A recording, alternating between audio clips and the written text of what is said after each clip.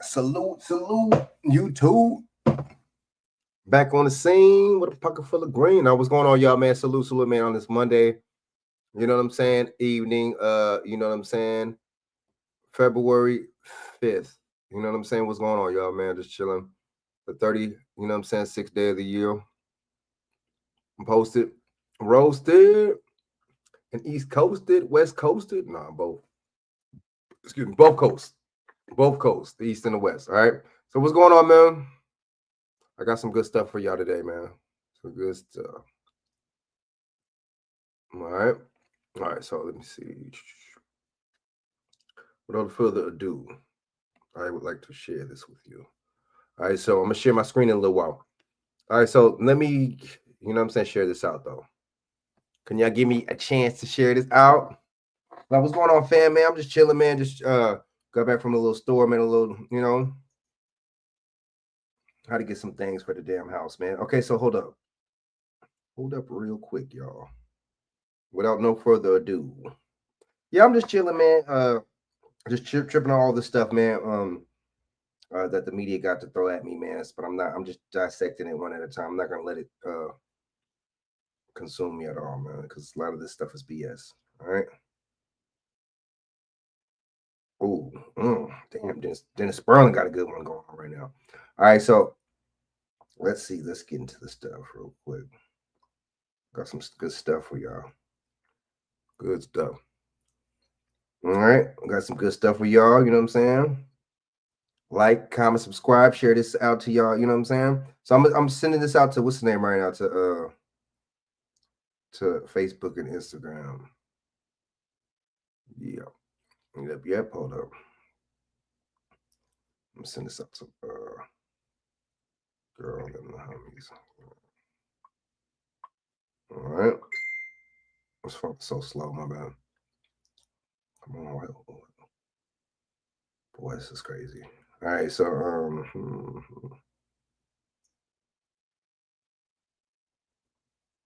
right, baby. The fuck just happened? Well, I would like the NBA.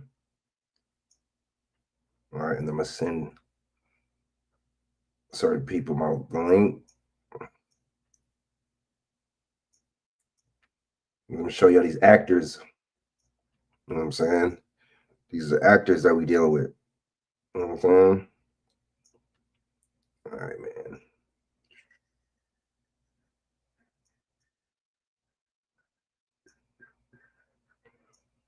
All right, man.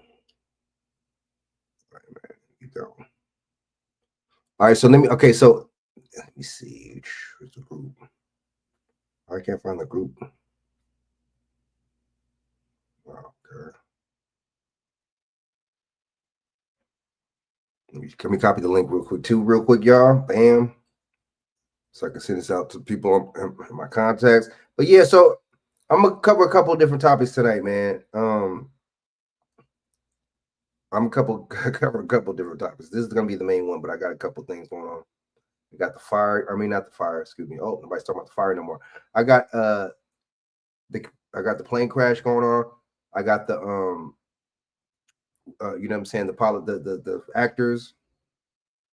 I got a little bit of Black history. Well, a little bit of Black history. Nobody, you know, this is funny when Trump and everybody stop that shit. Ain't nobody talking about Black history, but all. But I got a couple different things, man, in the works right now. You know what I'm saying? No delay. All right, we getting it in. Make sure, you know what I'm saying, my peoples. My peoples. No, let me hear. Get something right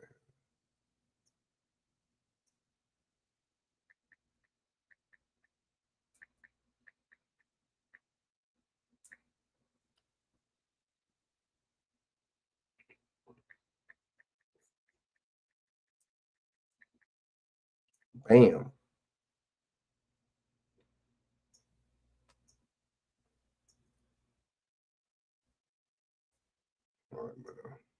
All right, here we go. All right, so let me share this damn link. So I'm gonna cover a couple different things. Trump going into Africa or South Africa, taking the land of South Africa. Trump and them expelling the people from Gaza. Jared Kushner wanted to, hey, Piaki, what's going on? Wanted to build a water park or something like that in Gaza. I don't know what the hell. Some shit like that. Something like Hurricane Harbor, Six Flags, something. I don't know. All right, so okay, so let me see. Oh my dog, I got a link. Yeah, man, you want to build a water park in fucking Gaza in the middle of the desert? Ain't that a bitch? Wow. All right, so I'm gonna send this to her just in case. Should I send a link to?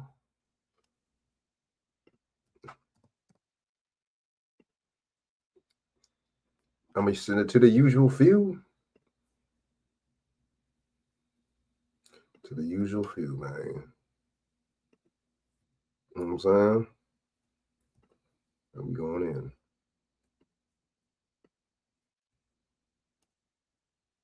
Who else? Who else?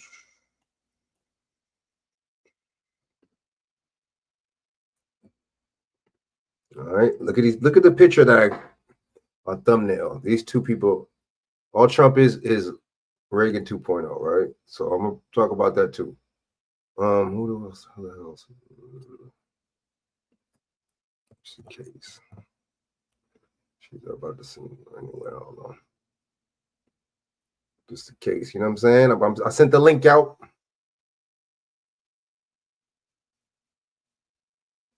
I sent the link out. Yo. Send the link. All right. Here we go. Peeps. Here we go, my peoples. All right, so I'm about to go over here and pick this. All right, so I'm gonna cover the mass shooting that happened last night. I'm gonna cover all this stuff. All right. I'm covering all this. All right, so let's get into the first whistle that I'm gonna get into.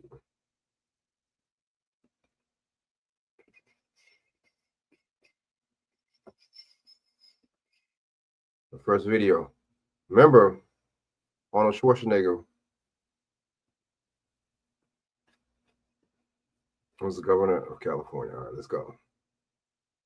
Fair use. Let me put my banner up. You know what I'm saying?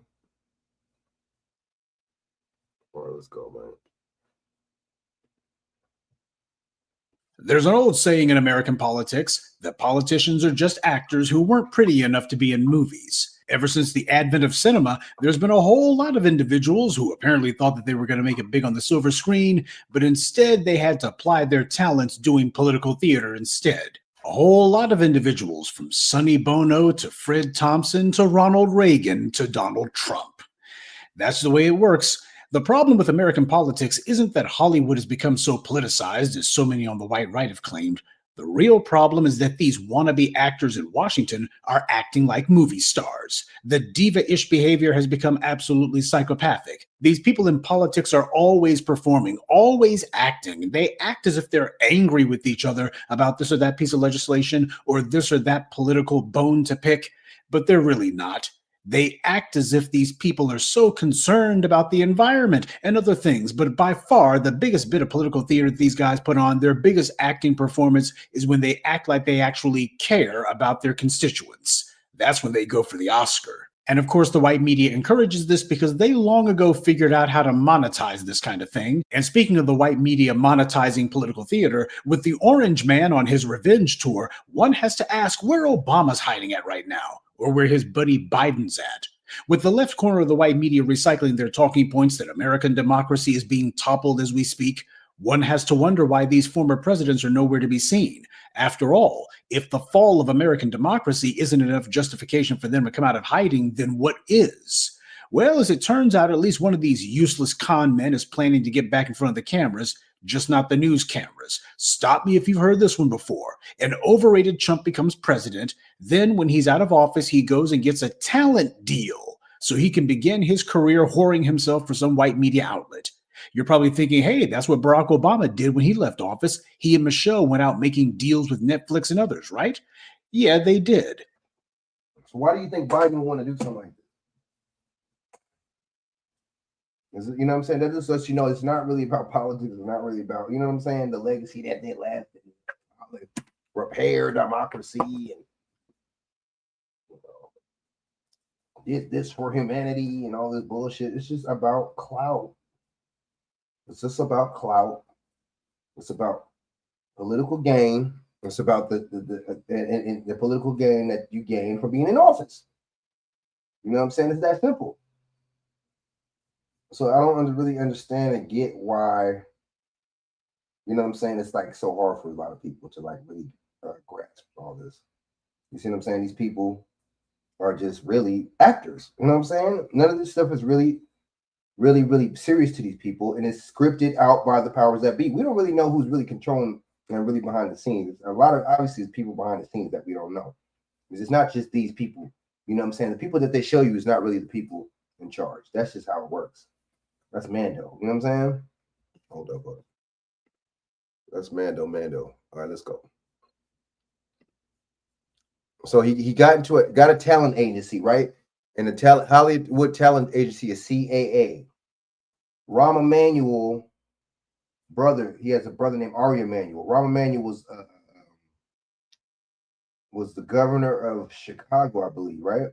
Or the mayor of Chicago around the time when Barack Obama had a term, was his term, second term.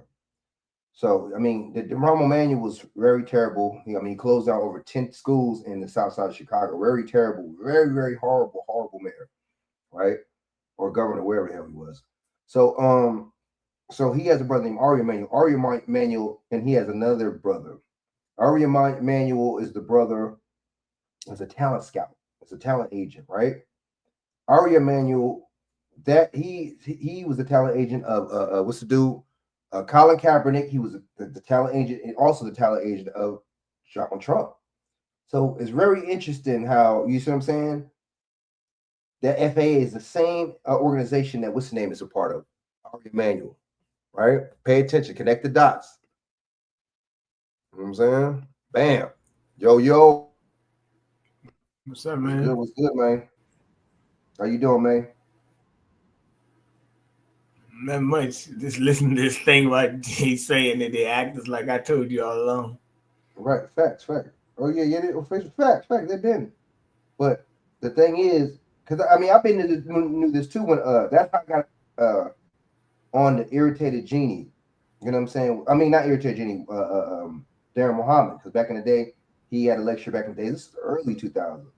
Like the mid 2000, right? Like 2014, I think, 13. So he had a lecture with him back in the day, and he was talking, and he basically brought that up. You know what I'm saying? About the talent scout, Ari Emanuel will be having the same clients. You know what I'm saying? Barack Obama, Trump and Colin Kaepernick. Very interesting. And that was the biggest play at that time. Remember that play at the time was he's not trying to kneel. He's not patriotic. That big play that they pulled. When people talk about country so divided, that type of stuff causes the division. But anyway, so I just thought that was interesting. You know, but you're right. BJ, you've been saying this is a script. It's been part of the script. All these people are, saying they basically lying to you. So if they could keep a script that's why I never really got upset with Biden as other people, because I'm like, he's just doing his job. Right. Facts. They are just doing their job. See, we think the agenda's already set before they even step in the door. Their job is just distract us long enough to get it done. Get it done. Now, wouldn't you know it? I think that land in Israel should be done by 2030. Well, don't they got an agenda 2030? Right. So it fits right into the plan, if that's the case. They call it reimagining Gaza or something like that. Reimagining. Now, they also got an agenda over here called reimagining policing. That's what you know what's funny? Google had an agreement not to use drones and AI for surveillance, but they just came out and said that they breaking that agreement. Wow. So, How you gonna so they could just breach contract like that? Who did they have agreement with? Hey man, they do. Men do what they want, boys do what they can. Huh? That's true. That's so true. But it's interesting. So you put it up. I mean, matter of fact, I'll send you the article. Don't worry about it. But I mean, yeah, I was just laughing at this shit. I tell you, they make me laugh, man. Because this stuff is so obvious, and you don't even have to think. You really don't have to do no hard thinking. When we get into the opinions and the majors and the minors, who said this, who said what, fuck what they said. Look what agendas and what's in the script they write. That's true. They get you arguing about this guy, this. In reality, these guys know each other where they all working together. That's so true. That's a fact. I mean, it's not that hard to figure out. That's how you have to say it. All you got to do, you want to find they're working together, go pull up the IMDb. That's all you got to do. IMDb, you ain't never lied. Matter of fact, what's that girl named? Janelle Monáe? She said that, Nelly is performing at Trump's inauguration. Pause. Ain't you at the damn Grammys? White establishment. Don't you got IMDb, Janelle Monáe? But guess what? So does Nelly. Actors. Y'all all in the same category. Yeah. I mean, so it's funny. I mean, right. So it's kind of like when you know that they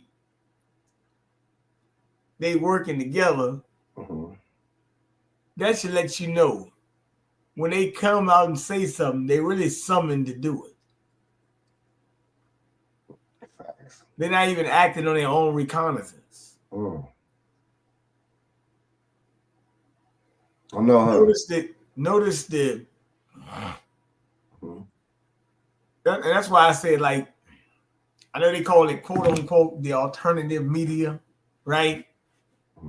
But let's be honest, they're not alternative. I'm gonna tell you why they're not. Because if you realize all of them reporting the same stuff at the same time as the regular media half the time. I'm gonna play that. My Operation Mockingbird. I'm gonna play that. Okay. Then the Trump White House press secretary said they're gonna move out traditional media outlets to bring in podcasters,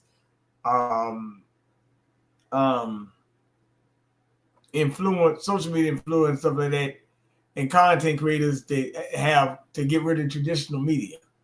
But like I said, to me, they're okay. And they do bring some truth and stuff like that.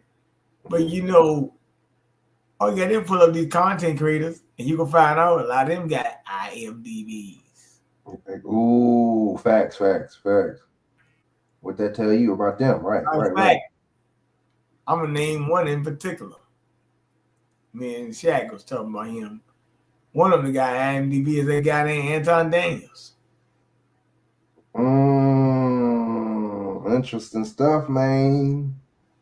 So interesting stuff. I mean, then you got more than that. I mean, so you go on and on and on. As a matter of fact, I'm gonna just pull her up. Yeah, pull it up. What's that girl name? Because K? That one Tasha K. Oh, Tasha K. Interesting. Got you. She's an actress, writer, and a producer. Gotcha. See. So what I'm saying is, when they do all this talking, right? I'm talking about the ones with these major followings, right? Like I said, they do give good information. I'm not mad at them, but at the same time, just let me know that you're actors, because I'm not trying. That way I know that, hey, look, I can listen to you, but I can't take you seriously. I mean, even Ice Cube, great rapper, whatever. But his first album was named CIA, so that already let you know what it is. Kind of told you, right? So that's on us. I mean, we got to look at that and find out. So that's why I said when,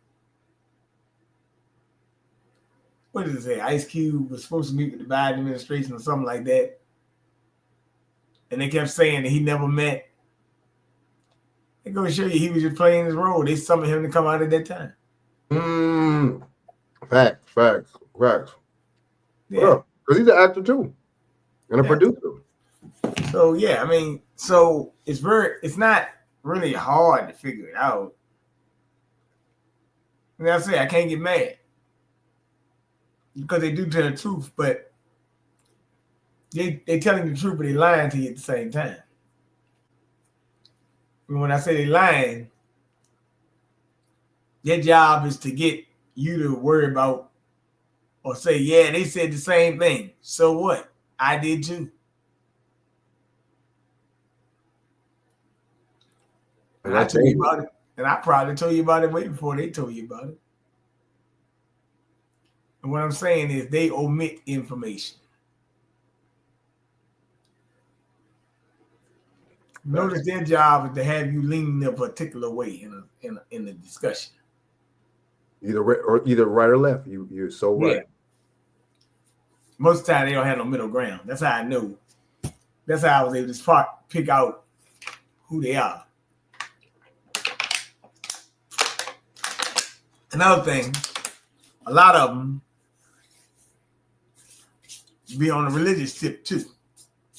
So once you realize that, and they're trying to get you lean a certain way on religion, that's how you know a lot of these people are some cronies too.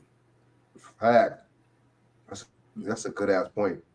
So, I mean, even with Mr. Biden here.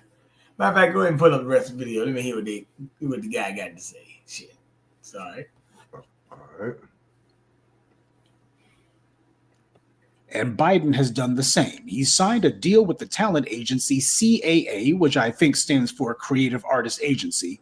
Frankly, I'm surprised that he didn't sign with William Morris Endeavor instead. And why not? When Biden was vice president, Rahm Emanuel was Obama's chief of staff, which means he was basically Biden's chief of staff too. And as we all know, Rahm Emanuel's brother is Ari Emanuel, the infamous head of Endeavor Agency, which merged with William Morris. So all they have to do is have Rahm call his brother up and make a deal. Now, of course, my question is, what talent does Joe Biden have? And you probably won't be surprised to learn that this isn't even Biden's first rodeo with CAA. He signed with CAA before. He had previously been their client from 2017 to 2020. Nobody talked about that very much, did they? This was during Trump's first term, back when Biden was a retired, useless vice president instead of a retired, useless president. And according to the LA Times, Biden's time as a CAA client was pretty lucrative, too. His income had gone from $400,000 a year as vice president to more than $15 million in the Damn, I see how these people be getting their money. Damn, I see how these politicians be getting their money, bro. Mm-hmm. Wow. That shit went from 400,000 to 15 million that quick. Damn. Boy. Anytime talking about his crackhead son wants to try to take a shot at acting too. Wow. 2 years after he left the Obama White House.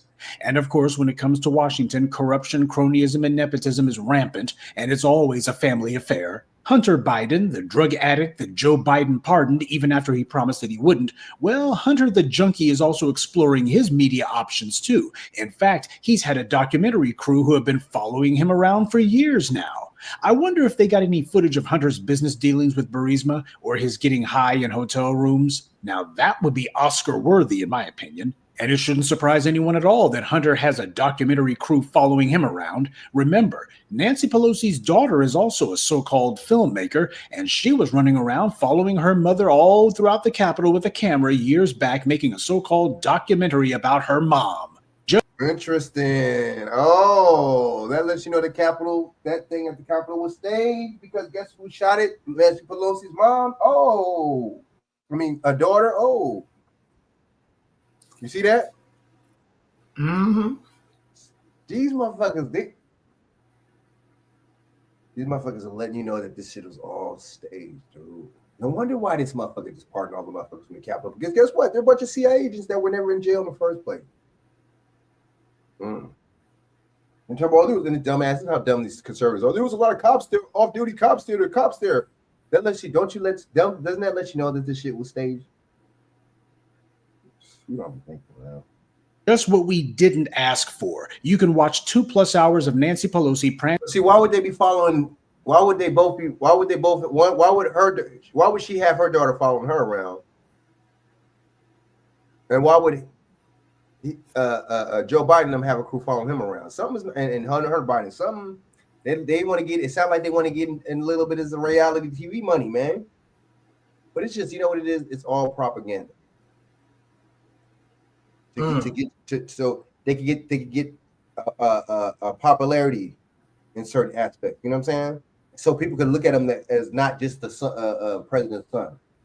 You see what I'm saying? Or not just the Speaker of the House's daughter. You feel me? Dancing like a peacock and being totally useless. That's got Oscar written all over it. Well, as you might know, Nancy Pelosi's daughter, in the course of making this documentary, she just so happened to be there at the same time that Trump and his MAGA army of thugs stormed the Capitol. Pelosi's daughter got plenty of footage of the members of Congress cowering in the bowels of the Capitol building. HBO was who Pelosi's daughter was making this film for. So these politicians are literally trying to make their own reality TV shows, starring themselves. The narcissism is just off the charts. Oh, and just for the record, did you know that former presidents receive a pension? Yeah, that's right. If you become president of the United States, then you automatically receive a pension as soon as you leave office. So even though Barack Obama was only 55 years old at the end of his presidency, he began receiving a nearly $250,000 a year pension immediately upon his leaving office. That money can, of course, be added to the cash that Netflix gave to him and the corporate speaking engagements that he and his wife get. This is what I mean when I tell you that the connections and associations between the white media and the government, and even law enforcement, are absolutely incestuous. After all, you got the propaganda arm of white supremacy working hand in hand with the administrative arm. That's the politicians. Joe Biden's been putting on a show for 50+ years, and we in the black community gave it thumbs down. Biden spent his entire life attacking the black community. That piece of trash talked about black people like dogs. He made an absolute career out of being shamelessly racist, with the white media guffawing and making excuses for him every step of the way. And yet we had Negroes telling us we had to vote for Biden, that he was our only hope. Well, Biden's out of the White House now. And you notice that the sky hasn't fallen for black people any more than it had during Trump's first term. Not because Trump is a good guy, he's not, but because both of the major parties are staunchly and adamantly against black people, no matter what the white media may try to brainwash you into thinking. Joe Biden is out of the White House, and you notice that even with the Orange Man's revenge tour in full swing, you don't see him being worried about retribution from the white right. The Democrats had a lot of you thinking that that was the case because they know the fastest way to get people to stop thinking. That's a good point. You know, Trump and them, remember when Trump first term, they was talking about him going at Hillary. You notice how they ever had anything have him? You haven't heard anything of him going after Biden. Interesting. All the stuff he did. Kamala, interesting, very interesting. You're letting all them undocumented illegal immigrants in there. That could be cause for something right there. A couple of things they did. But see that. But my bad. They were both at his inauguration. Let me shut up. Thinking and to start obeying is to make them afraid. And sadly, a lot of black people enjoy being scared. They don't even know why they're scared. They just are. And Joe Biden didn't even need to become president for this white media orgy to begin. Remember, Al Gore also became a cause celeb for a while with his documentary about climate change. They gave him Academy Awards, had him hobnobbing and bumping elbows with Hollywood's biggest stars, and he didn't even become president. Remember? Make no mistake, family. What Biden is trying to do right now is the same as what Obama did when he left office. Biden's trying to write his own page in history. He knows that he's hated and reviled by the public. That's why America decided that they would rather have a felon who tried to overthrow the government back in the White House instead of enduring another 4 years of Biden or Kamala Harris. How the hell do you lose an election to a clown like Trump? Well, you do it by ignoring the base. That's how. And now Biden and his pals are going to try to manufacture some phony baloney narrative. They're going to try to big him up, whitewash his mountain of failures and lies and lack of character. The same way they tried it with Obama and his wife. They tried to make their own political failures seem like merely the result of the complicated times we live in. And just like Obama's forced exile didn't make him show any respect for the black community, so Biden is also going to learn absolutely nothing from his own humiliating defeat by Trump. They'll all recycle the same talking point, that they were good people undone by the coarsening culture, a ravenous media environment, and of course racists in the electorate who were caught up in a political white lash. While there is validity to some of that, the reality is these are also the same voters who voted for Obama twice, and then after voting for Trump, decided to take a chance on Biden. When people vote for you and then just a few years later turn their backs on you, you can't really blame them for your failure to retain office. But of course, that's exactly what they're going to try to do because it can't be their fault. And you'll have the white media companies pushing this lie, and I'm sure that nigga Jim Clyburn and other bootlicks from the CBC will be only too glad to grin like idiots for their close-up and tell the world how great Biden is. That train is never late.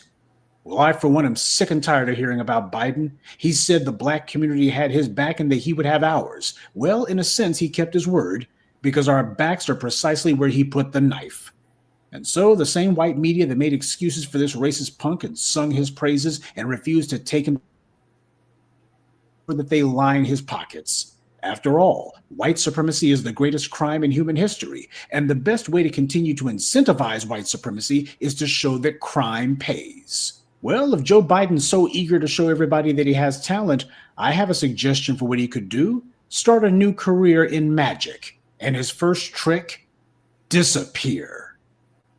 Good day and be one. Salute for Professor Black Truth, man. Shout out his channel, man. Y'all check him out. Like and subscribe. Nothing but fire right there. He was on point.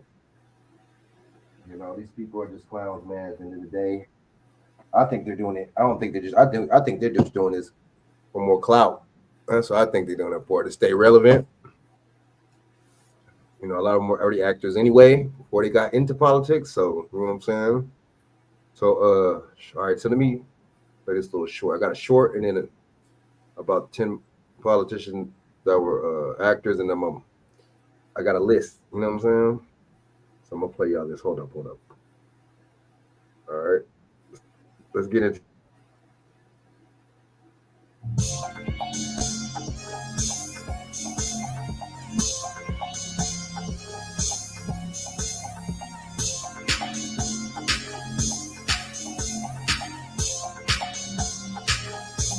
Cynthia Nixon, right? Al Franken, Willie McMahon. Oh, God, man. Oh, yeah. Wait, hold up. We'll go back to this big man right now. Shirley Temple, wow. Jerry Springer, wow. Interesting. Let's go back. Hold on. That's the girl.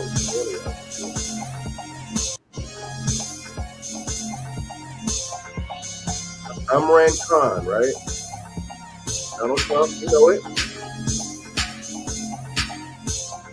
Cynthia Nixon. These are celebrities that became politicians, right? Okay. Al Franken. Linda McMahon, WWF. That's Fred Thompson. That's not John McCain. That's Fred Thompson. Clint Eastwood. Ronald Reagan. So Ronald Reagan was an actor before a politician. I don't understand why people, I guess. So, you know what I'm saying? I guess. Jack, salute. All right, so, okay. Let me share my screen again, and we're going to go over this list. Shaq, what up, man? All right, so look. Let me go over this list right here. All right, so we're going to go over the list. So Arnold Schwarzenegger, right? Governor of California, piece of shit. Tore California up, hiked up the tuition prices was just horrible, bro. Horrible, horrible motherfucker. Damn, that nigga had type 2 diabetes. Who he does? On the You got it? Check. All right, so yeah, Arnold Schwarzenegger didn't do a good job out here at all. But that's why the whole point. That's why they put him here, put him in that position, fuck everything up out here, even more than it already was. All right, so Ronald Reagan. All right, I mean, oh my God, what did this dude? What did he do? What did he not do to fuck America up? Brought drugs in the country, shut down the mental places for people. You see what I'm saying? Pushed the you know what I'm saying? Brought immigrants over under the 86 Amnesty Act. You know what I'm saying? What else did he do? It's just horrible, just horrible. Whack ass president. All my whack. Donald Trump, you already know. Need I say more? You know what I'm saying? Cynthia Nixon. She was. I remember she was in a couple movies. She wasn't. As a matter of fact, this is the broad that was in Sex and the City. Y'all know that? BJ. How you gonna play a slutty role? You know, your claim to fame is playing a hoe in a show, and then you come into politics. Wow. All right. Wow. Let's go. Ooh, wait, Cynthia Nixon. What is she? Okay, let me see. Nixon's best known. Okay. It was in 1814 years after the show ended. Nixon announced the campaign run a governor. She tried to run for governor of New York. Wow. What makes you run for governor of New York? Oh, well, I played a hoe in a HBO series. Oh, okay. Cal Penny. Do you mean to tell me this Indian dude, the actor? This dude gets on my nerves. But he was funny in a couple of movies. Or Harold Kumar. All right, so the dude from Harold Kumar, while briefly left filming for very Harold Kumar 3D Christmas, Penn worked in the White House until 2011, and when he left to star in How I Met Your Mother. Franken. All right, Franken won 3 Emmys for his work on Saturday Night Live. Okay, became prominent liberal political activist in 2008, Franken defeated incumbent Republican Senator Norm Coleman to be elected to the United States Senate. Wow, boy, look at who we picked. Oh my God. Damn, it's funny you want to get into politics after you turn into a woman. You don't want to get into politics as the man. You don't want to, as an alpha, you want to get in there as a person. Caitlyn Jenner, or Brewster, Caitlyn Jenner, my bad. All right.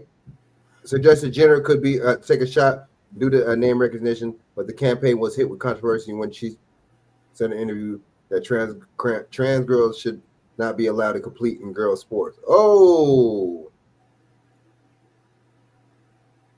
she was trying to be the governor of California. Wow, they just let anybody be the governor, huh? These people ain't running for mayor; they running for the whole governor to take over the whole state. Wow. Fred Thompson. This dude's been an actor, right? If I'm not mistaken, he was in. I think he was in Distinguished Gentleman, right? I remember Fred Thompson.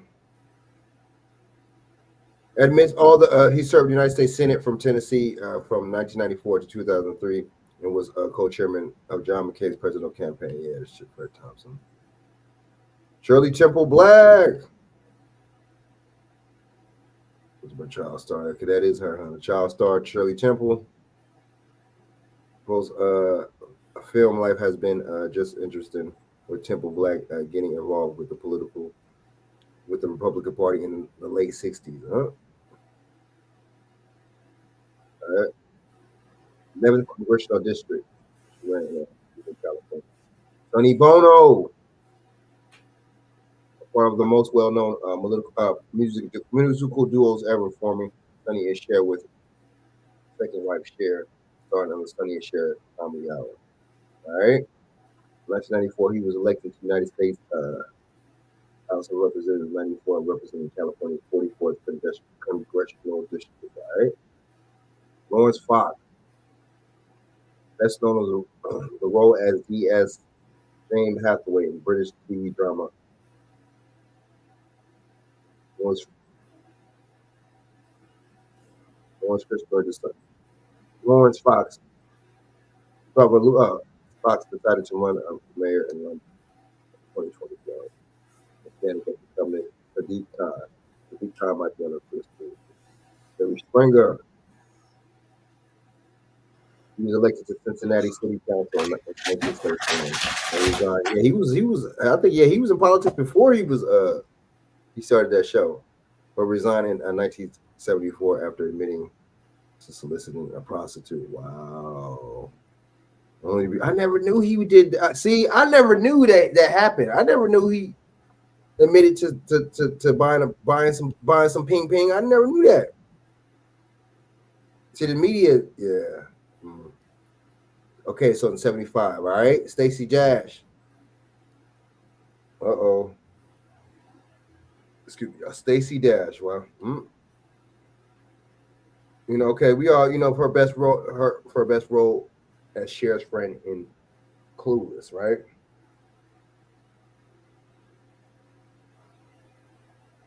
And then she was in Kanye's All Falls Down video. All right, in 2012, Dash switched from supporting the Democratic Party to Republican Party and became an outspoken pundit after receiving criticism of her controversial views.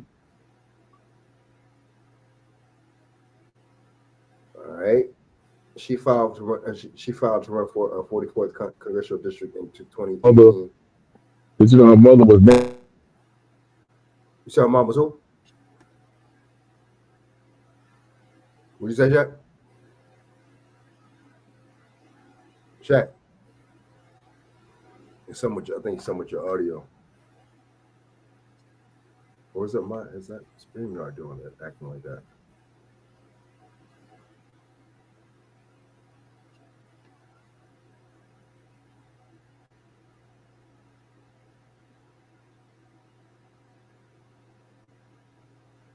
Helen Cunningham Douglas, all right? Broadway. She was a Broadway star. And in 1950, Douglas ran for the Senate but lost to Richard Nixon. Wow, two actors running against each other. Following a vicious campaign saw her accused of being a communist by her supporters. Wow. Interesting. All right. Al Murray. British stand-up comedian Al Murray's character of a pub landlord was such hit, he became the central character of the comedy series Time, Gentlemen, Please. All right. And then while some actors entered politics to change the world, Murray's campaign in 2015 general election was a bit more lighthearted and ran against UKIP's Nigel Farage as a pub landlord and created his own party, Free United Kingdom Party. Wow, interesting. Farage lost to a conservative candidate, the pub landlord, and received 318 votes, higher than the average votes received by candidates from the Communist, Socialist, and BNP parties. All right, Clint Eastwood. You already know what I'm saying, and he's famously known for Dirty Harry, right? But in the midst of a Hollywood career, got registered a libertarian, was elected nonpartisan mayor of Carmel by the Sea, California in 1986 and served for 2 years. I didn't know that. Sean Duffy, Clay Aiken, just to name some few. I'm going to speed this up. Fred Grandy, George Takei, right? Dude from Star Trek. Ben Jones, Melissa Gilbert. I mean, golly. Wow. Jesse Ventura. Boy, I tell you. I mean, the list goes on and on. The list goes on and on. Shaq, what were you saying about you said something about Stacey Dash's mom, Shaq? Shaq, you were saying something about Stacey Dash or something? All right, so man, it just lets you know, man, it's all Yeah, she said her mom was Mexican or some shit. interesting.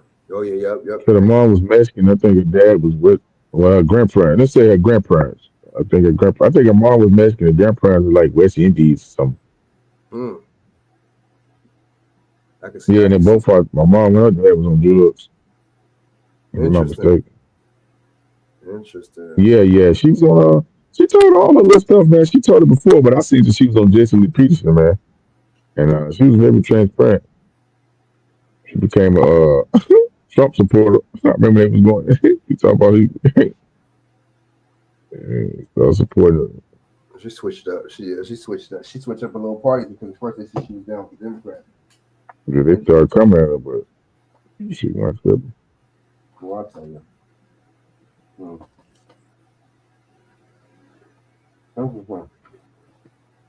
But they just go back to like what we talking about, like some of these people. You know, people been mixing and mingling for years, but like you said, some people were really kind of jacked up, bro, with that mixing like that. Maybe kind of jacked up. Right. You see, mine is a motherfucker, but just jacked up in the head. Right, in the head. Lifestyle, you know, with their upbringing. I mean, that's good. That's good. She was successful, but you could tell she still has problems, bro. She had like two. Oh yeah, she beat the problem. Yeah, drug problem. For people like issues, you know?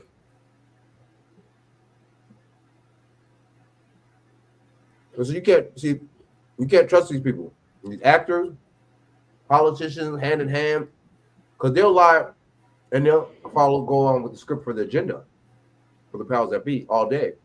You know what I'm saying? So you gotta be careful.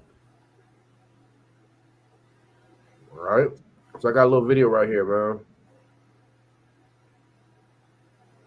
So CPP, that's the talent agency. Rahm Emanuel is a talent agent that lets you know it's all scripted. You know what I'm saying?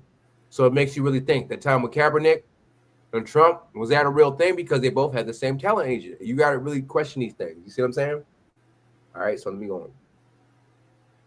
play this video real quick. Here's how the average man's life would change. His name is The Logical Leftist.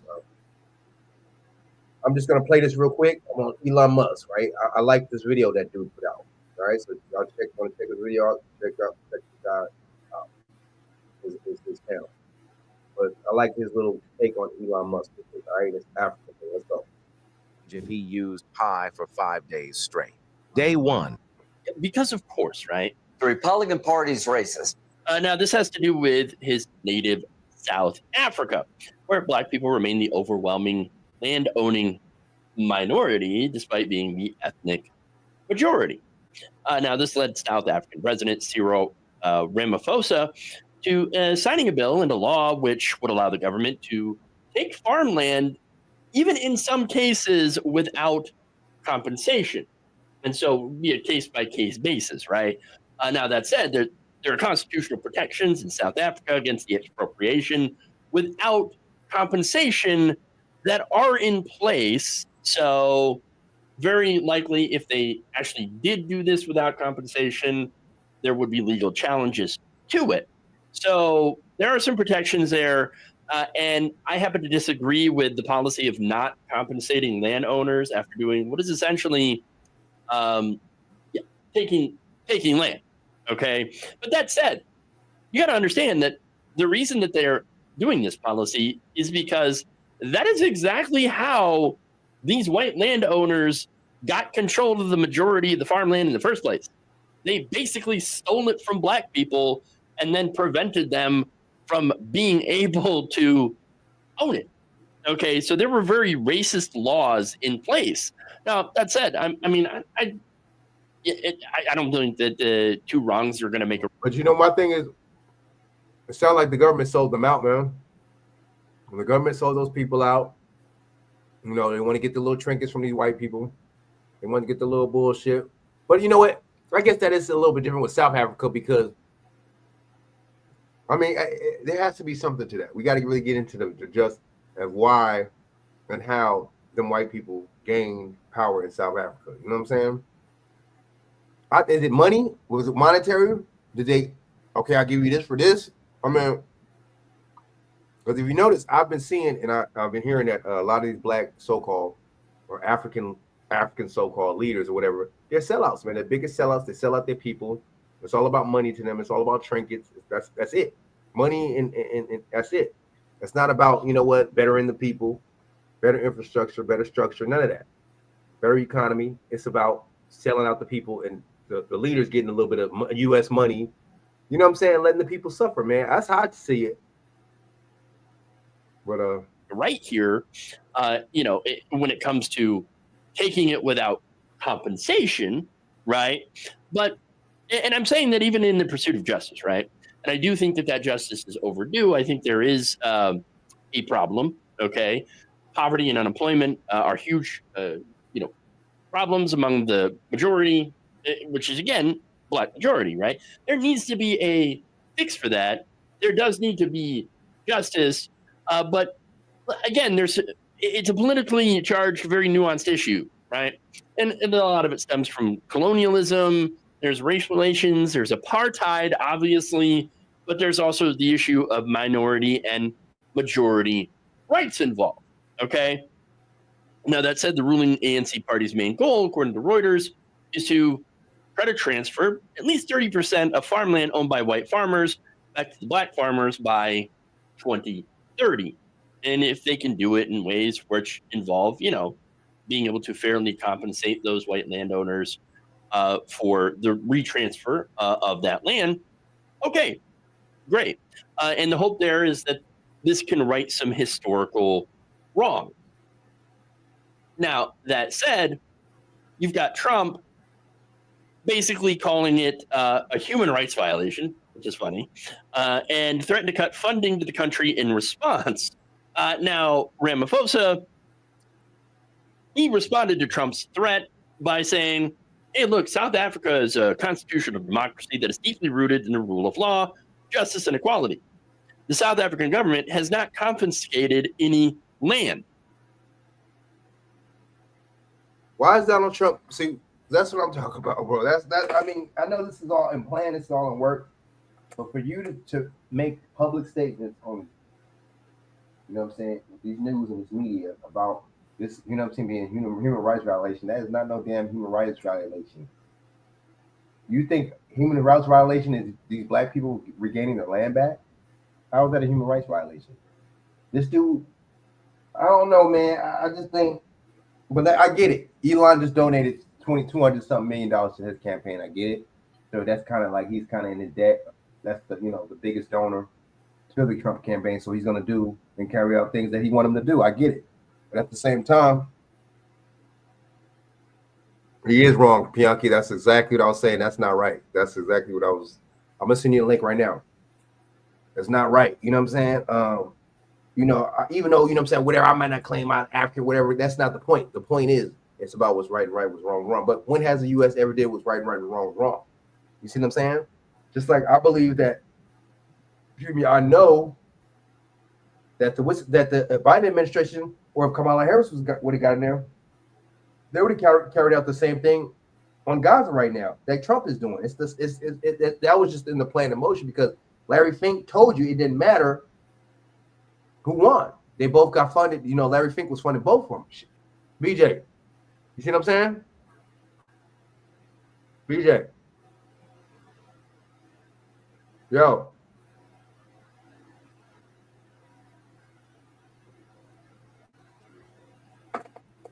We look forward to engaging with the Trump administration over our land reform policy and issues of bilateral interest.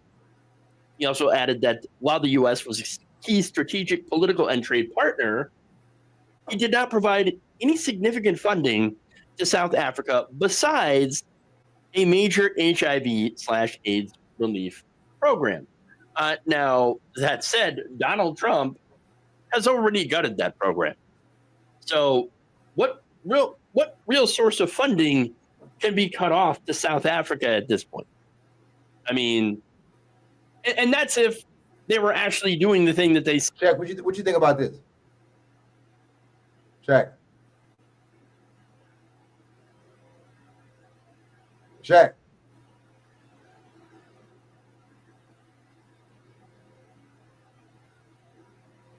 BJ, Shaq, what do y'all think about this?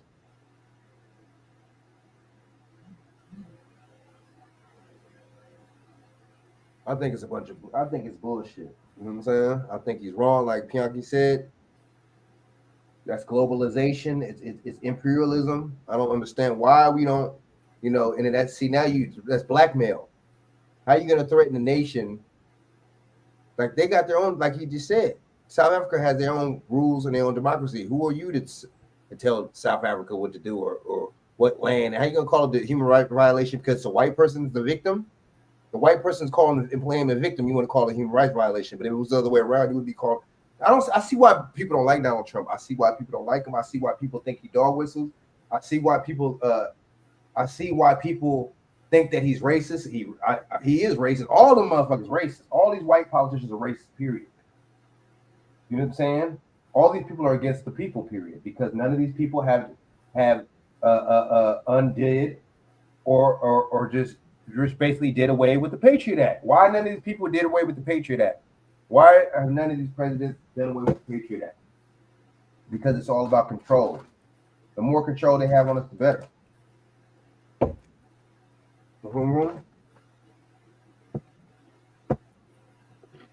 Said that Trump said they were doing, which apparently they have not.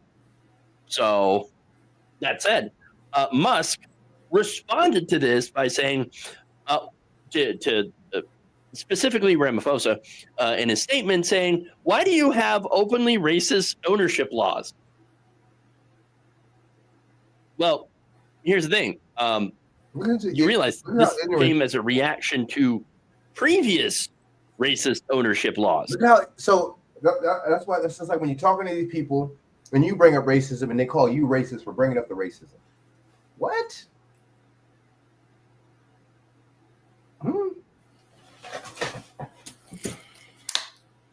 Yo. Yep. BJ, yeah. What do you think about this? About what? About the story? About the South African thing? Yeah.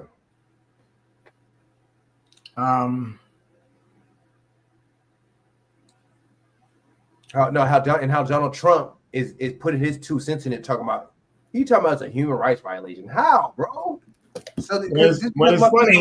Wait a minute. I think the U.S. just withdrew from the human rights thing the other day too. You said they just what? Withdrew from the human rights organization. So so they got the U.S. got they got basically charged with human rights violation by the World Court. You said? I mean they've been getting charged with that. That ain't no new. But the United States threatened the motherfuckers. Yeah, I mean that's what they do, Right. Fact. Hell yeah, that's what they do.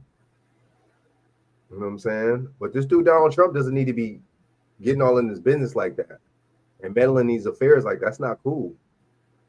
That's why I didn't vote for the dude. I wasn't going crazy over the dude. I just thought he was a little bit better of a choice than Kamala Harris. That was it.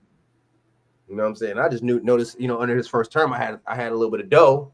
You know what I'm saying? I had a little bit of money. But other than that I knew he wasn't gonna give us no tangibles. I knew he was gonna, be all up Israel's ass like he is. You know what I'm saying? So, that's the thing. It's about tangibles, and it's also about what you think, these people are gonna carry out or won't carry out. That's what I think. But a lot of people don't think about that. It's just a popularity thing with these people. People are starstruck over these damn people. But what do you think about Donald Trump saying all that? BJ getting all in the business like that. Script as usual, huh?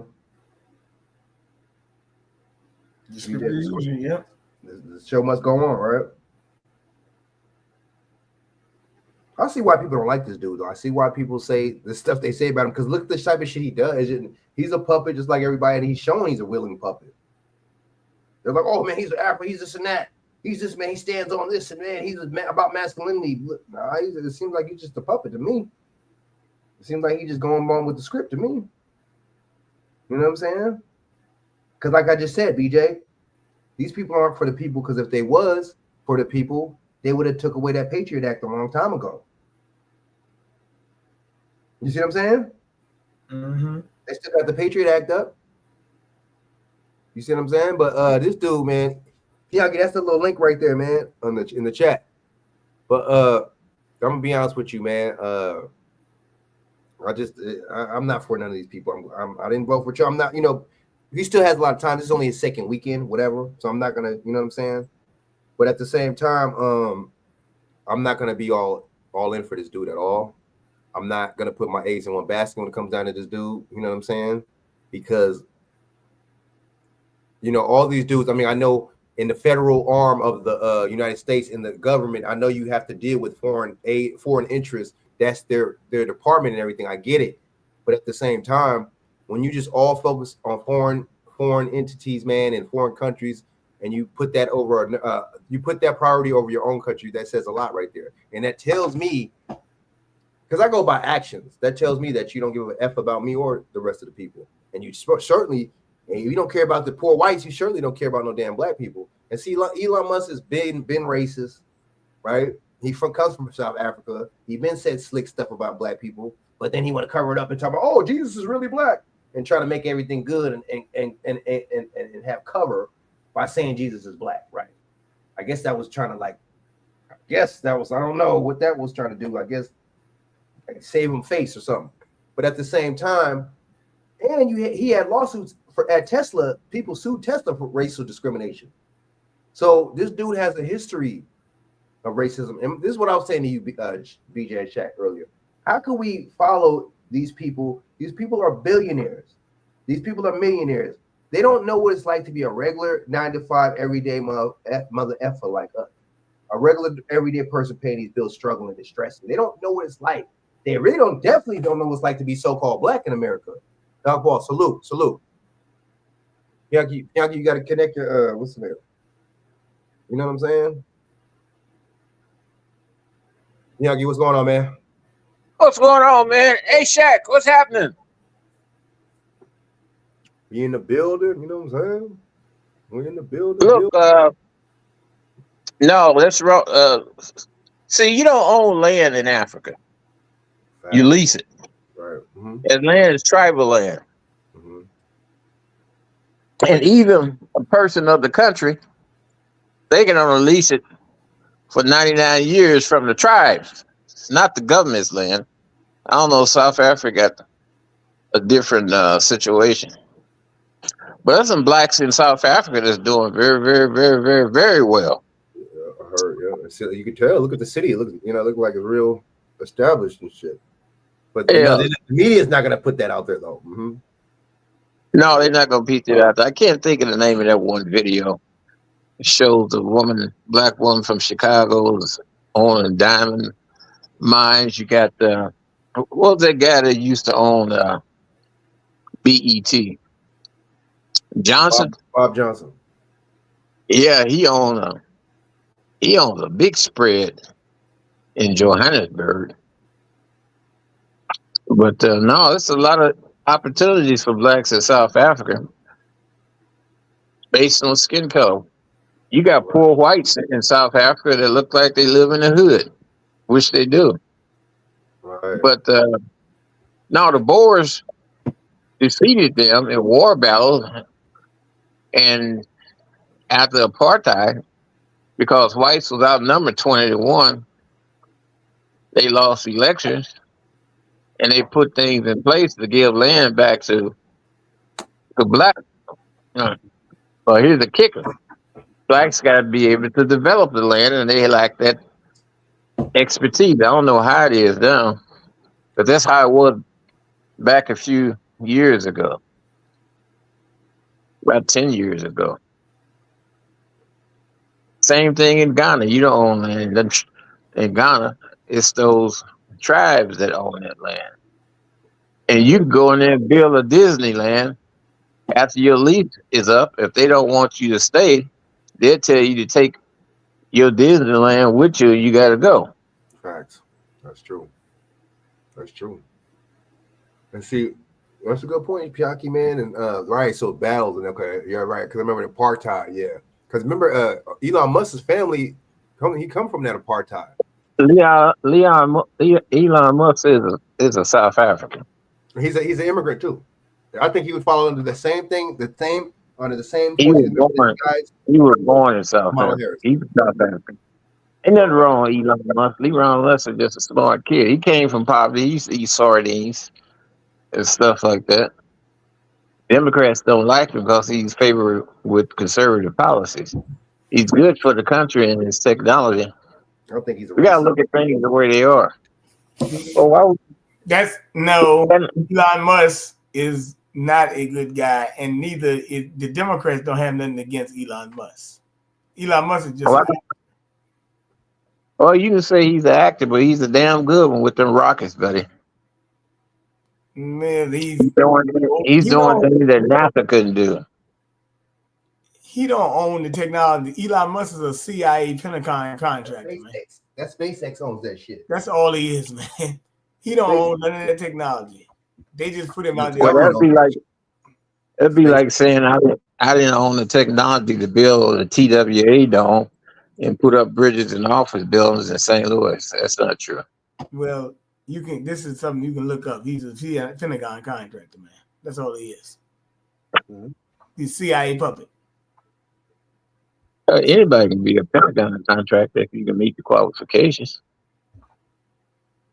He got it through family. He wasn't never poor or nothing like that. That's all. His family wasn't rich. He just had good ideas. Same thing. Okay. Same thing. Well, I've already looked up his family ties. I wouldn't tell you if I didn't know about him. Yeah, but Elon Musk is family was just as poor as everybody else. Just one. It's like Bezos. Bezos borrowed money from. Trying to take the land. Why would he be trying to take Africans' land if he was a good?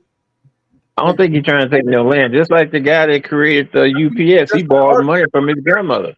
That's what the article just said right now. That's the whole thing. Pianki. That's the whole thing right now. That person on that. That person is. It's interview. I'm talking about this guy. I'm talking about Pianki. This has been in the news for like a week now.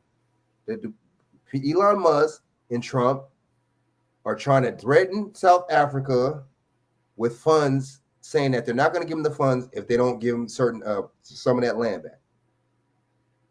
The leader of South Africa told, you know what I'm saying, they had agreement or whatever. They already had agreement, and they want them to break that agreement, and they want to take some of that land, or they're not going to give them funding. That's not right. You can't take land. You can't own land in African countries. I don't care who that. Even Ghanaians, listen, black Ghanaians, they can't own land. Land belongs to the tribes. They gave Black America, the Fiancra Stew gave Black Americans access to 35,000 acres. It's called Fiancra. You know how many houses they built? Maybe 3. 35,000 acres. You can have farms, whatever you want. They ain't taking advantage of it. Kenya done the same thing. Mugabe done the same thing for black farmers. Said, you over there being disgusted about what you're going on with the U.S. Department of Agriculture, you can come here to Kenya. I'm sorry, Zimbabwe, and have all the land you want to farm. Yeah, they didn't like Mugabe. Ooh, they didn't like Robert Mugabe. Man, they hated him, boy. But the thing is, black farmers wouldn't do it. I guess they don't consider themselves with no ties in Africa, which they really don't have. It's just a fantasy. Hell, I got land in Ghana. I was mining gold in Ghana. Go to my Facebook page, you can see the site. Oh shit, that's smart, I guess. That's good.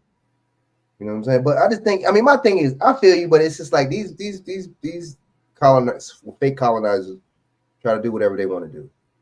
You know what I'm saying? That's their thing. You know what I mean? Well, the Zulus done the same thing to their neighbors too. I mean, look at now. You heard about okay. I'm gonna play a little bit more of this. I'm gonna play another article of this, and then you know about them trying to you know about them taking away Gaza. You know they got Gaza. It's already in effect. You know about That was right? the British and their mandate, which they never had nothing to do. But see, as long as you got people believe that God gave the land to Israel, that damn biblical myth, what you gonna do? People nuts. Right. That land belonged to Palestine. Facts. Yeah, that's crazy how they really gun ho about that. But see, we can't tell the rest of the world that people so up their ass, boy. I tell you, You can't tell people. People say and they follow the. I mean, you know, funny thing about it, settlers left England and came to the United States under the same pretense that God promised them this land, not the United States, to America. Following in Deuteronomy.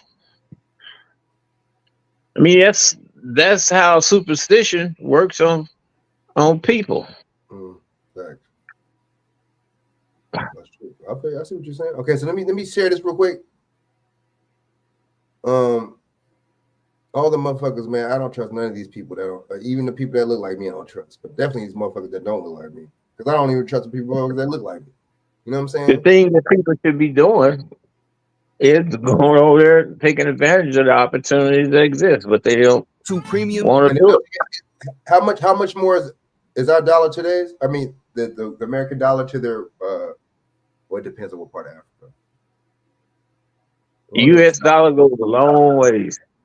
That's For true. $1,000, $1,200 a month, Ghana, if you got a car and a house, you can live like a king. You can have a maid, chauffeur, and gardener. You ain't got to drive yourself no place. That is dumb. The banks give 25% interest on the nation's currency a year or more. Sometimes a little less. That's terrible. It's ad-free YouTube and ad-free videos on the YouTube Kids app. Aid over its 2023 Employment Equity Act. Of course, there's an obvious suspicion over who did the whispering in Trump's ear. South African-born Elon Musk has been locking horns with the ANC-led government of Cyril Ramaphosa, this over its refusal to sign on to SpaceX founders' Starlink broadband via satellite system. Musk calling post-apartheid laws on black empowerment, quote, openly racist. Who wins this showdown? More broadly, are tech titans now dictating U.S. foreign policy? How much power do they wield?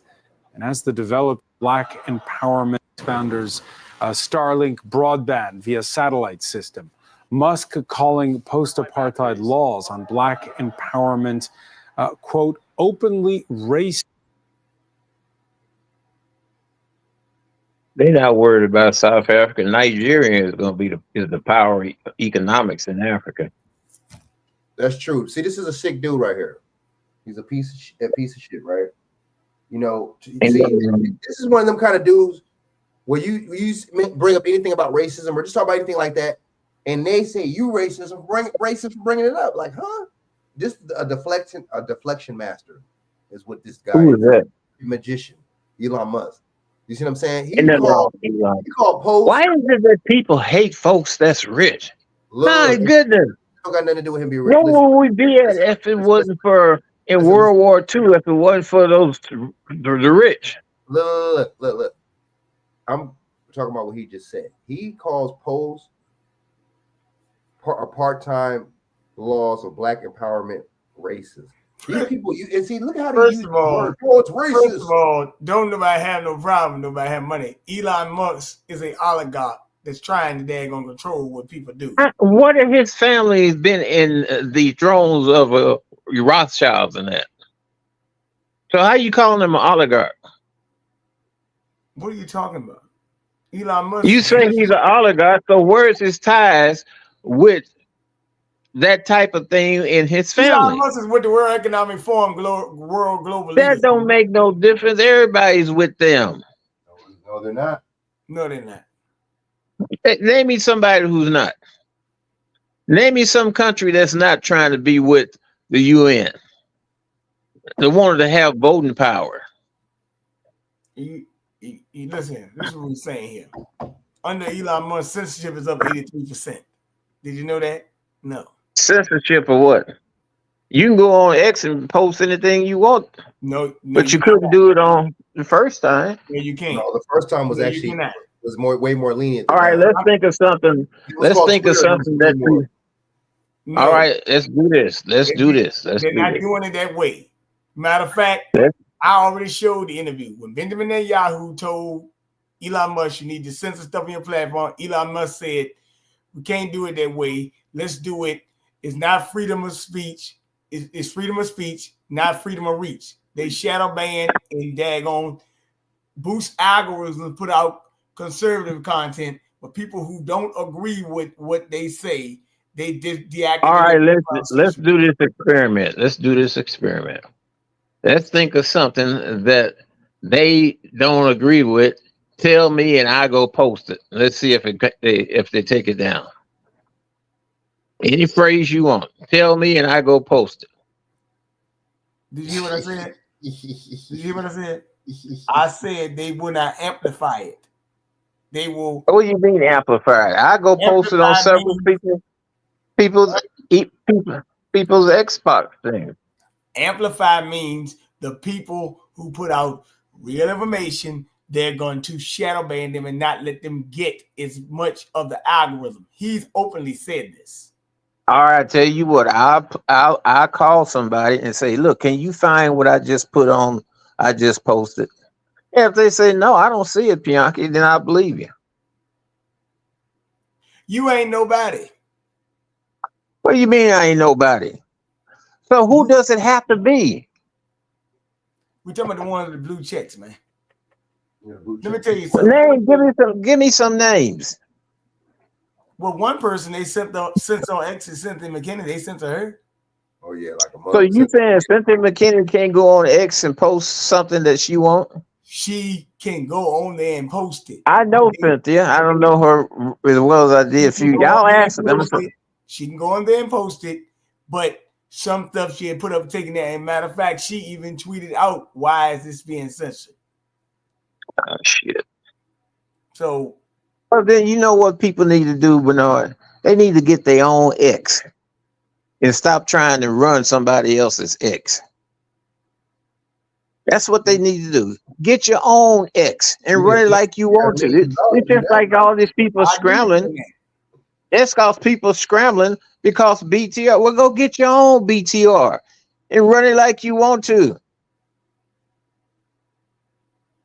Always trying to tell somebody else, you won't let me play. Well, they don't want you to play. So get your own play yard, your own sandbox, and play it how you want. I agree with it. And until they do that, guess what? They need to shut up. No, I agree with that. But don't lie and act like you free speech. That's what I said. That's all I ever said. If they want to have free speech and call Jesus, wait a minute. If they want to call Jesus a son of a bitch, like I just did, get your and X won't let you do it. Well, get your own damn platform. Hey. No, the whole thing is he wants to go into the guise. So is Donald Trump. All these cats want to go into the guise of free speech and all this and patriotism and all this BS, but they do the opposite. What they're doing is exactly the Constitution gives you free speech against the government from trying to take it from you. I don't care who the president can be. It can be Mickey Mouse. That's a constitutional protection. Now, what dwarfed it is these damn courts. And nobody wants to get rid of a judge. Well, I agree with the courts, but at the same time, you got Mr. Trump and Mr. Elon Musk that are, well, not Mr. Musk. Musk is actually just, like I said, both of them doing the job because if you look at it, I mean, didn't they just sign an executive order for anti-Semitism last week? Yes. That is not good. Well, then people need to challenge it. So a court would tell you it's unconstitutional. A court ain't gonna It do can't it. be no. Well, then we just messed. Then we just stuck. Then Bernard, I You don't might know what have to tell one you. and two court. You might have some courts do it. Don't. But at the end of the day, You the majority of take it people up on to the court are Jewish. That's why ain't Take nothing it gonna up. get done. take it up to the Supreme Court. Most of them Jewish. They the ones that backing it. Or Jewish or sympathizers. Well, then people gonna have to go to another country, like You know Tina what? Turner done. Now look. Now here go the thing. Now watch this. This is where the issue come in, Bianchi. Most of the leaders in these other countries are Jewish too. Yeah, but like Mexico, no, you can go to Dubai and live. They anti-Jewish. They live better than Americans. As a matter of fact, the indigenous people don't work. That's why they have foreigners to come in and do all the work. Yeah, well, it's not like that here. Shouldn't that be what the American immigrants be doing here? And we shouldn't have to work, but I guess you know what I'm saying. Well, this is Americans got a different mentality, Frank.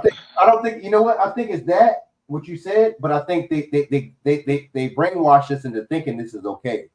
They brainwash into us into being, oh yeah, work for somebody and make them a billionaire. You know what I'm saying? While I'm poor. Yeah. In that country, that Arab country, Adu Babi, the indigenous people don't work. They bring in immigrants. To clean streets, they run street.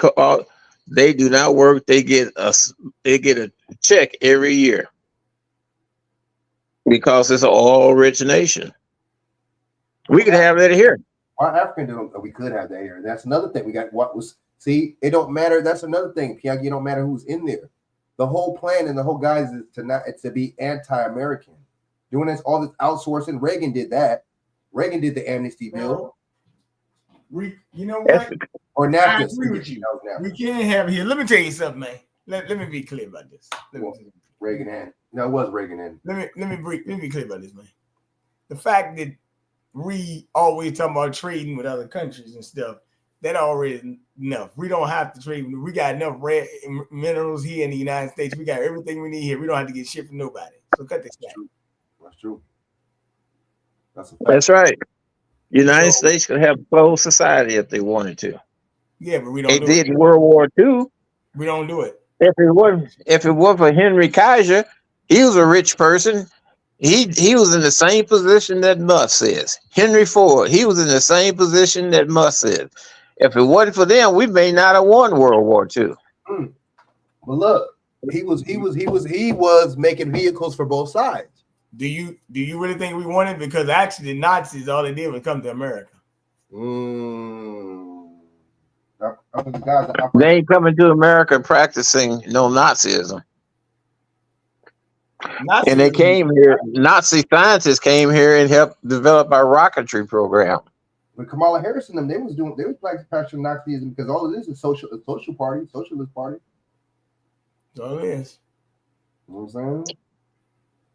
They shouldn't have. Kamala Harris never should have got in the position that she was in running for president. That's something I don't understand. Elon Musk isn't, but Elon Musk shouldn't. He can't be no president either. It's the same thing. For me, his parents wasn't no damn. His parents was immigrants, and so was he. Well, no, he can't run for president. Well, remember this. Technically, unofficially, no. But if you remember when he was sitting with the interview with Benjamin Netanyahu, Benjamin asked him, "Can you be president of the United States?" He said, "Unofficially, no," and they both laughed about it. So basically, they know that he kind of like is a sycophant. All right. They kind of let you know that unofficially no, but really to tell you the truth, you don't have to be. As a matter of fact, a president is nothing but a face, a figurehead. He's CEO. Daggone, you got outside interests because you're a president. Matter of fact. True. Why do you think? Well, what politician, what congressperson makes the most off of pharmaceutical funds, other than, well, I think even more than Bernie Sanders? What's his name?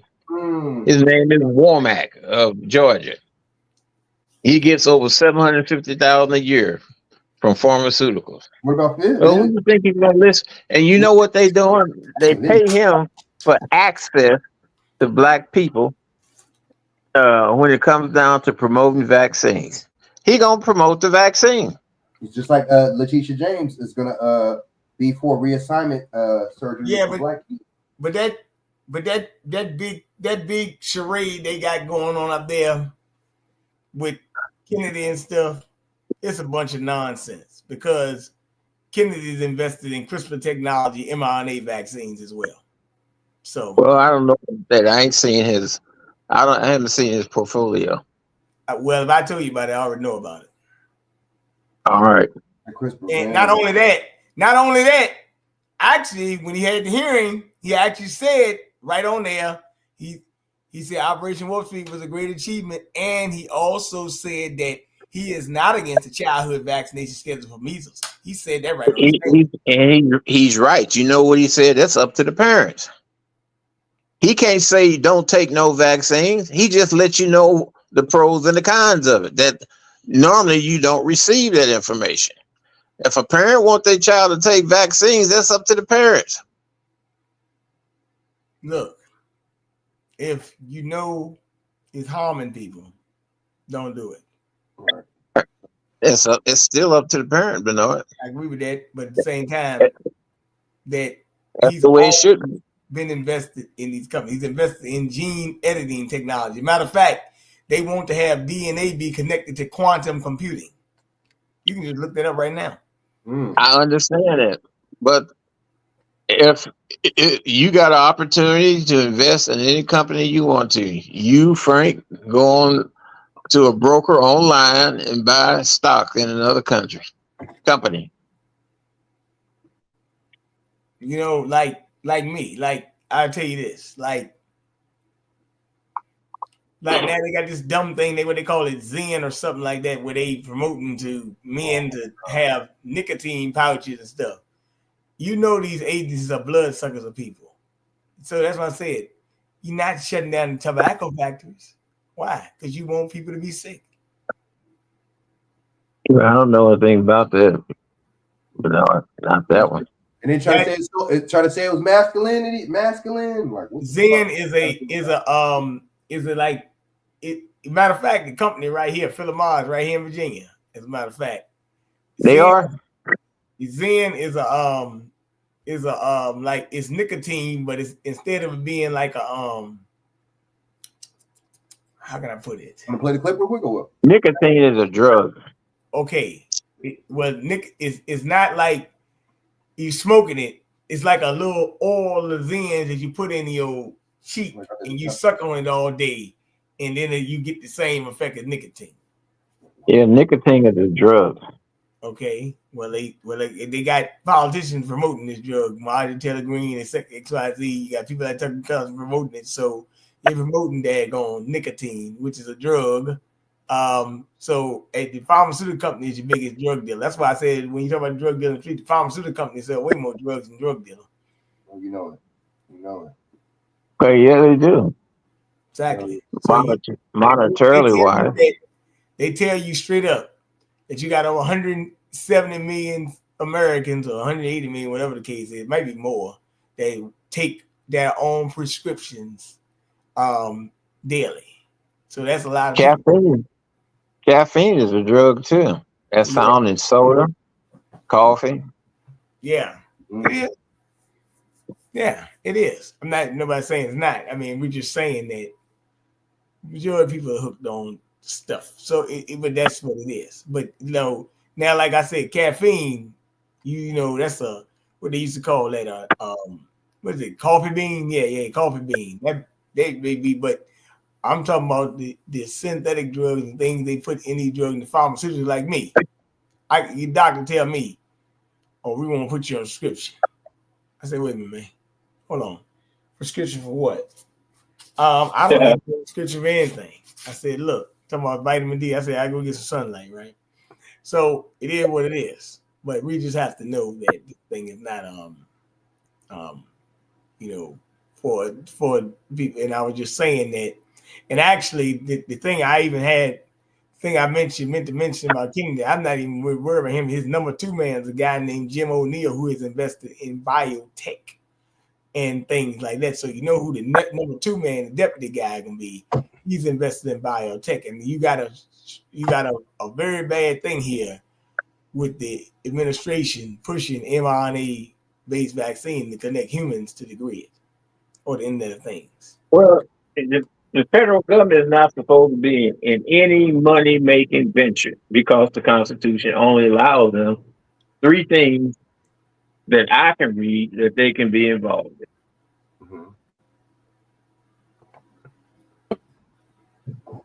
Okay. Now, the thing is people let that stuff go on. I don't know what to tell you. Like these anti-Semitic laws and anti-Asian hate bills, and that's just illegal. They are a U.S. citizen already has civil rights. Right. Well, and the Constitution is not supposed to spell out any particular group. It's not. It never have. That's true. Well, here's the deal. I may know about it. I'm fortunate enough to know about it. The most people don't even know this. And they ain't gonna make it, Bernard. No, they don't. I don't know what to tell you. They ain't gonna make it, man. That's true. I agree with both of y'all. They not gonna make it. It ain't for everybody to make it. That's actually true. But what I'm saying, we just have to know that like a lot of people, you know what? Like I was talking to a guy today. You know, in fact, I told him today. He was talking about, you know, I used to see him about 7 o'clock, but today I saw him at 4 o'clock. He was just getting out of school. And I said, I thought you were doing tutoring. He like, I used to do tutoring, but he moved it down to 2. Then they moved it to, they knew it was 5 days, 4 days, 3 days, 2. He said the money was already funny. But he said they had them doing after school programs teaching Hispanic kids or something like that, right? Wow. Teaching them English and stuff like that. Wow. Well, if you go down their country, they ain't gonna teach you how to speak Spanish. So when they kept on bringing in more and more Hispanic after school teachers, right? So they started whittling his days down from 5 days, 4 days, now down to 2. And he just said, I just quit, let them, because the principal of the school Hispanic and so forth. Like, as a matter of fact, I live not too far. Well, not too far. But I mean, I don't live that far from there, come think about it. But actually, this was the high school that we went to when I was younger. This was our number 1 rival in high school. And he just said that, they built a whole new school or whatever. He said, because you got a lot of Hispanics in Richmond now. Oh, man, I bet. So you go to Huguenot, it's a lot of them. And so they've been having problems because they had one of my buddies, he was teaching at school in the west end of Richmond. Well, they called him to teach over there and pay them more money on the south side of Richmond because he was one of the few black guys who knew how to speak bilingual, right?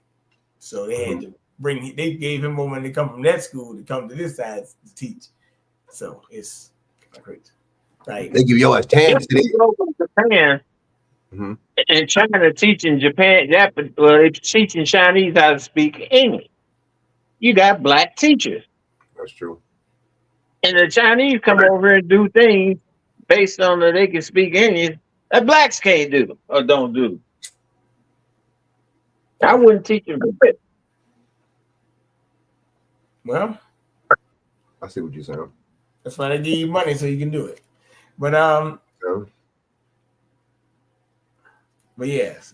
So they're saying that he's doing South Africa. Okay, let me play like a couple minutes of this, y'all, and I'm gonna go to something else. I got this Tell mass you shooting. something about South Africa I got the mass shooting. I got a Trump. couple. Mhm. Check this out. If blacks was heavily in business over there in South Africa, black Americans, like agriculture, you think Trump would say we gonna boycott you? You gonna boycott American products that's doing business in another country? How would that sound? You know what? And see, here's the thing. That's why Asians and Indians are in Africa, because white populations don't have the people. They don't have the people to do it. That's why come Africa was undeveloped. They didn't have nobody to go in there and develop. They was busy elsewhere, closer to home. The things that you can get involved in Africa, black Americans don't know anything about those particularities. Right. That's the truth. See what you're saying? And they keep it like that.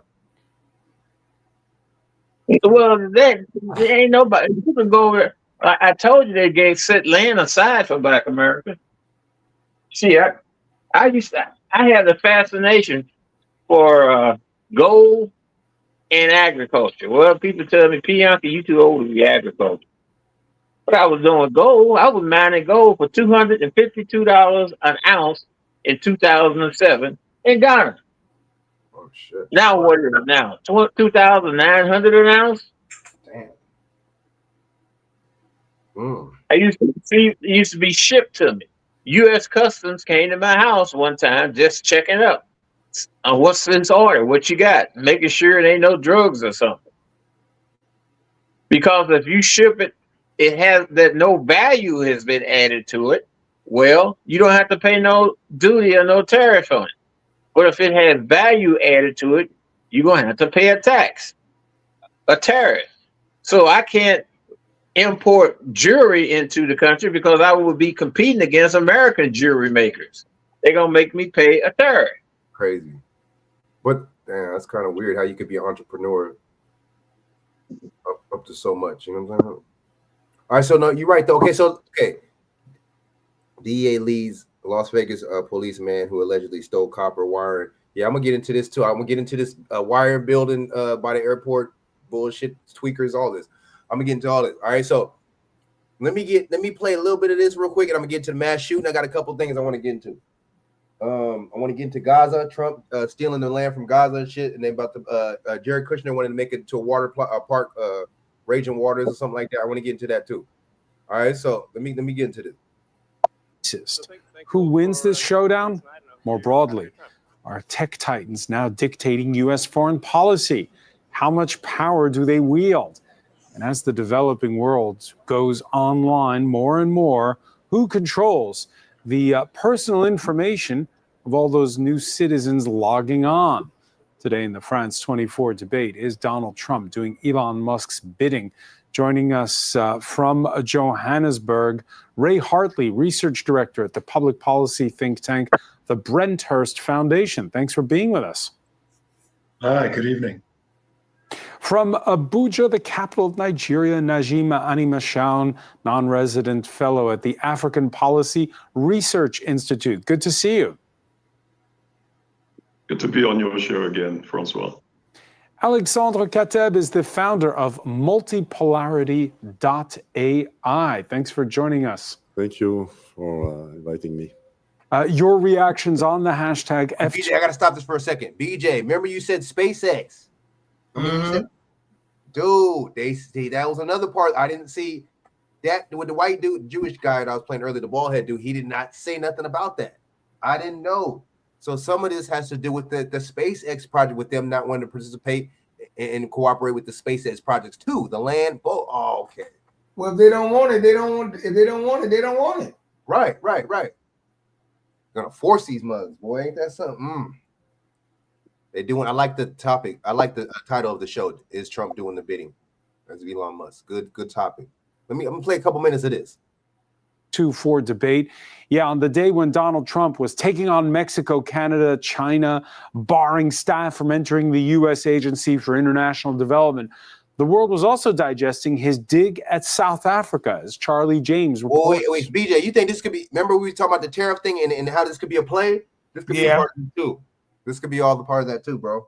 Let's attach. We might be able to attach this to that. You know what I'm saying?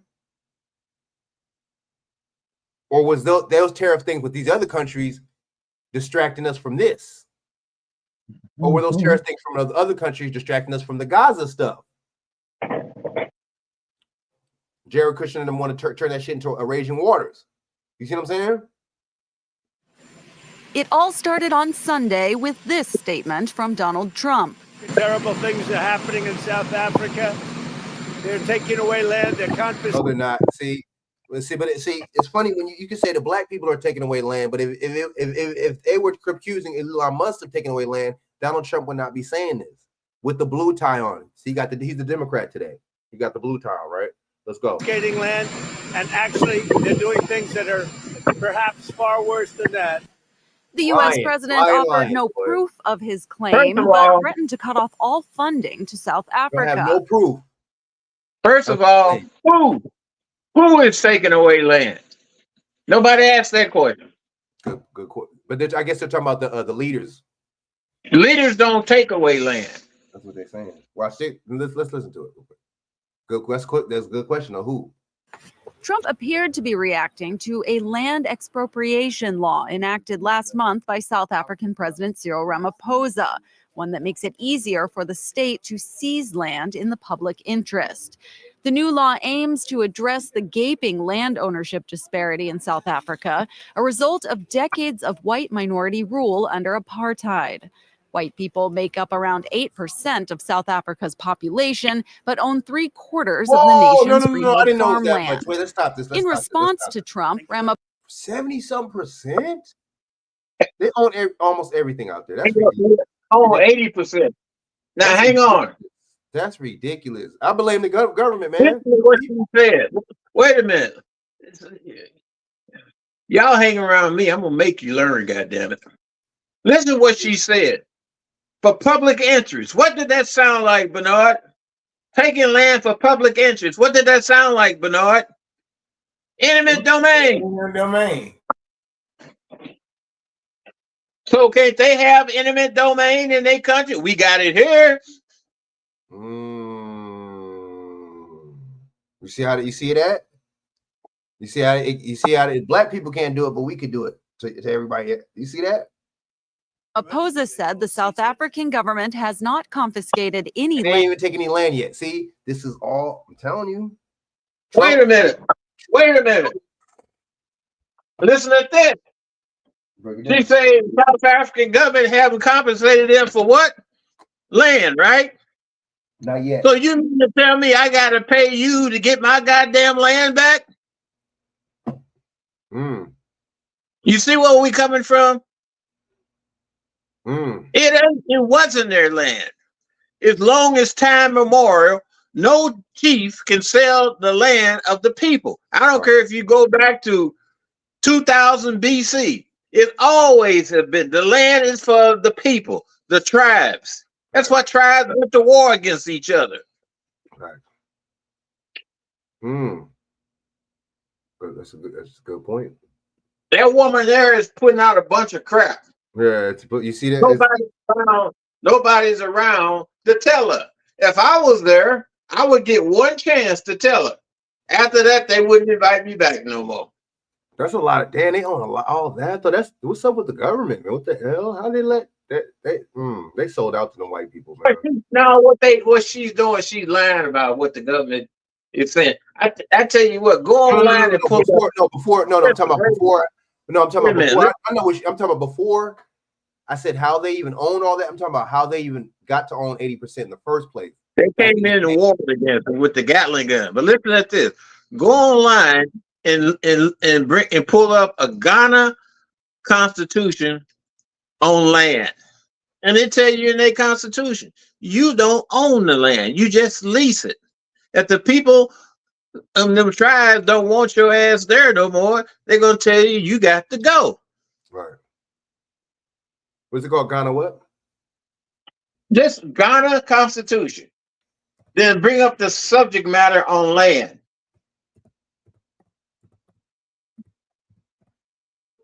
So you know next time. So this is 92. Oh shit! In the name 92. of Almighty 92. God, we the people of Ghana exercise a natural and inalienable right to establish a framework and a government to which shall secure ourselves and our posterity and blessings and liberty, equally of opportunity and prosperity, in a spirit and friendship and peace with all people Read of the world. the subject matter on land, and it tell you that you don't own the land; it's leased to you. And not only that, Ghanaians would be you buy land that somebody else done bought, that somebody else don't bought. They sell it over and over and over. It's a con game with them. I know a black woman out of Florida, Miami. She lost about $30,000 on land in Ouija and Winneba. And somebody sold her the land that the land is not theirs, and a whole bunch of bullshit. She asked me, could I help her get it? It wasn't nothing I could do. Okay, territories of Ghana, creation, alteration.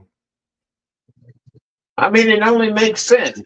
When Ghana was received its re-independence in 1957, and Britain wrote up its constitution, Britain had it in the constitution that anybody could own the land, and that's why come they got the one they got now. Got you. So Trump, somebody's telling Trump a bunch of bullshit, and he following it. He gonna ride along because he. I mean, yeah. They all. They don't go no place, right? It's just nothing but talking shit. That's all it is. This could be a play. It could be a play. It could be. It ain't going no place. It could be a distraction. It could be. And when Zuma was around, that's the Zuma. Zuma was a bad boy. Let me see. Constitution on land. I tell you, somebody else you need to listen is what's his name? Jacob. I can't think of his name. They hate him. Okay, so it says nice. Okay, the 1992 Constitution of Ghana establishes the framework of land ownership and management of the country. The Constitution recognizes both customary and sanctuary land tenure system. The president holds public land in trust of the people of Ghana. Public land includes inquired government of public service. Customary land holds to. Let me see. Okay, land ownership by non-citizens. Non-citizens cannot create a freehold interest in the land in Ghana. The president can restrict land acquisitions by non-citizens. But those boards are already those boards. But see, those boards been having that land. See, that's the thing, though. The boards been having that land. War. You said so. The South. So the boards lost the war, right? End of apartheid. See, the boards was fighting who? The British. So who? Okay, so the whites that own that land, are those the British people or the Boers? Both Boers and British. Wow. The Boers was fighting the British. Right. I just think it just seems like, I'm gonna be honest with you. I'm gonna keep it real. I could tell. You know what I'm saying? I'm not a dumb person, but you could tell that what's the name? You could tell South Africa and the people there sold the people out like a mug. They sold them out. You could just tell. Oh hell! When somebody come in with cannons and Gatling guns. True. Well, I get it. You're right. Yeah, because you're right. You know what? You're right. That's what colonization is about. Was taking it by force, really. They took it by force. Yeah, you're right. Yeah, that's right. Too. That's how they all do it. That's the Europeans thing. But they told them, like in Zimbabwe, they told them, you say you bought, and told the Rhodesian government. Rhodesian government talking about they got this from King such and such. They said King such and such had no damn business giving you no land. It has never been their business. Right. But still, you got Black America. And I'm going to tell you, man, I hate to say this, Black Americans be stumbling over riches all the goddamn time. You know what? They're rich sports athletes. I don't know. I don't know if this is for true. Hell, they'd be messing around with Chipotle and Starbucks and donut shops and all that pizza places and stuff. Hell, go after the big stuff. Go after the industrial. That's what you should go after. Look at Dangote in Nigeria. His uncle gave him $1 million. He's now the richest black person on the planet. What did he invest in? He's a Nigerian. He built all refineries, steel mills. You don't see him talking about building no damn coffee shop. Or no movie theater. Good point. Or no designer clothes. That's a good point. And that he looks forward to clarifying the land reform policy with Washington. And the hell with Washington. The hell with their money. Don't stop taking their fucking money, man. You're gonna have to do something for their money, though. You're gonna have to. They got to mess with South Africa. You got some politicians. I knew one of them name I can't think of. I think it started with an H. They go over and they do this just like what's his name? What was that evangelist? The TV. Jimmy Swagger. No, not Swagger. I think it was Robinson. Kenny Copeland. The other dude. No. He was Paul Robeson from Virginia. He owned a gold mine. The church did. No, a diamond mine. The church did. So the church was making money. That's how they make their money over there in one of them African countries. I think it was Robinson. Tammy. His wife's name was Tammy. They had a air-conditioned dog house with a damn dog. But you notice the AFRICOM, since we in AFRICOM, that's all it takes right there. AFRICOM, if you was a black American business over there, AFRICOM protects you. That's what it does. It's just like France protect French businesses in Cote d'Ivoire and in those French colonies that's over in Africa. Togo, they got military base in Togo. They got a military base in Cote d'Ivoire. So that would be a good show up. You got a black American company and you got a French company and see who comes out ahead. That'd be dope. The Africans would rather do business with people that look like them, tell you the truth. They hate France. And France ain't doing good right now anyway. The economy sucks. No, they're not. So what I'm saying is this: the opportunities exist and we ain't taking advantage of it because we can't.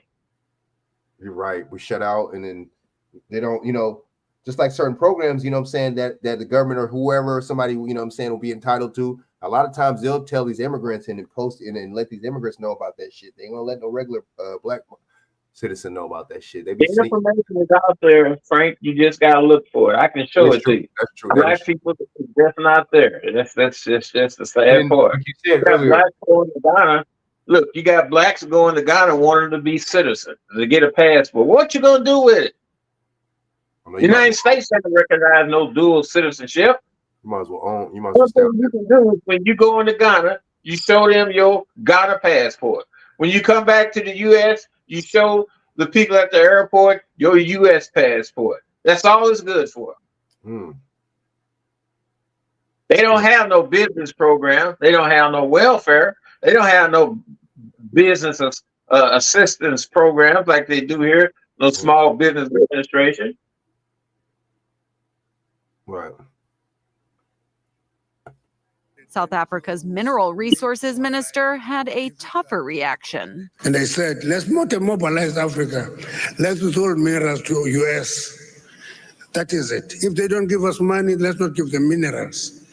Trump's interest in this issue may be coming from one of his closest allies. Take over, Elon Musk, who was born in South Africa. See how the media, it may be coming from him. No shit. The world, but I doubt it. You might have You know, you got a lot of South Africans that ran out when the blacks took over, and you know where they at now? They in California. Oh, interesting.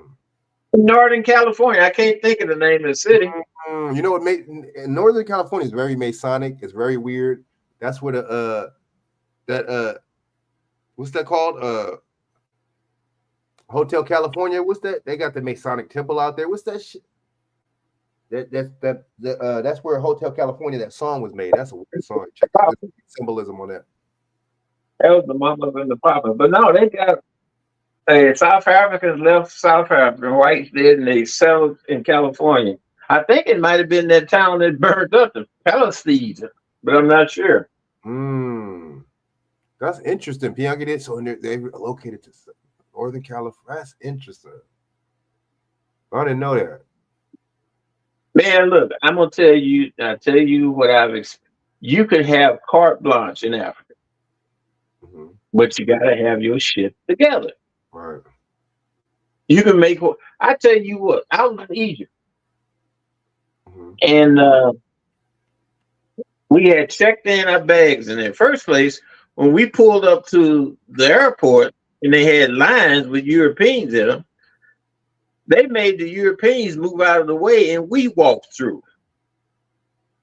A Black American group in a hotel there in Axum. We came down to the hotel that morning to get breakfast in the restaurant, and you couldn't sit outside because it was too cold. It's too chilly. The owner made the whites leave, get out. He called us the royal family. Whites got up and left. They went outside and sat in the cold. Interesting. I know I felt good, like hell yeah. Shoot. They call you the royal family. I know we ain't. It's Black Americans is the royal family. I respect that. I like that. But see, they ain't gonna do that shit forever. You just come over there and just party and stuff like they were doing in Ghana with Leon Sullivan and Jesse Jackson going back there every other year.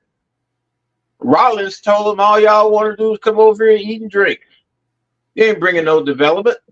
You're right though. That the Black Americans would, you know what I'm saying, especially like a architect go over there or something. Man, he'd be in business. They want to go to the slave dungeons and cry and shit and pour down wine on the ground.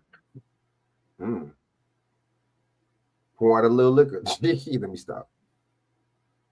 The richest man has also attacked Pretoria, accusing his homeland of allowing a genocide against white farmers. They ain't having no genocide against no damn white people. How if white people own 80-some%, where's the genocide? Ain't no white people dying out there. See, that's where the media comes in to project. Julius Malinga is his name. They hate him. Oh, you're right. Julius Malinga. Yeah, I know who that is. Yeah. Oh, you didn't like Malinga. They didn't like Robert Mugabe. They didn't like Gaddafi. Robert Mugabe fought against the Rhodesian government, and guess who helped him? Putin. Oh yeah, Putin. Yeah, Putin is very, very. What the hell? I don't never talk bad about Putin. You never notice that. I don't think I said to everyone. You know who gave South Africa nuclear weapons? You didn't know that, did you? South Africa had nuclear. Israel. Interesting. Gave South Africa nuclear weapons. Yeah, because Israel's fourth in, Israel's fourth in arms and nuclear weapons, right? Nobody talks about that. They don't get sanctioned either. Them some of the dirtiest dogs you ever want to see. Yeah. Oh yeah. BJ, they fourth in arms. You know that? Yep. That's why. That's America parking their arms there. That's what that is. Right. That's why when they kept on talking about their USA ID, I laughed at it because the whole thing was a damn lie, because all they did was say, hey, we're going to take the money from there and give Israel $1 billion in arms. That's all they did. That was a big sham. And anybody that was involved in that shit need to be lynched, Bernard. They need to be lynched. You can't get no more treasonous than that. Yeah, but I agree with you, but at the same time, it was all a ploy because at the same time they gave Israel $1 billion just this week after Benjamin Netanyahu came. So it's still like a smokescreen. What did Zelensky say, Bernard? What did he tell him? He said, I ain't seen nothing but 80 billion. No, we gave you 180. I ain't seen nothing but 80. Whoa. What did that tell you? He said, then so where did 100 billion go? Do you could just put 100 billion in your pocket? These motherfuckers. It come back to these politicians. Right. Oh, hey, wait. BJ, didn't they? Who had the list of? Weren't we supposed to play a list a couple weeks ago? The politicians that or the audit or something. Who weren't they supposed to be auditing some of these politicians? Oh, that's the Dodge thing with Elon, then, right? Yeah. Okay, got you. Yeah, but they went into the USAID office and locked the people out because they would have went in there and started destroying shit, records. BJ, what you gonna say? Yeah, I just said that thing they knew about it, but at the same time, it's kind of like smoke and mirrors because like all they're doing is diverting money from one area, and then they're gonna say, "Hey, look, we'll give Israel the other money." So that's all they're doing. Their main focus is going to Israel now. That's why they're gonna get trying to scrap the USA. As a matter of fact, this whole thing with Muslim ain't even about that. They're just the only thing they're doing is replacing humans with AI. And as a matter of fact, Google just came out and said that they're breaking their contract basically, and they say now they can use AI now for weapons and surveillance. So they said they weren't gonna do it. Google said they're gonna do it now. Use AI for weapons and surveillance. All right, so we know this dude's a piece of shit. Let me play like one more minute. And I'm gonna go into this mass shooting, man. Threat is already impacting South Africa's economy. The nation's currency, stocks, and government bonds all weakened on Monday. And see, Ray Hartley, did you see this coming? Where goes there? She's lying. I thought South Africa was in the BRICS. What did the BRICS stand for? Brazil, Russia, India, China, and who? South Africa. That's a good question. That's a good point. That woman is lying.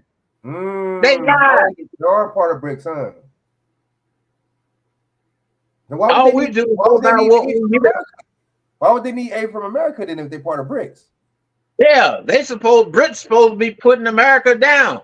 Right. They're in America. Brazil, Russia, India. India. Kamala and them. Vivek. Nikki Haley, India, right? Oh, shit. China and South Africa. Y'all keep y'all eyes open. Right. Every time you look around, here's an Indian is trying to get into some political position. I know. You notice that?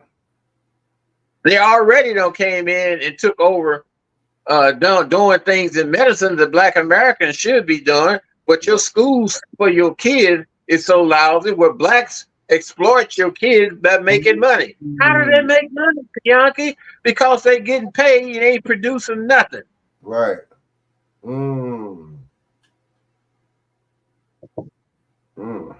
It's a big ass game, and somebody need to kick some ass.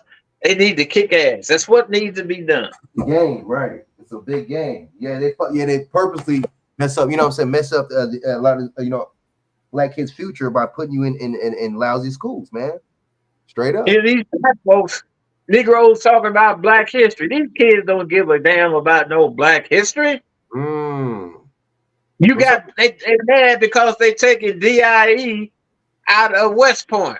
Well, West Point is supposed to produce a contingent camaraderie war group.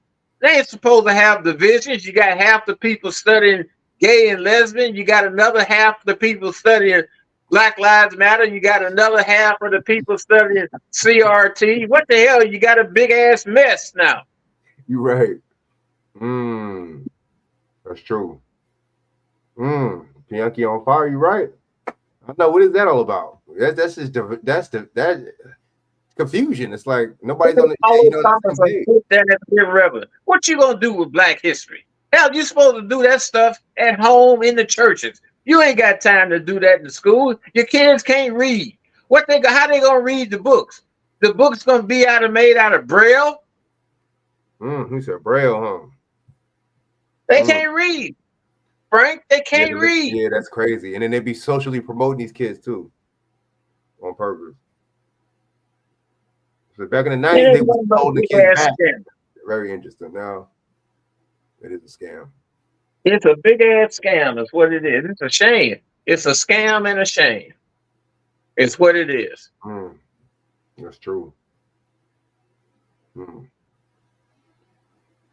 You got that crazy.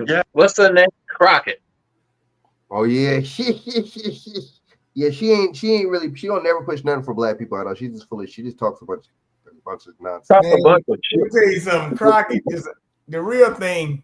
That Crockett, like I said, if she was serious, she would tell the truth. The real thing is that they're trying to have AI run all government functions. See, that's the problem with her being disingenuous. Talking about protesting, all you need to protest.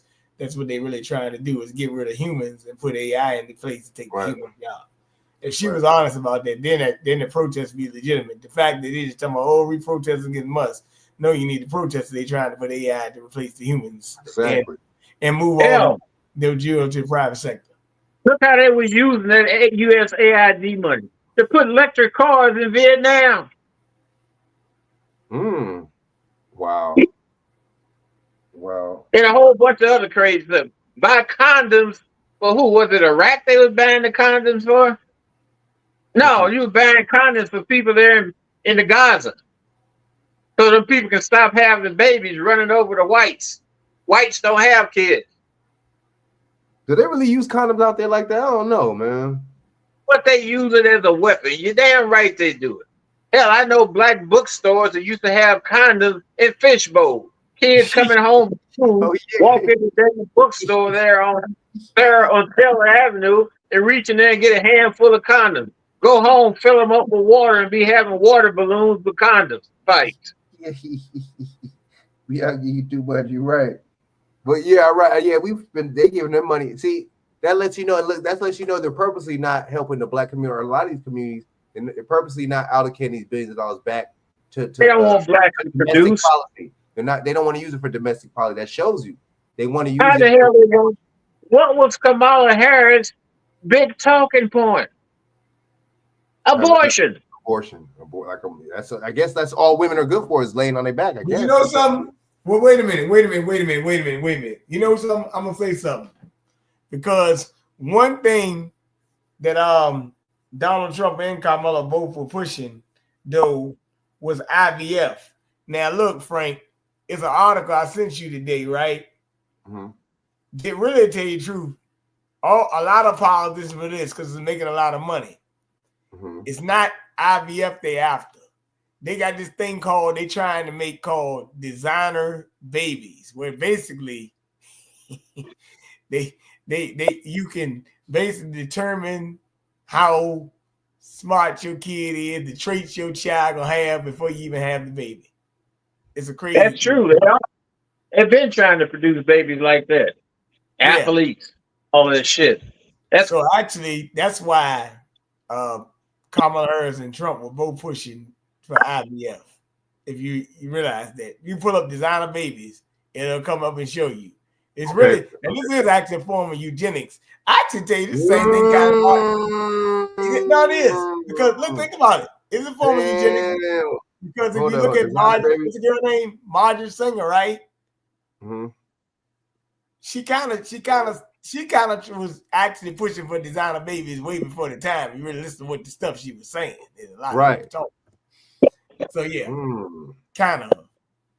Look, all them Frank Lucas, Bumpy Johnson, they pushing them eugenics too. Yep, yeah, that's true. Designer babies, damn. Hold up. Look here. I'm gonna say something else. Pull this up. Actually, when a woman, this ain't bad or nothing. But when a woman try to, have say that, she wants to have a baby by, what do you call it, Frank? A guy to make a certain income or whatever. I mean, that's kind of selective too. If you have a baby too, that's not saying it's bad. They want to have babies with Mid-Easterners so the baby can have some good hair. Yeah, that's selective breeding too. Women do that. Yeah, women think like that. Oh, what have, yeah, well, he has to be 6 foot tall. Right. They already do that. I mean, so I'm just saying you got to cover all the bases you can cover. We can't be hypocritical, right? So that's what I just tried to say. Yeah. So that's how it goes, man. It's just funny as hell. But a lot of people don't know that. I mean, so they actually push the selective breeding too. You really think about it. It's just that my singer was just saying killing the moon, but I mean, that's, whatever. That she pushing abortion, but what I'm saying, she was also pushing selective breeding too, so it just wasn't about abortion. Just Look, it ain't doing no good, but the sun is killing. That big ball up there in the sky is killing them.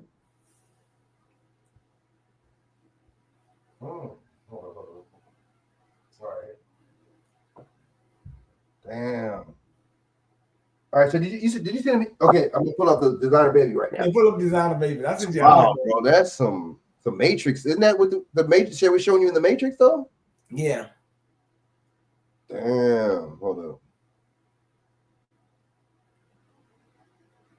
More commonplace in humans, there's an ethical debate about editing your children. As the very first human gene-edited embryos grow up, there's also the issue of designer babies reaching their teens, and many need therapy. Let's talk about it. In 2018, a rogue scientist admitted to his colleagues and to the scientific community that he had genetically edited human babies. Those children should be about 6 or 7 now, and reportedly they're doing fine. But a lot of people don't know the real story behind this. He, Jianku, gave his services to couples who were having problems with fertility. He also looked for people who had male HIV. This should not put children at risk from getting paternally associated HIV. In fact, that is incredibly rare. A washing process is done to make sure that the virus is not present in the cells that will be used for insemination. Nonetheless, he took these couples and edited their children's genomes to give them a variant that would make them resistant to HIV. It is still unknown if this was actually effective. There's no way for us to tell, aside from taking tissue samples and analyzing its susceptibility to HIV, but we don't really know. There is, however, major concerns when it comes to editing any genome. The methods that we have involve making cuts at specific regions in the genome, and if you've ever used CRISPR, you'll know that it often makes cuts in other locations that you didn't intend. There are new methods that are coming out that have more efficacy, but there are reasons that these are done under very specific circumstances, like some of the genetic therapies that have been done for things like sickle cell, as well as curing some forms of genetic blindness. If you are going to get something like this done, it's good to have consent, as well as being sure that not having therapy could be extraordinarily debilitating. While gene editing has been done in animal embryos for some time, editing for adult critters is pretty new. There may be long-term side effects and, honestly, tragedies that we haven't seen yet. As for designer babies, it already happened. Parents who sometimes didn't even have fertility issues wanted a baby with certain traits. They wanted them to be athletic or tall, have blue eyes. So they picked a donor who had those traits, and it doesn't always turn out the way that you want. While there are certain genetic aspects to things like intelligence, it's not a guarantee that you'll raise your child that way. Psychologists have talked about dealing not just with these children who are now teenagers, but the parents as well who feel that they got a defective product. They paid all this money, and their child didn't end up musically inclined. To me, that sounds absolutely insane, but it's not all that uncommon. Wow. And the children who come from these situations end up feeling like furniture or a car that their parents purchased. And damn, AA, see that right there? Yeah, now she mentioned CRISPR. Now she mentioned CRISPR too. That's what RFK Jr. is invested in. But I'm gonna say this about this thing. Funny thing about that, what she said, I had a girl actually one time try that with me. Bianchi, you ready for this one? Let me hear it. One time I had a girl, she wanted me to like she was talking about she was trying to find guys to have a baby with. And she was like, you know, I have a baby with somebody, but what I want to do is you get me pregnant, I pay you, right? You sign off that you never had a baby, XYZ or whatever, but you know, just had a baby. We both got to get tested, get our blood tested, you know, for, you know, STDs, whatever. But you know, you had a baby with me, and then I sign off and I keep the rights to the baby. That's how she was trying to do it. So it's kind of like some selective breeding type stuff too, almost. Wow. Yeah, she was literally trying to pick guys to have baby for, but she didn't want no connection with the father. Well, shit, something's going on. You see these white women with booty nowadays. White women never did have no damn butt. Man, you ain't lying. You're right. I agree. I mean, they said, remember the in Brazil with African women and Portuguese. Oh, yeah. Producing Brazilian women. Brazilian women beautiful, but they got them facial features. You got to get used to that. And they got ass. They do got ass. Like, it's crazy, man. You're right. I agree. But so that CRISPR detect, see, so RFK invest in CRISPR, right? Very interesting. He got investment in it. See. But he said it, but he basically said that he was gonna divest from it, but that just means you can put it in a blind trust. So the women with the prettiest breasts is them Japanese. They breasts look like vanilla ice cream. Oh boy, Miyagi, wow. They starting to get their booties. Their booties look like brown and served buns. They starting to pump up there a little bit. You want to get a lot of BBLs too, man. Yeah, that's true. That's true, Miyagi. You gotta be careful. You know what I'm saying? But that's crazy, man. They said, so like she was saying, if you pay a certain amount for your kid to be musically inclined, if he don't come out musically inclined, you're gonna be mad. That's crazy, dude. And we're not able to return because it didn't have a warranty. When prospective parents want to undergo this process, they need to be counseled that they're making a human being, not a car that you can test drive and then maybe return. That is your child. I think we're about to see many more stories like this in the near future. With the advent of genetic engineering for people's offspring becoming more commonplace, I assure you, people will try to give their children the traits that they want. Right. There may also be the issue that this will result in a stratification in society between those who could afford to genetically edit their child and those who can't. We've already identified genes for things like intelligence. That may actually work. And there's going to be societal issues that we're going to have to face as human beings that we've never faced before. Proponents of genetic engineering have said that we could probably wipe out many of the causes of disease. Genetic causes for things like major depression, type 2 diabetes, Alzheimer's, schizophrenia, as well as major debilitating diseases that there's no other way to cure, like Sanfilippo. I've helped parents get in touch with clinical trials because we are talking about a fatal condition and the only hope is genetic engineering. But what if we could go into that embryo before that child ever had this condition and fix it? Yes, it is compelling, and I can see a lot of good that this could do. But you better be damn sure you know exactly what that gene does, and you are targeting the correct one. Oftentimes, we find genetic variants that are associated with diseases, even ones that have a very, very high correlative value. That does not mean that you're targeting the correct gene. Many genes are linked. Many genes interact with each other. And going in directly into human beings and doing this stuff is not a very good idea. We do not want to experiment on people. There are significant risks, and I'm on the fence about this one. I can see the good that it can do, but I know that we're opening up Pandora's box. Once it starts, it's not going to slow down, and we have yet to see the outcomes, and there will be bad outcomes. There always is.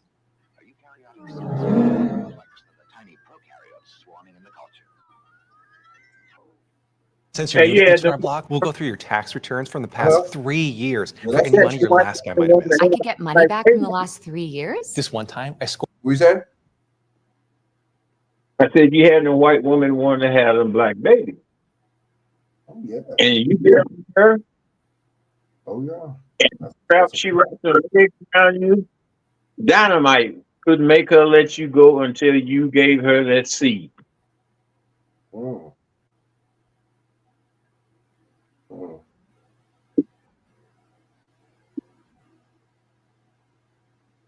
Facts. They get a hold of that black dick, they ain't letting it go. Up this. You ain't never lied. All right, so let me get into this mass shooting. BJ, you still up? Let's get to this mass shooting. All right, okay. I gotta get into this right here. I bet you. What could it mean? I bet The you ability to perfect the physical and mental characteristics. Oh, they talking about CRISPR. Let me play a couple minutes of this CRISPR real quick. Dan, it's played right along, lockstep. Of every unborn That's child. what you're talking about, right? It's the stuff of science fiction, the wild imaginings of Hollywood films, or is it? In late 2018, Chinese scientist Jinkui He shocked the world, claiming to have created the first ever gene-edited babies, twin girls named Lulu and Nana, using a tool called CRISPR-Cas9. Right after we send her husband's sperm into her egg, we also send in a little bit of protein and instruction for gene surgery. He said he had edited out a part of their DNA passed on from their HIV-positive father. This was to ensure the babies were born with a resistance to the virus. The announcement was met with surprise and skepticism from the scientific community. Anything like this, you're going to get caught because there's just so much material that you don't know that's going on that it's dangerous and it's unethical. So that's why today there's such a tumultuous response against germline gene editing. It's that term, germline editing, that makes CRISPR controversial. There's a distinct difference between editing embryos, which is what happened in China, and editing genes in a lab. Neville Sanjana, a scientist at the New York Genome Center and NYU, works with CRISPR technologies, and he explains the difference. Somatic editing are things you do in one organism that is only in that organism, whether it be a plant or an animal, whatever.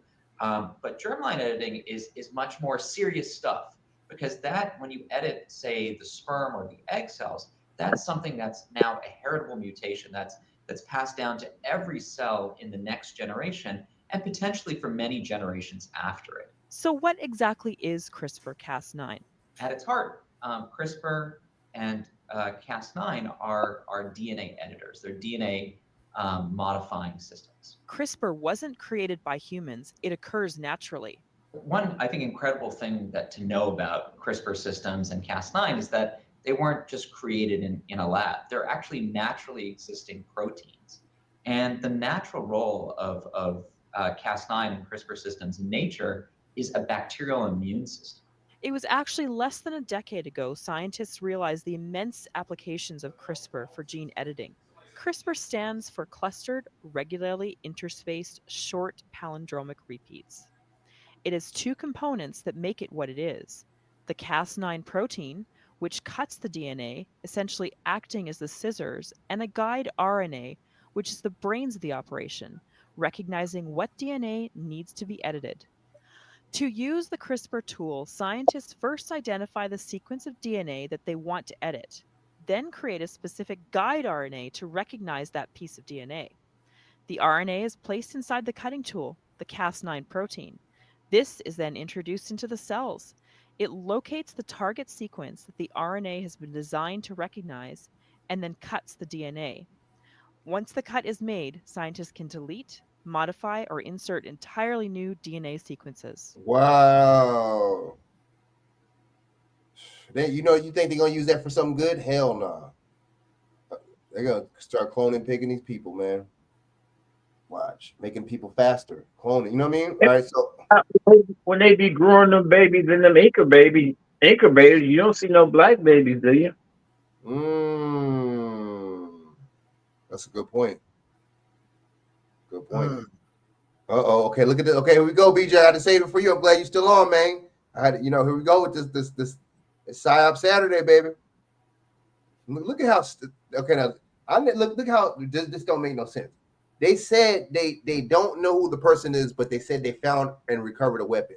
Why didn't you print the weapon, fingerprint the weapon, so you would have found out who the person was? Why didn't you try to fingerprint the weapon?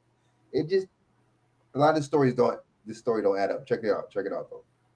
Check it out for yourself. Others wounded after a shooting at a cosmetics warehouse in that area.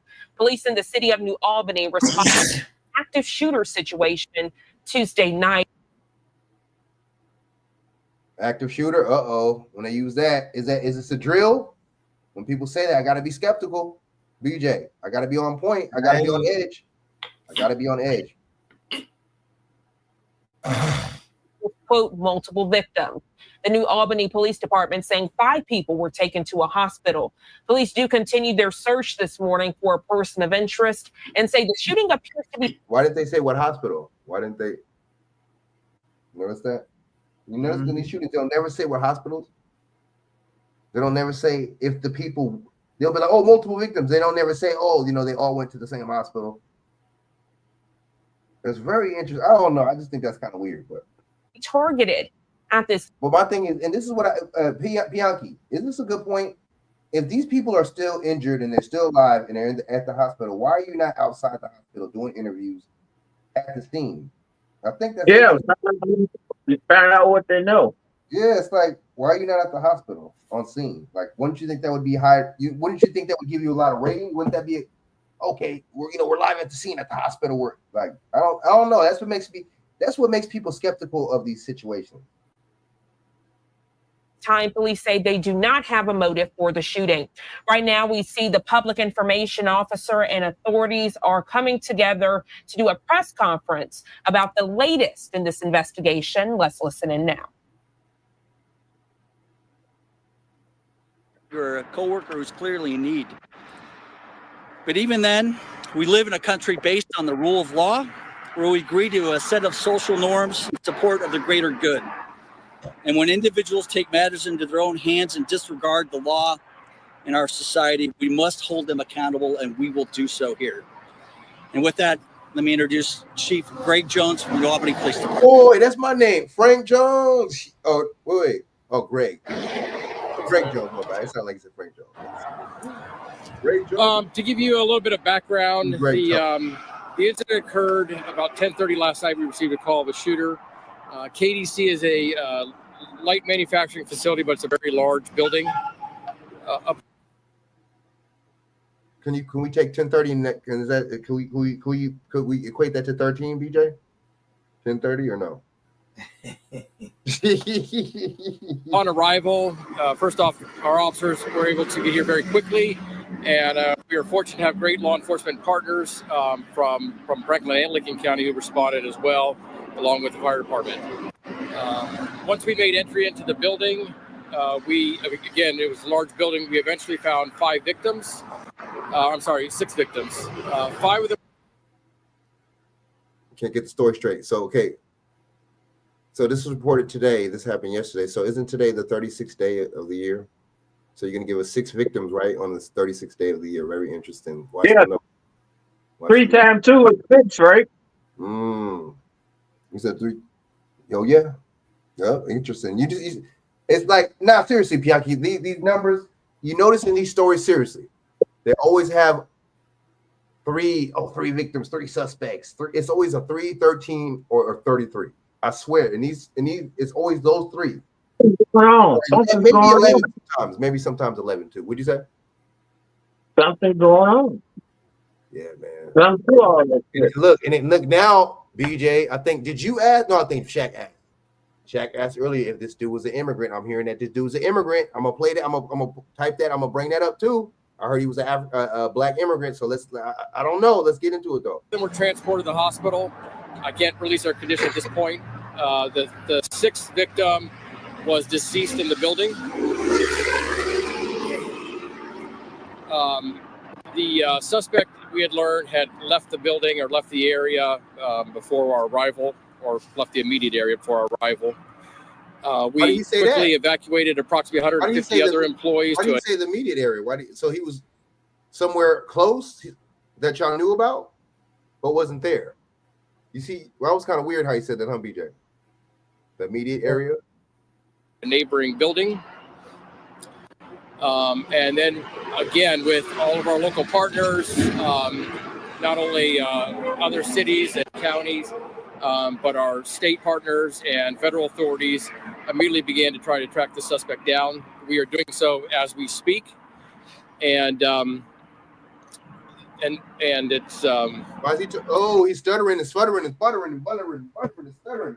Calm down, cowboy. You know, get your thoughts together. Get your thoughts together because you're stuttering. Why is he stuttering and muttering like that? It's kind of weird. we hope to have news for you soon. Again, this is a tragedy that to be honest with you, I never thought we'd see in our community. Why they? Oh, they always say that, don't they? BJ, don't they? Always, oh, we never thought this could happen here. We've seen this everywhere else, but we just never thought it was going to happen over here. Why do they always say that same line, dude? If y'all seen these mass shootings, that wouldn't you think that could happen anywhere? Why do y'all keep using that script? Well, we didn't think it could happen here. We didn't think we was going to see it here.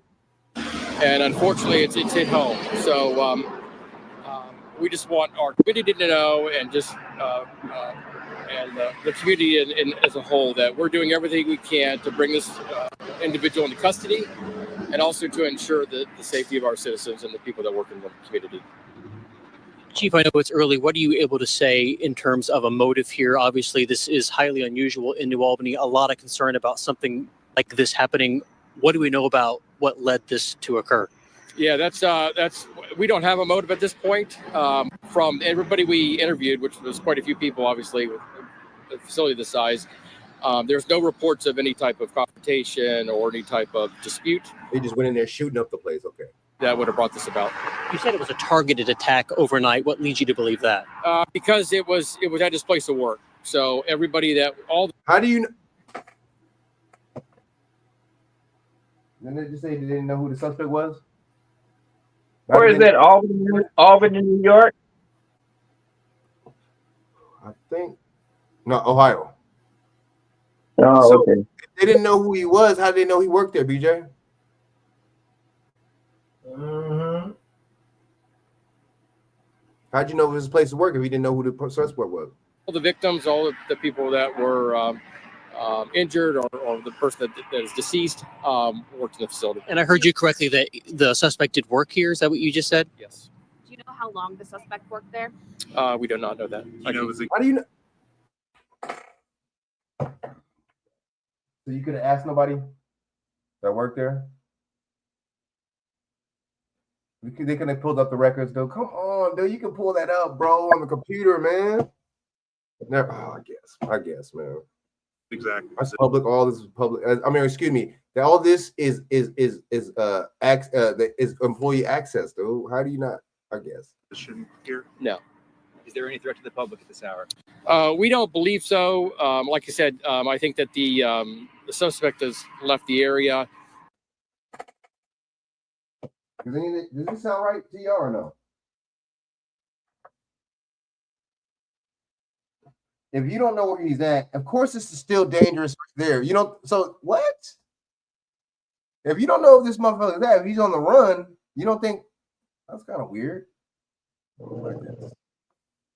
They sound like they know where this, they know who and where this guy's at. It sounds like to me from what he sounds like. I don't know. We have information that is taking us to certain addresses that we are working to check and try to find him. And another thing, too, is that there was a weapon recovered at the scene. If you don't know who he was, how do you know where to find this dude? Does that make sense, y'all? Yeah. BJ, how do you know where to find him if you don't know who he is? You can tell he's withholding. Can't you tell, Pianki? There's things he's not telling. You could tell, huh? He's telling only some of the story. He's telling only what some of he knows. He's not telling. He's sputtering. He's stuttering. His body language. He's not looking. He's not making eye contact. He's looking down, like it looks like he's looking at the script. You know what I'm saying? He's not answering clear questions. What he's saying doesn't really make any sense. It's like, oh, we don't know who the suspect is, but we know, but we have some addresses to check. Bro, I thought you didn't know who he was. Oh, we don't. Did you know how long he worked there for? No. Bro, that's easy. You could just ask somebody that. You could ask the manager, whoever that worked there. They didn't know. You could look up the dude's files on the computer, bro. All that's public access. All that's easy access. All you have to do, hey, manager, or can you bring up his file? Like, this dude is lying, man. He's lying. So media, but the media, of course, is lockstep. The media is all a part of this. The media it's all scripted when it comes out of stuff like this. You know, the media is not going to go against the police. They're not. No. And we only got a narrative. Received reports of one weapon. And as far as you know, just the one shooter involved in the incident. Correct. You know, and look at this part. As you guys probably already know, when this originally happens, there's all kinds of reports that you receive. Originally, there was reported that there was 2 shooters. BJ, why would they report there's 2 shooters if there wasn't? And they just going all ham with this story, ain't they, man? He's all over the place, huh? Like, huh? Now you're saying that you kind of told on yourself, because now you're saying that this false report. Now you're saying that they're reporting 2 different stories. How do you mistake 2 gunmen for one, bro? I don't get that. We were able to quickly determine that's not true. If the shooter sees the coverage, what's your message to him? To turn himself in. BJ, why would they say that? Do you think that was kind of weird how you said that? Yeah, it was kind of weird, wasn't it? So you think that huh? Y'all must know where the shooter's at to say that. It's kind of weird because he's acting like you know where he is because he's not in this immediate area. How do you know, dude? You know, we have New Albany sits in 2 counties. We have municipal jurisdictions, both sheriff's departments.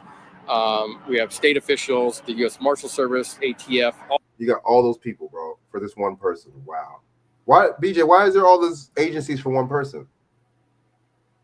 In the hood, in Compton, or in the hood, in Newport News, when somebody gets shot, does the FBI and everybody come, BJ, or no? Shit, sometimes I don't know where to come. Why all this attention for one shooting, bro? All working to check these locations where he might be and to bring him into custody. And I would recommend that he turns himself in. I think it's going to be a matter of time before he's brought into custody. I know you said it's a really large. Local. No, I'm not able to say that. I'm not sure their address. We interviewed and we also ID'd all the people that work in the building that we evacuated. I can tell you that the person that is deceased is not local to New Albany.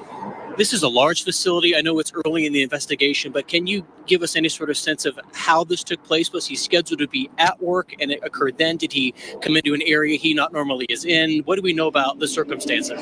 So he had been at work for some time when this occurred. We don't have any reports that. I just got paid $60,000 for my car crash from using this app on my phone. And I don't know if you could see this, but it's called the Case Connect Compensation Calculator right here. And it's for that there was any issue that he was in an area that he wasn't supposed to be, or he was in trouble in any way, or there was any conflict. We have not to say that there wasn't something, but after interviewing everybody we have and supervisors at the company, we don't have any reports of anything like that. Any victim update? What's that? Any victim update right now? Yeah, unfortunately, I can't give that to you right now. We can follow up and provide that soon. Can you provide any details on males, females, how many injured in regards to that? As far as the victims go, no, I don't have that at this point. Do you have any information about the security at this building? What type of measures there are? Do people have to scan in? Are there, metal detectors when people go in the building? I don't know the details that I can provide you. I know that we had to use key fobs and different ways of accessing different parts of the building. So I know there is a level of manual security, but I'm not sure of the details. What else are you able to tell us about the firearm in this case? What type of weapon was it? Can you tell us more? It was a handgun. I really can't go into it any further than that. And again, our partners at the federal government, ATF, has responded and are helping us track that firearm.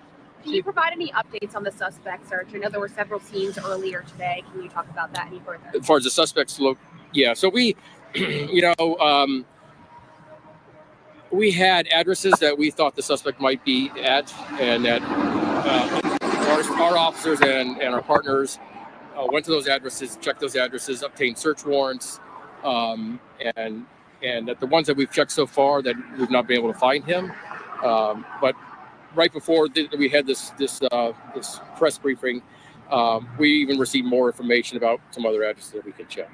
Was there witnesses that saw him leave, or camera footage that saw him leave? There's a lot of massive buildings here. Yeah, there is camera footage, and we know how he left the building.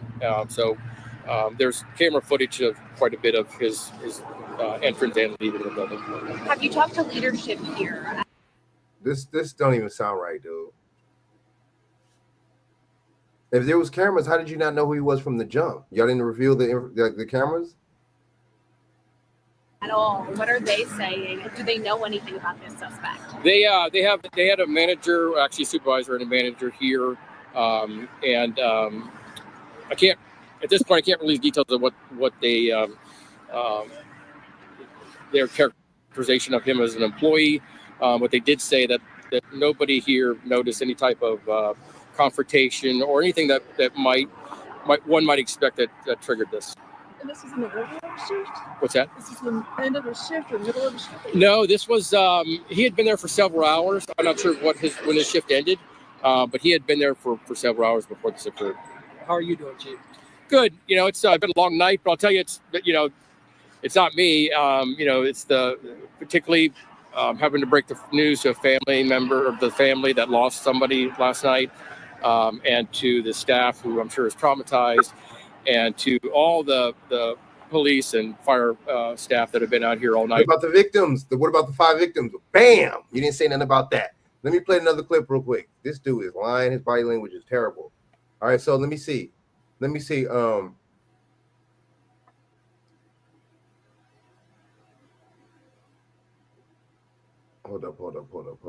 see. Hold up. All right, there was an okay, let me play the update. Let me get an update on this real quick. Hold up, my bad, y'all. Let me get it. See. Oops, my bad. Sorry about that. Update. Now, watch this now.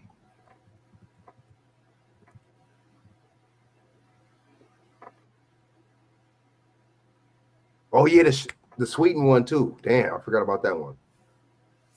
All right. All right, look at this. Look at this now, BJ. All right.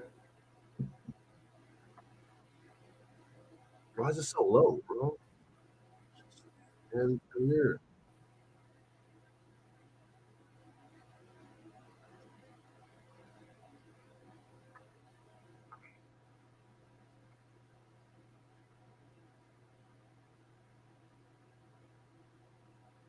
Suspect. Yeah, guys, that's right. Good morning. Here, this coming into the newsroom within the last few minutes or so. We now know the identity of that suspect as Bruce Reginald Foster III. We're told he is 6 foot tall, 175 pounds, brown hair, brown eyes. Police say that efforts are underway. Why are they describing him, bro? Why does his height and his weight got to do with anything? You don't think that's weird? Why are you showing his picture and then describing it as height and weight? Now to try and apprehend him. We can also tell you just after 4. Oh, he's the big, scary 6 foot black man. That's how I take it. How do you take it, BJ? That's how I take it. Any other time when these mass shootings, they show these motherfuckers they white or something, they don't say, oh, he was fucking 6 foot tall. What the? I mean, is he the big, tall, black brute? I don't know. I don't know. 4 a.m. New Albany police obtained a search warrant with a possible address. An Ohio State Highway Patrol helicopter spotted a vehicle matching the suspect's description. Columbus. Wait. How does a vehicle match his description? You mean a vehicle that matched the description he was in? Did that make any sense? That didn't make no sense, huh?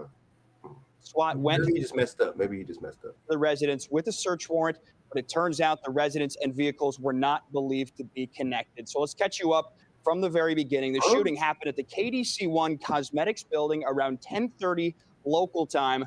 Officials say at least one person died as a result of the shooting. Several others wounded. 5 people were transported to a local hospital. The extent of their injuries is currently unknown. Hundreds of people were evacuated from the large building. Law enforcement did not release a motive, but said it appears to be a targeted type of attack. So at this time, we're Why don't you just question him? He's still alive. Why don't you just ask the motherfucker why he did it, and then come up with the motive when he told you the motive? I never understood this. They'll have the motherfucker in custody, but then they'll be like, "Oh, we think this is the motive." Motherfucker, question him. And you never notice they don't never say, "Oh yeah, we questioned the suspect. This is what the information that came back from the suspect. There was more long hours of questioning. He confessed." You notice they don't never say that. Oh yeah, he confessed. This is what the suspect said. This is the motive why he did it. They don't never do that. They'll just they lock him up. He's in custody, and then they'll tell you the motive. But that makes you think: is this as part of a script? Because why are you telling us the motive instead of telling him why he did it? Telling us why he did it. To assume Kinda the weird, suspect man. is still at large. Of course, we'll keep you updated. Oh, they didn't catch him? Let me get an update, see if they caught him. Why? Oh, that's why they're giving the description, because they didn't catch him. Okay, got you. I thought they caught him. Okay. I thought they caught him. That's why. Okay, so 10 hours. Let me get this is 3 hours ago. Let me get this. Let's get an update on this real quick. I'm gonna go on to Gaza, baby. We're going to the land theft in Gaza. Dealer. This has commentary to it, man. Yeah, I'm not trying to read and shit and closed caption. I'm not trying to do that. All right, so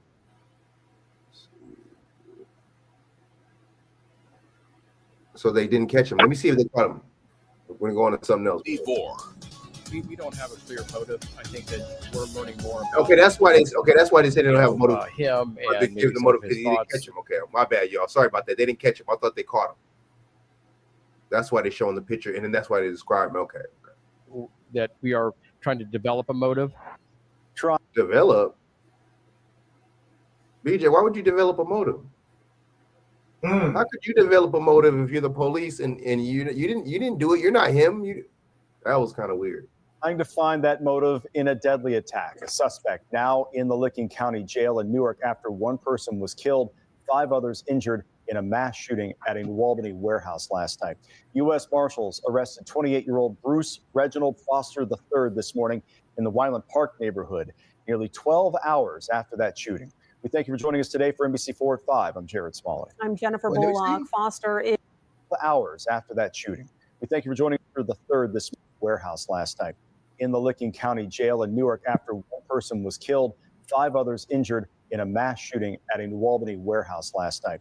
U.S. Marshals arrested 28-year-old Bruce Reginald Foster III this morning in the Wyland Park neighborhood, nearly 12 hours after that shooting. 12 hours? Did they hit us with a 13 again or no? They hit you with a 13 again, or am I confused? Another 13? BJ. Damn, dude. Wow. Shooting. We thank you for joining us today for NBC4 at 5. I'm Jared Smalley. I'm Jennifer Bullock. Foster is charged with aggravated. So now they caught him. Didn't they? I just played some shit a while ago and they said they didn't catch him. Still. These motherfuckers. Murder. That shooting happening late. Okay, so this is 7 hours ago. Let me see something real quick, y'all. I'm gonna play this back. This was 7 hours ago. Let me play the one I just played. Another breaking news story within just the last 20 minutes. This is okay, so this is 10 hours ago from that. 10 hours from the one I just played. When did they catch him though? Let me play this again.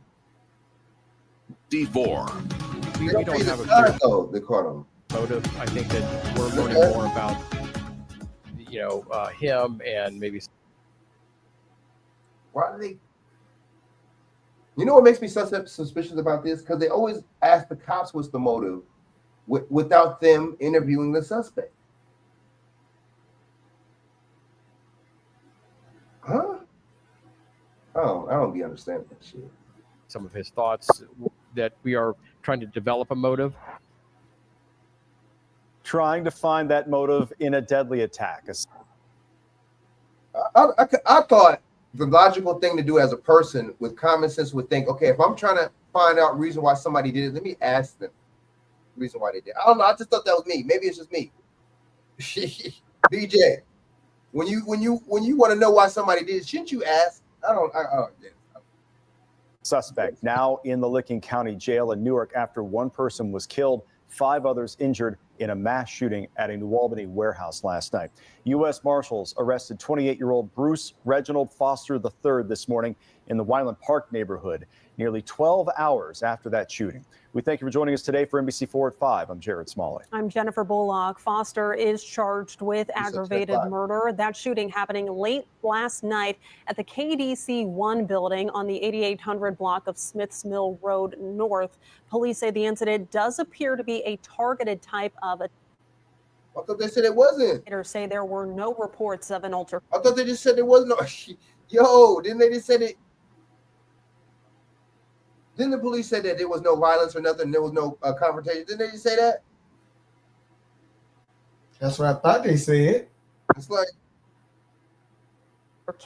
Or a conflict prior to when the shooting started. And we do have team coverage today with NBC4's Delaney Ruth standing by with what we are learning about the victims. Eric Halperin will join us with the latest on the suspect. We will begin with Isabel Cleary, who has been following the investigation. And Isabel, what's the latest? Jen and Jared, multiple federal, state, and local agencies came together to quickly catch the suspect. In the press conference just about an hour ago, we heard from multiple agencies, including the ATF, U.S. Marshals Service, New Albany Police, and the Franklin County Sheriff's Office. Now, police were on scene 4 minutes after they received the call about the shooting. The suspect is an employee at KDC-1 and has been there for a bit before the shooting. Listening to 911 calls made by workers, a security guard, and even loved ones of those inside the KDC-1 warehouse, you could hear the fear, confusion, and the desire to help one another. That is something that we heard echoed in the press conference, and part of why the New Albany police chief says they were able to apprehend Foster this morning. This could have been a very chaotic incident, a response from law enforcement. But we had numerous agencies, well over 100 cruisers, and it came together very well.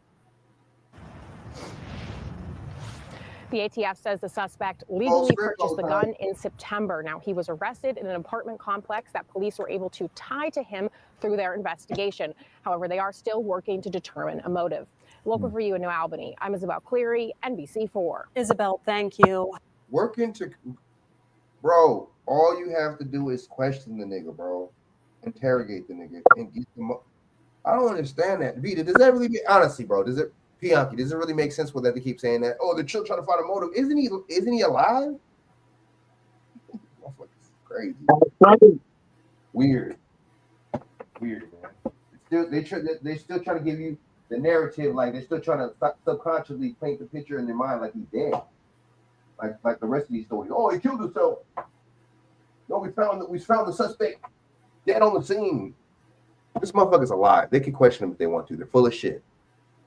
Now, local and federal law enforcement agencies across Central And you got the FBI involved. Why is the FBI not? Ohio have been working together on this investigation. The murder.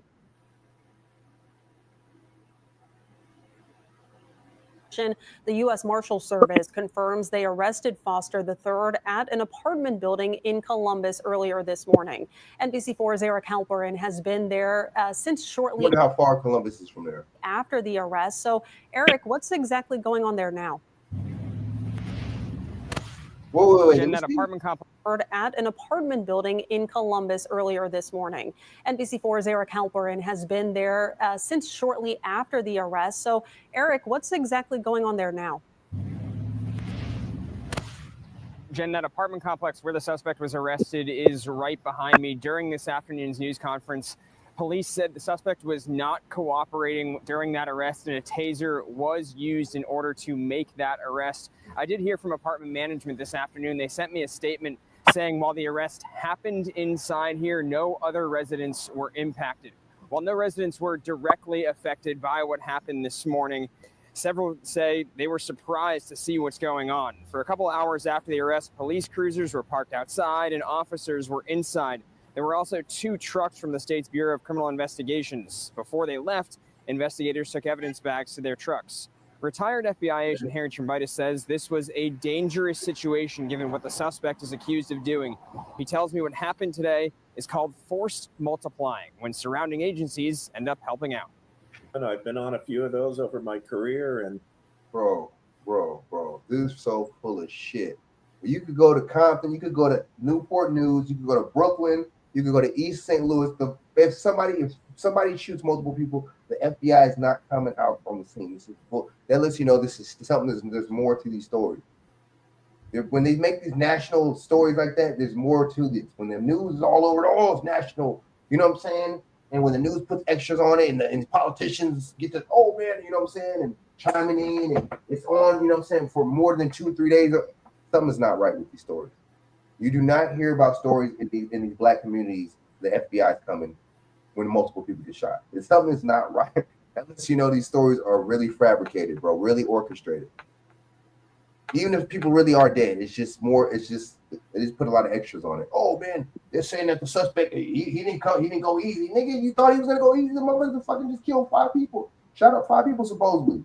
What do you think this motherfucker's a Boy Scout? I'll tell you what. Nobody wants to see violence like that happen, but we have to go out and do whatever we can to arrest that individual and get him under control before anybody else gets hurt. And this apartment complex is just off of High Street, about 20 miles from New Albany, where the shooting happened. And police say this is one of the addresses that they were able to connect to the suspect. Local for You America. What are the addresses? NBC4. Eric, thank you. Now, we are still working to learn more about the victims from last night's mass shooting. Let's go to NBC. How does he have multiple addresses, bro? Or is his family addresses? Who? It's interesting. Is this family members or friends? Or? Force Delaney Ruth now, who joins us live with more on this, Delaney. Jared, we know that 6 people were shot here. 1 is dead and 5 others were injured. I'm at Mount Carmel East, and it is confirmed that. Okay. They're actually at the hospital. I give them that. They're actually live at the hospital. Okay, I give them that. They're changing the script up just a little bit. They're making it seem like a real story. Okay. 4 of the 5 victims who were injured are being treated right here at the hospital. Now, during that latest update from law enforcement. Where's the other one at? Wasn't there 5? BJ, did that make any sense? And who's that other person? Why are they not getting treated at the hospital and the other 4 are though? We did not hear any new information. Hey, look at that line. It said 5 are getting treated right here when it said 4. Look, 5 victims treated in Mount Carmel. It just said 4 was, and the other ones getting treated. You see it? You see the bottom of the New Albany mass shooting? 5 victims treated at Mount. Just lying. She said something completely different.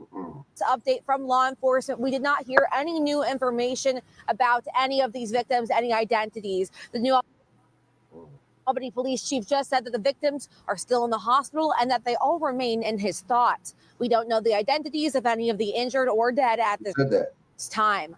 I was able to hear some of the 911 calls from inside the KDC-1 warehouse last night, and it's clear people were in shock. Somebody just shot inside of our facility. There's a worker inside and he has a gun. He just shot it. We're removing everybody out of the facility now, but he's still back there. They say he's going. How could you remove BJ?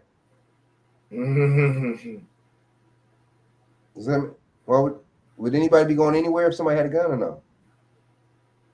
I don't think so. And who is she talking about? We're removing. What is her position? Going towards the warehouse. Well, here at Mount Carmel East, there was a large police presence early this morning as everything was still unfolding over there at the warehouse in New Albany. Then by mid-morning, there was 1 police vehicle still stationed outside here. And at last check, no more police vehicles are here, and they haven't been here for a few hours now. Local for You in Columbus, I'm Delaney Ruth, NBC4. All right, Delaney, thank you. Now, the timeline of the incident from the shooting to the suspect's arrest unfolded over a nearly 12-hour period. Here's a quick timeline of events. At around 10:30 last night, police units called 13. The first 13, Pianki. That first 13. Take out the 0 and put the 0 with the 1. That's 13. This out as a level 1 mass casualty incident. We learned just before midnight that this was an active shooter situation. And then right around 1:15, police told us 1:15.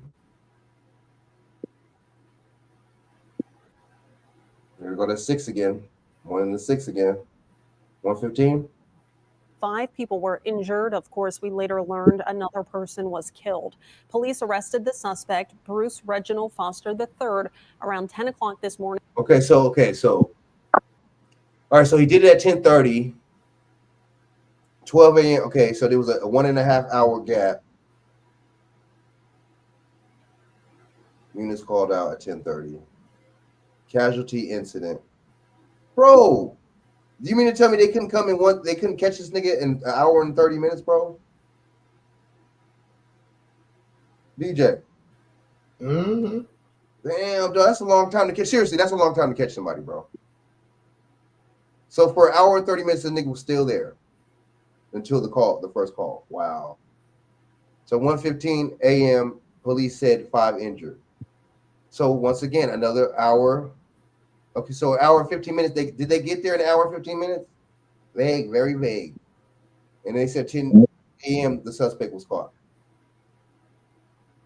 In Columbus in the Wineland Park neighborhood. Of course, people all across Central Ohio were on edge before the suspect was finally taken into custody this morning in Columbus. Mayor Andrew Ginther released a statement in response to this shooting. It reads, quote, "No community should face gun violence. Today I offer..." Gun violence? BJ? Not murder, not death, not murder, but gun violence. Okay. For my condolences, as well as the support and resources of the city of Columbus to our New Albany neighbors. I also reiterate my position that cities need the state and federal governments to step up to keep guns out of the hands of violent There they go. Oh yeah, you know it. You know Gun it. control. Trump's in here, baby. So you know we gotta go hard, baby. We can't stop. You know that Trump's in there now. Keep going hard on that. We gotta still. That's how they thinking. We gotta still keep going hard on taking them guns, baby. Just because Trump in there, that don't mean what that means. Damn, I see what they're trying to say. Blame it on the gun. Blame on the gun. Damn. That's crazy. They make it seem like guns could just shoot automatically, just to shoot themselves. That's wild. But wow. I seen it coming. I think we all seen it coming. And our communities demand and deserve better, end quote. Now, we are also hearing from 2 Central Ohio members of Congress on this incident. Representative Troy Bolderson releasing a statement, reading in part, "My team and I are in close contact with local officials following the tragic shooting in New Albany. I am praying for..." Damn, and that's how you know when something's up. When all these officials touch in and respond, that's how you know a lot of this stuff is so coordinated. Like, really, all these officials, okay. You know. Any other shooting in Ohio, then you're not gonna have no damn mayor or no fucking Republican official from that official from that state commenting on that. I'm sorry. Like, seriously, man. For the victims, their families, and everyone affected by this tragedy. I want to express my deepest gratitude to the first responders and law enforcement officers for their swift and courageous I hate when they say that. Oh, they were so courageous. Isn't that their job, bro? It's kind of technically not, though, because Supreme Court did rule that police do not have to protect you. So, ooh, ouch. Oops, my bad. So I guess they are courageous. Let me shut up.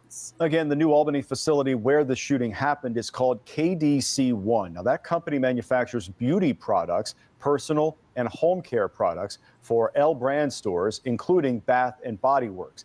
Bath and Body Works released a statement today saying, quote, "The Bath and Body Works team is devastated by the tragic incident." And BJ, what do you think right now, bro?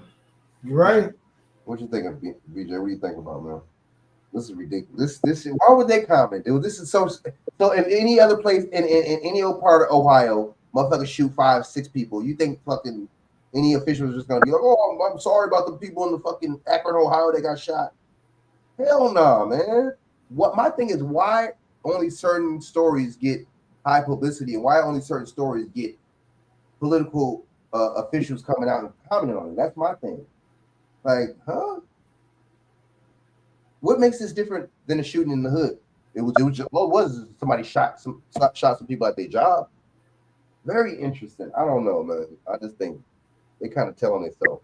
and loss of life at the KDC-1 factory, a longstanding partner of ours. We are in contact with our factory partners to offer direct support to KDC associates and their families. Of course, we will continue to follow this breaking news story on air and online. Scan that QR code right there.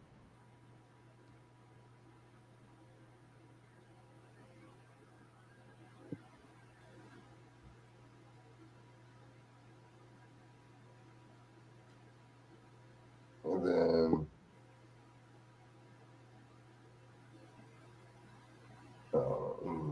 very interesting.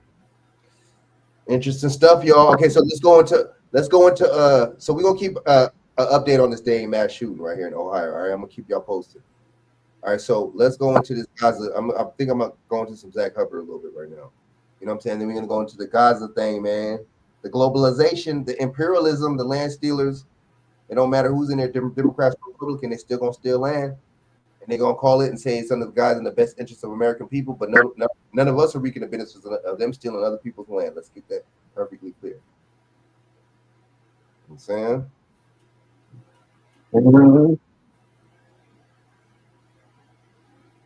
All right, let's go into this real quick. This stage. Let's go into Elon. Let's go into this Elon Musk fake protest. Let's go into this and Jasmine Crockett. There you are. Fake Jasmine Crockett and them protesting some bullshit that has nothing to do with black people that would never help black people out. Let's go into this distraction right I'm looking all over for you. Distraction right Can't take my eyes off it. It's absolutely captivating. Man, that's some damn Ray-Ban. Like Secret Society 2025, big busy day in the news. Again, if you have not checked my videos tab and my live tab, a lot of new content today. Not many views. I'm guessing people aren't getting notifications because I've done too many videos. But yes, one of the stories today, anti-Elon Musk rally. Again, the signs read, "No one elected Elon." And there's a very familiar pattern to this story. You can see the list of representatives and senators who led the anti-Elon rally. But yes, this did happen today, February 4th. And a lot of things can be said about this date. But again, Elon has this June 28th birthday. He will turn 54 this year. Remember in the movie They Live, Cable 54 runs the world, and they say they'll have full control by the year 2025. Of course, that movie came out in 88. But notice, you guys, it's 144 days before Elon Musk's birthday. You remember when he made his purchase offer for Twitter at $54 per share on the 14th of April, or 14/4? The same day in history that Lincoln was shot. Lincoln, who blamed the American Civil War on the Jesuit order. Look into that if you don't know about that history. In Gematria, if you just take the alphabetic order, A is 1 up to Z is 26. Jesuit order equates to 144.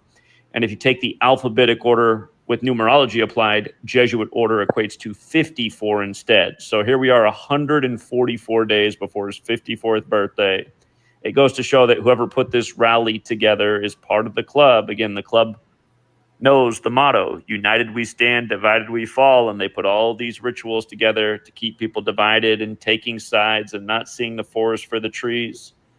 But yeah, you learn about this 144 number. It's something else. The United States of America equates to 144. Remember, the Jesuits came out of suppression in the time of James Madison 144 days after his birthday on August 7th.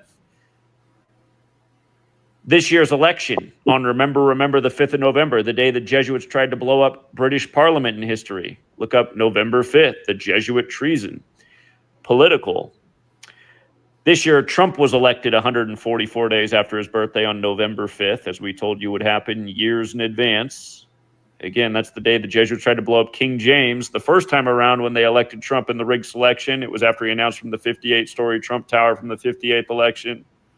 And again, the real King James died at 58, and all the 58 rituals that went on with Trump, including the killing of Prince after the 58th Grammys, the day Prince's girlfriend Vanity died. Again, Purple Rain equals 58, like Freemasonry, like secret society, and the first degree of Freemasonry is the apprentice. Modern Freemasonry is a Jesuit creation. But yeah, even going back to the last election, 2020, don't forget that Georgetown, Jesuit Georgetown, simulated Joe Biden would win with the Transition Integrity Project June 12, 2020, 144 days before the election. Joe Biden also Jesuit educated like Trump. President Biden equals 144 like Jesuit order. But yeah, just the latest Jesuit ritual with Elon Musk. If I remember correctly, the first major censorship he did once he took over Twitter and renamed it X was the banning of Kanye West. And I want to say that was either 144 days from Kanye West's birthday or possibly Elon Musk's. I want to say that when Elon Musk brought Trump back to the platform, it was also 144 ritual. There's been a lot of them. And don't forget that Elon Musk, he was declared the world's... That's right. They did ban... That's right. They did ban Kanye when Elon Musk... Yeah, that was one guy they banned, Kanye West, yeah. Yeah, bro. Jesus coming back and he gonna save 144,000. You know what I noticed about Elon Musk? He has been censoring a lot of black That's in the Bible. 144,000. 144,000? 144,000 is in the Bible. Y'all cute too much. But look, Elon Musk has been censoring his share of black people, huh? Pay attention.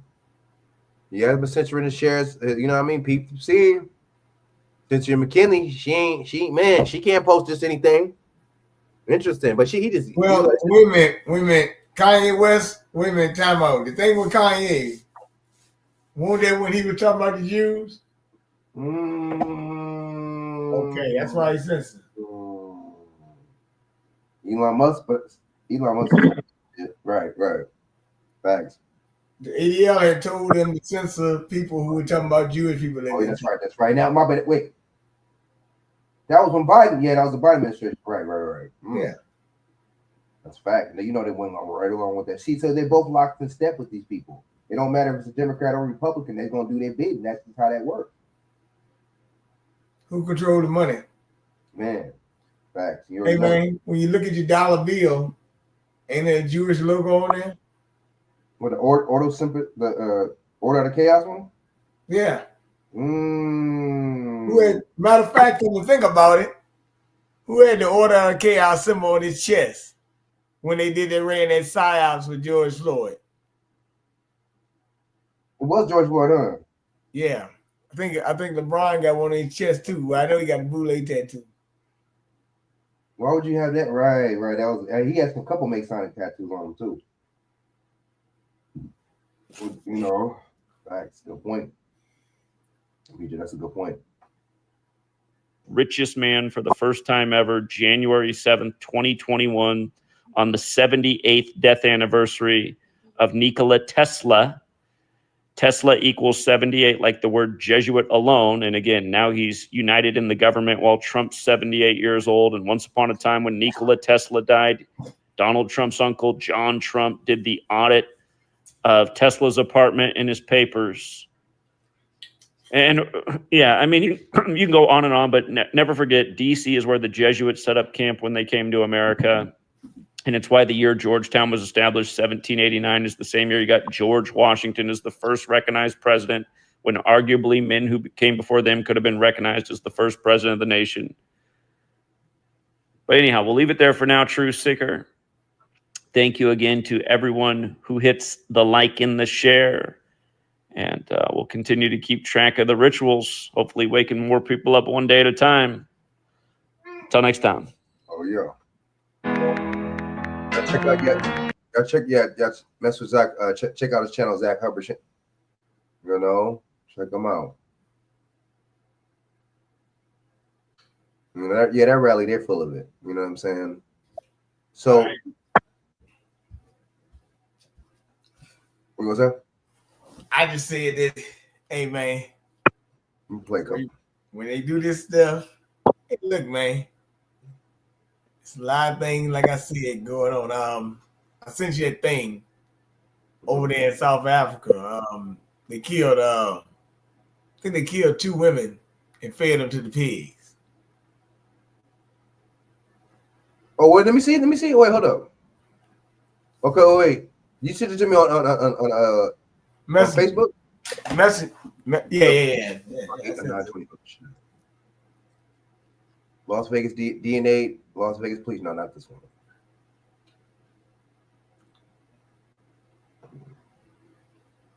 Let me see.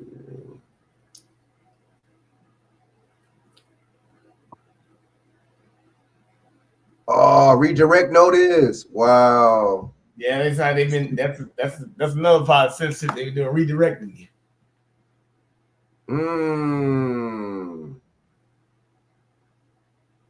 Bro.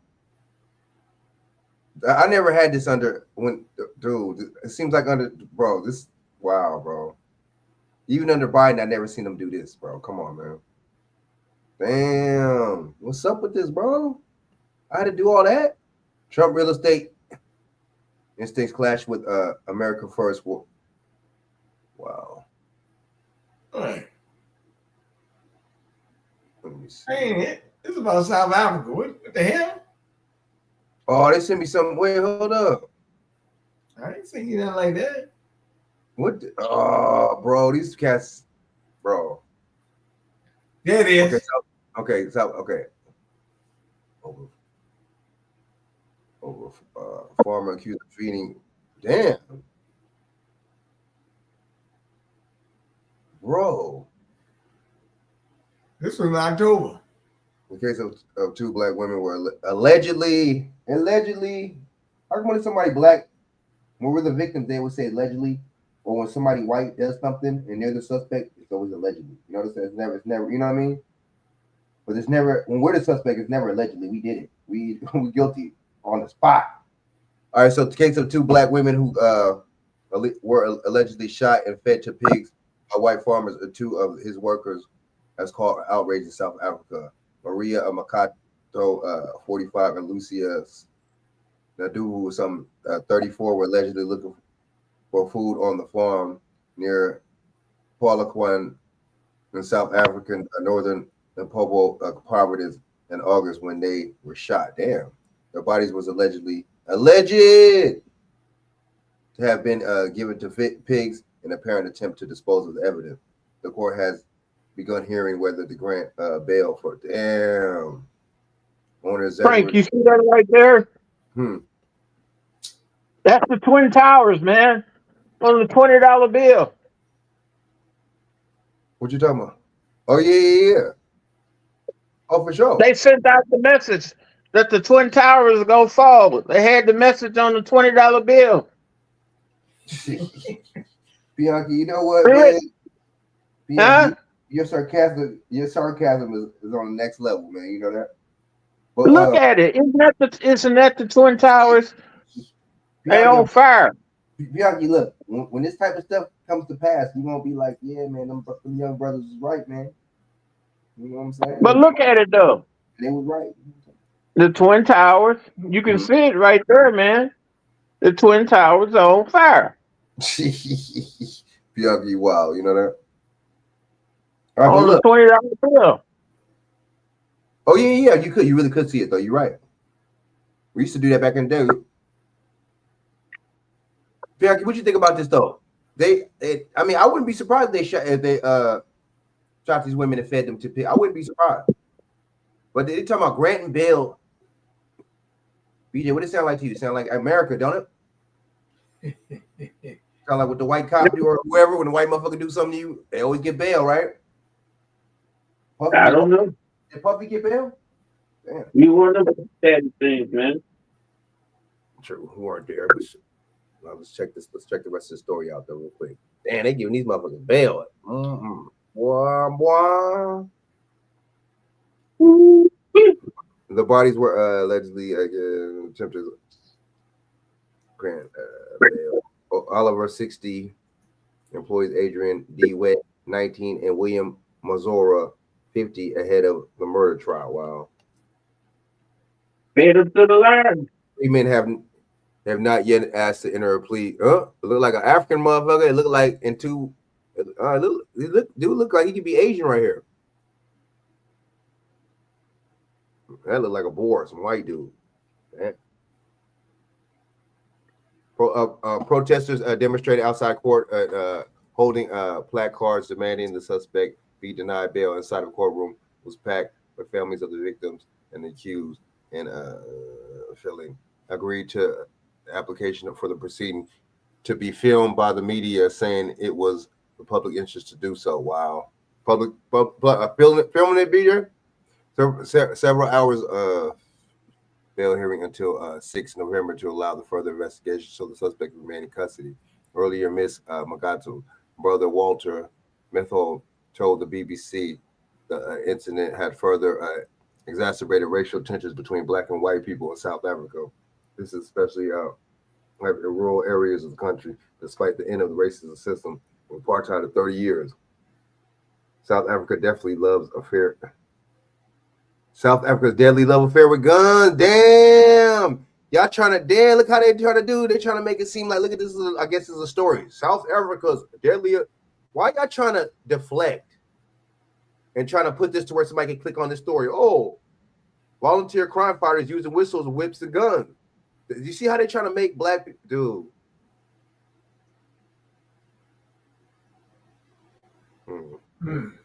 You see how they trying to, like, why would you put this right here? South Africa's deadly love affair with guns, like trying to put, wow. The 3-minute court also faced charges of attempted murder for shooting Miss Nadol, whose husband, who was with the women at the farms as well, as possession of unlicensed firearm. He says that he reported the incident to police, and officers found a decomposed body, of his wife. Wow.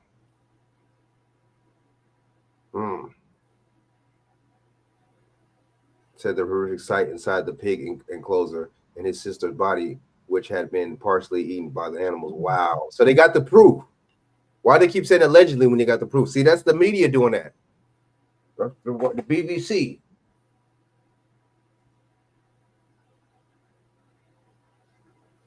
You know what I'm saying? Man. Yeah, that's sad, bro. So that's a good story, BJ. You see?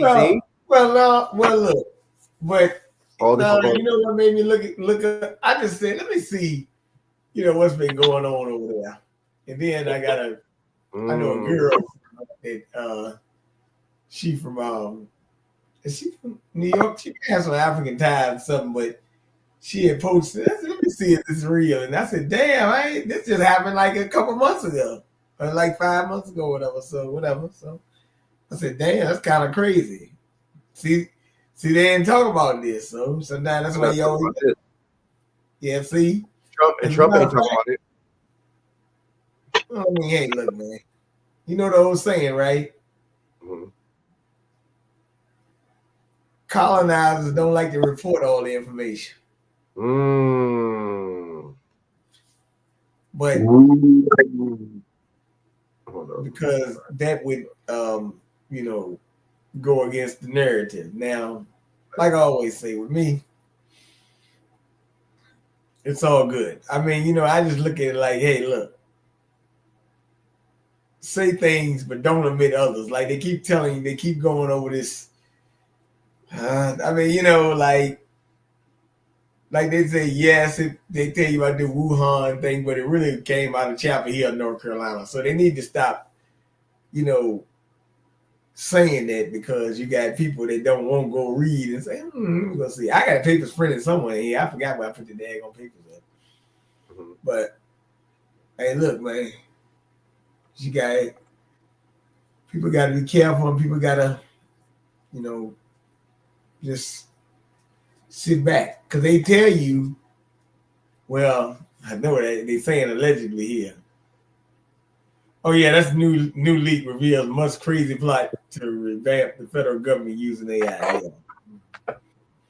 But yeah, I mean, that's when they told you about the $500 billion Stargate project. They kind of let you know that. So that's just, it's just common sense to think about it. But yeah, but like I said, man, we got a couple days to the big game.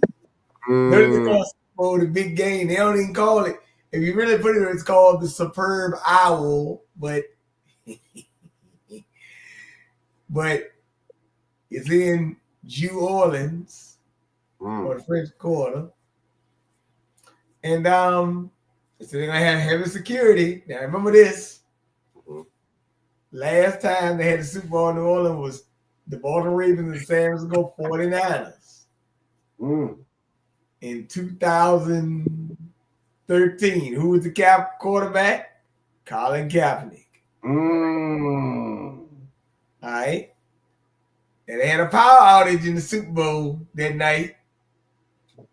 The lights went off. Guess how long the lights was off? 13 minutes. 33 minutes. I was just gonna say that. Yep. And this year they got Kendrick Lamar. He gonna be out there performing, and somebody else could be out there. I think it's huh? I think it's not. I think it's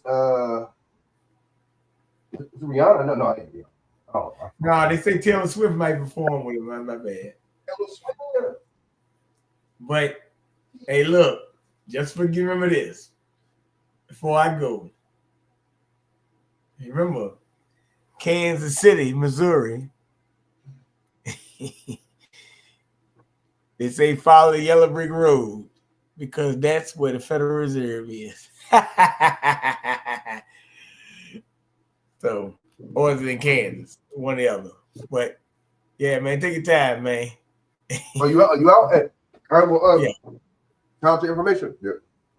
All right. I wanted to play this real. I wanted to say with your information. I wanted to start this real quick. You sent this to me. Yep.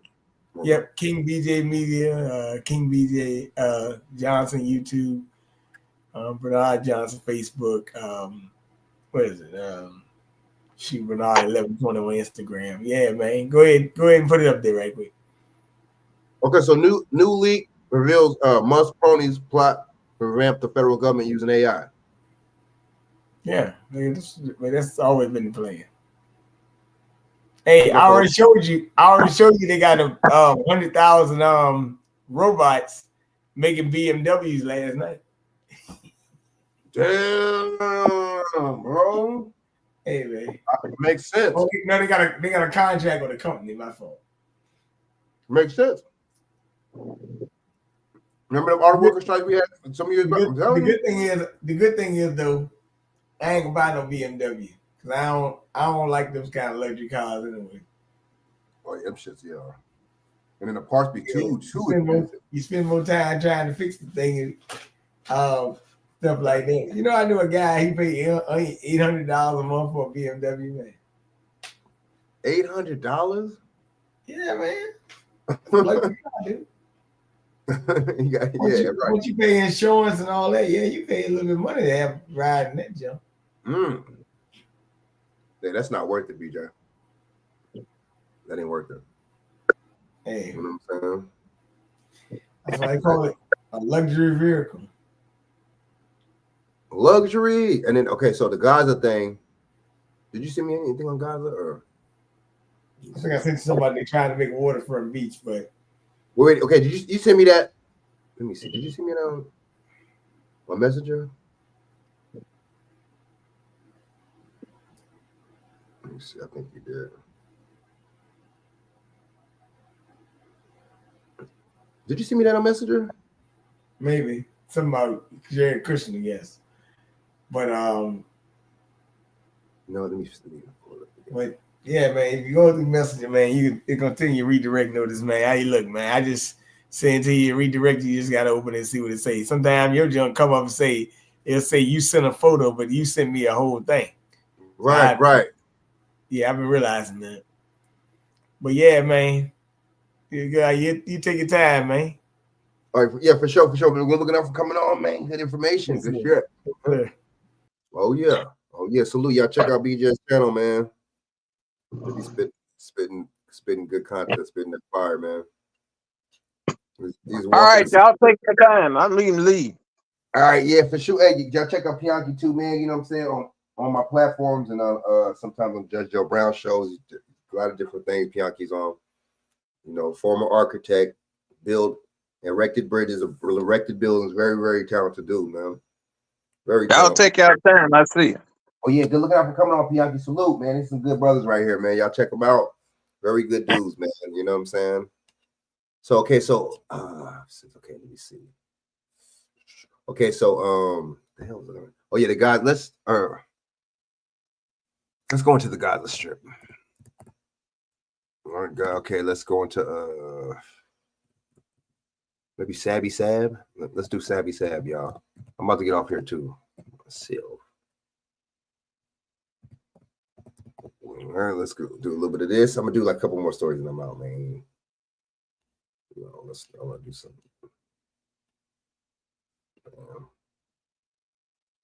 Yeah, okay, wait. Check out All right. He is here to pick up another check and also discussing a new deal of sorts.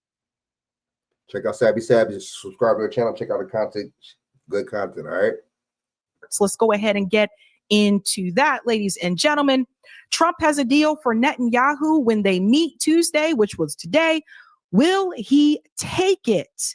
Oh, buddy, let's dive into this here. It says negotiations have begun for a second phase of a ceasefire deal that would end the war with Hamas and return all Israeli hostages from captivity in Gaza. Also on the table is a bargain that could reshape the Middle East for decades to come. A deal to open Israel's diplomatic relations with Saudi Arabia. Now, why is this shocking, folks? You guys know Saudi Arabia kind of dabbles, with two different teams. Like, they're friends with the US, but they're also friends with China and Russia too. They party a little bit with BRICS, but they also party a little bit with the West. So it almost seems like in order for Netanyahu and Likud party to secure this capture of the rest of the land in the Middle East, it sounds like they need some type of support from Saudi Arabia. And whether or not Saudi Arabia is going to do that, I don't know. They have been known to be a fair weather friend. So sometimes they'll just be like, yeah, we're going to do it. And they're like, I don't know, and they're going to be looking for something in the deal for them as well. Check into GX Corner for the latest news, deals, and free games. But what really... Now it goes on to say another central question to resolve. Excuse me there. Whether Israel will launch a military strike on a weakened Iran, shorn after a year of intense fighting against its proxies. So here we go, folks. And this is the part I want people to really pay attention to. They're itching to go after Iran. The Likud party is itching. Remember, they don't want Iran there. Regardless if Iran chooses not to use any weapons at all, they don't want Iran there. Benjamin Netanyahu said in front of Congress himself, he said that it was a curse. And he said the blessing was with Iran gone, of course, Israel having the West Bank and Israel having Gaza too. They see it as a curse. They want the Palestinian people gone. They don't want Iran there either. This has to just deal with not just obviously ethnic cleansing, but also trade, commerce, resources. There's a lot of things at play here. Trump's Middle East envoy, Steve Witkoff, played a key role in persuading Netanyahu to accept the ceasefire first phase. And Trump wants to see the deal continue until all hostages are freed and the war is over, in order to focus on the Saudi-Israeli peace deal. Now, see, guys, everybody has to keep in mind, remember, when Benjamin Netanyahu talked about his plan of a greater Israel, that included part of Syria, that included part of Lebanon, a small piece of Jordan, if I remember correctly. And it seems like in order for this to really go through, it's almost like they have a better chance of other Arab nations accepting this if Saudi Arabia gives them the green light. That's almost what it seems like to me. Now, this part right here, Netanyahu's political future and legacy. The main challenge Netanyahu faces is from Smotrich. Israel's finance minister, who wants the war to continue until Hamas is destroyed, which I think we all know is not going to happen, right? We know they're not going to destroy Hamas. They haven't destroyed Hamas yet, or even come close to that.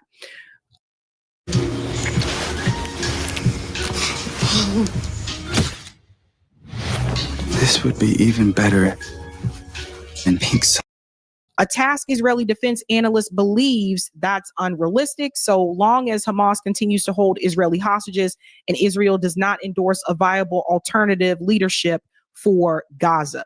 So, long story short, Benjamin Netanyahu is here in DC. He is here to get more money, not just more money, but also this, green light to go ahead and just basically take what's left of the West Bank. I want to go ahead and bring in this clip here, ladies and gentlemen. Israeli Prime Minister Benjamin Netanyahu will meet with President Trump at the White House this afternoon to discuss the ceasefire in Gaza.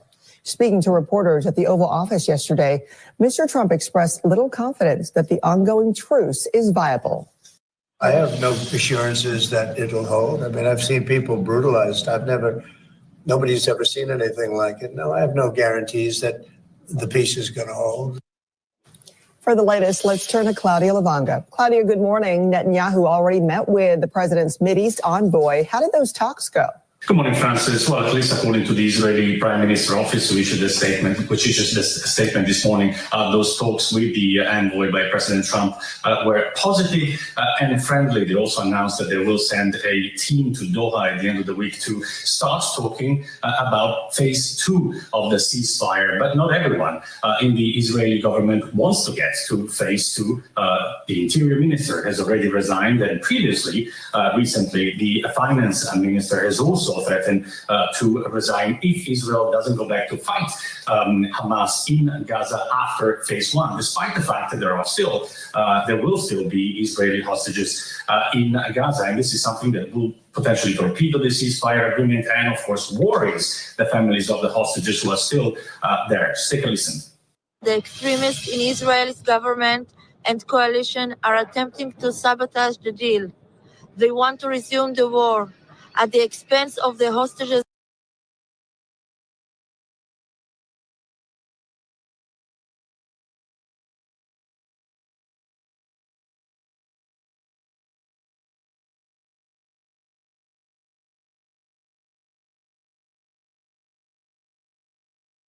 Lives. I don't trust Netanyahu to bring my son home from captivity, but I do trust you, Mr. President. I know you will bring my Matan and the rest of the hostages home. Well, in the meantime, the leader of the opposition in Israel, Lapid, said that his party will offer support to the government to make sure that it has a safety net to guarantee that the ceasefire holds. A message to Netanyahu, but also President Trump ahead of their meeting there. Francis?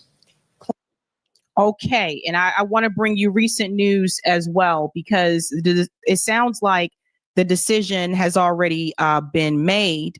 I'll get to that in just a second. But as you all know, of course, Code Pink is encouraging everybody to fight back against Benjamin Netanyahu's visit here in D.C. As you can see it here, listen to what Medea Benjamin had to say. So the war criminal Netanyahu arrived last night in Washington, D.C. Boo! And there are people outside the Blair House where he's staying, and we're here in the Senate because we heard he's coming to the Senate today. So we are looking around for the war criminal who needs to be arrested. And do you know why he's staying at the Blair House instead of the Watergate? Well, it was because all the protesters that were at the Watergate the last time he was here made sure he couldn't sleep at night. And so they think he's going to get a good night's sleep at the Blair House, and he's not going to get it. We're going to be there 24 hours a day. Even the Watergate doesn't want him. Arrest the war criminal. Okay, but they are not arresting the war criminal. And I sincerely hope you get a chance to watch the interview that I did with Colonel Larry Wilkerson. He was a colonel under Colin Powell during the George W. Bush administration, who heavily disagreed with the war in Iraq and what is happening now as well. I recorded that interview, and he reveals some things about the U.S. government, and I think you guys need to hear that. That should premiere on Thursday, because I won't be live Thursday. I have other plans, but that interview will premiere, I believe, during the afternoon. So make sure you check that out, because he goes into a lot more detail. Now, I do have this statement here from Donald Trump right now. So I do want to go ahead and add this information from the conference. Donald Trump explaining what is going to happen with Gaza. And let me go ahead and put this here. Let's go ahead and bring this in. I do not want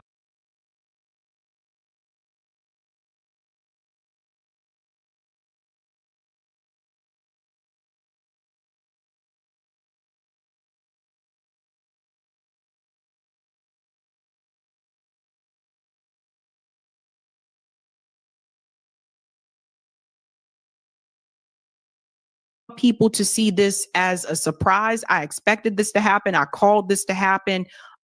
If Donald Trump wasn't president, this was still going to happen. And I'll explain that a little bit later, but let's get into this announcement here, ladies and gentlemen. The U.S. will take over the Gaza Strip, and we will do a job with it too. We'll own it and be responsible for dismantling all of the dangerous unexploded bombs and other weapons on the site, level the site and get rid of the destroyed buildings, level it out, create an economic development.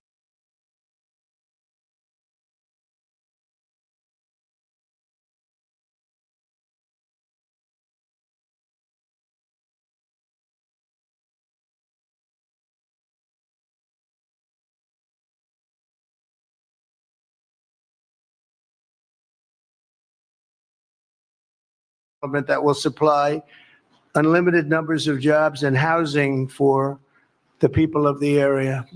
Do a real job, do something different. Just can't go back. If you go back, it's going to end up the same way it has for 100 years. I'm hopeful that this ceasefire could be the beginning of a larger and more enduring peace that will end the bloodshed and killing once and for all. With the same goal in mind, my administration has been moving quickly to restore trust in the alliance and rebuild American strength throughout the region.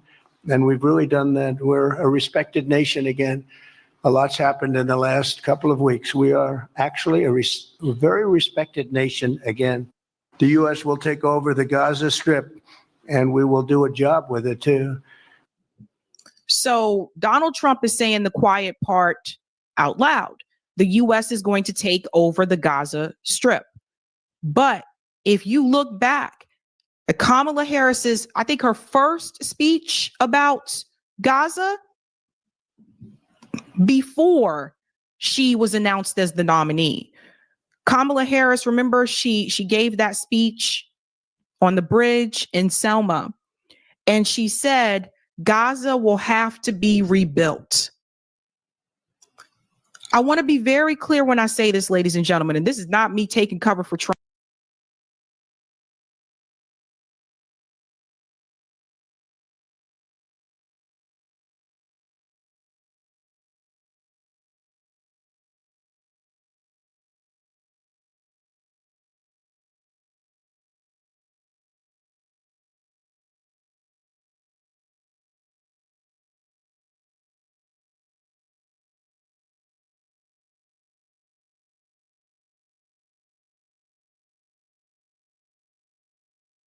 Trump. I don't like this mofo either.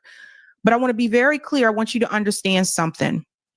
Both political parties agree with what Israel is doing.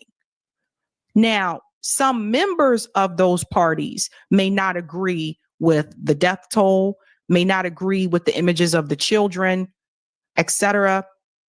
But the parties agree with what Israel is doing. Not only do they agree with it, they're the leader of it. You see, this is something that I found out when I talked to Colonel Wilkerson. As many times as I've said on the show that the U.S. is basically Israel's bitch. That the U.S. does whatever Israel wants them to do. When I spoke to Colonel Wilkerson, who was very much involved in that space, he made it very clear that people have it backwards. The U.S. is telling Israel what to do. AIPAC exists because the U.S. wants it to exist. Now, I say U.S., I don't mean us, but the powers that be and the U.S. government. The reason why they don't try to let's get rid of this corporate money, let's get rid of PACs like AIPAC, is because that's how she said U.S. There's a difference between the USA, United States, and America. There's two different things. Wait, it's two different things, all right? Our government wants it there. And the government leadership wants it there. I want to be very clear because I had to really check myself with this one. As many times as I've told you, the U.S. is just doing whatever Israel wants it to do. I had it backwards too. And I'm woman enough to admit that I had it wrong. The U.S. is the one that's been telling Israel what to do. The U.S. wants this to happen in the Middle East, the U.S. government. And the reason why they do is because of the resources that are there. And because when you hear people say that we have to protect Israel because that's a part of U.S. interests, it's because they're located where they're located. This is the final phase of colonialism. So yes, the U.S. government is currently and has been all along supporting a settler colonial project. What that tell you about the U.S.? Racist racist white people, this racist white establishment, you see what I'm saying, that hijacked everything and redid the Constitution under the guise of Reconstruction. These people is sick and evil, man, and demented and twisted. So I don't know why people, you know what I'm saying, you know, why people think, you know what I mean, that, you know what I'm saying, that these people are giving these people some kind of cover. I don't get that. I've been telling people about these people, man. I've been saying that. And people weird. And it's easier to point the fingers and say it's because of AIPAC. Yeah, that's easy when you follow the money. But then you have to ask this question. Why is AIPAC still there? Why is it that the powers that be, the leadership in these parties, why don't they make a move to stop having people take the money?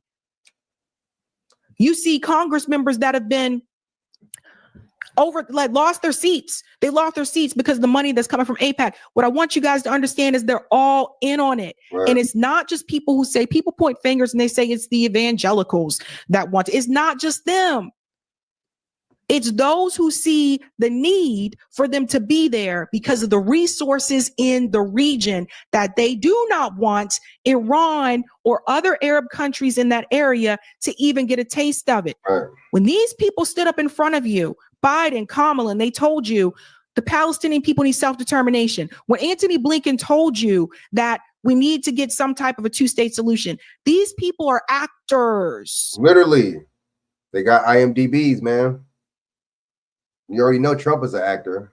You already know they just said Joe Biden has a talent agent. Come on, man.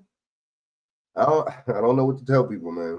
These people were lying. They've been lying over and over. They don't want a two-state solution. They just said that to save a little bit of face and have a little bit of dignity left after the genocide. They approve of everything that Israel is doing. They don't want the Palestinian people there either. They want Israel to have control over the resources right there in the Middle East. And that's the final colonial project. Trump says the quiet part out loud. Unlike Kamala and Biden, he didn't even try to pretend like he cared about the Palestinian people.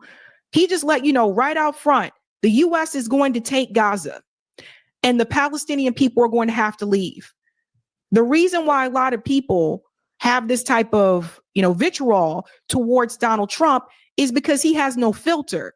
He says these quiet things out loud. What I'm trying to get you to understand is that Biden and Kamala also had the same agreements. Some of the money that Netanyahu is coming to collect this week in DC was already approved by Joe Biden before Donald Trump took over in the White Yeah, House. you know that. So the billion that we're talking about, don't forget, some of this came from Biden. So this is not a defense of Donald Trump, but I am here to tell you, because some people are saying you guys shouldn't have voted third party. Look at what you got. First of all, the math doesn't even add up that way. People learn how to do math. Because with all the third party votes combined, Kamala Harris still loses by a lot. So that's not even the case. That being said, I do not want you to think that Kamala and Biden would not be on board with it. They were always on board, but they were trying to be more quiet about it. Donald Trump says it out in the open. I'm heavily, heavily against this. This is not, we're going to rebuild it and make it better for the people. This is gentrification 1,000 times. Oh yeah, she has never lied about that. You see, that lets you know too. These white establishments, you know, when they don't mind. See, this is how I look at it too. You got to look at these people's policy domestically, right? If they don't know how to treat you right, you know, teach you right, then they don't know how to treat you right, right? Meaning, like domestically, they don't treat you right. They look at these slums. Look at how America looks. You know what I'm saying? Look at these slums, these ghettos. You know, these poverty-stricken areas. So if they do the American people like that and subject American people to live like that, of course they're gonna do these people in these third world countries like that. What makes them exempt? They do gentrification out here. Come on, in Boys in the Hood, 30-something years ago, they were talking about gentrification way before it started happening. And boom, it started happening. You don't think they was thinking about gentrification in Africa too? That's what the Chinese out there doing. All these big powers, China, Russia, America, and England. You know what I'm saying? They're all on the same tip. They all have that same, you know what I'm saying, goal. Over. These people are not going to be able to stay there.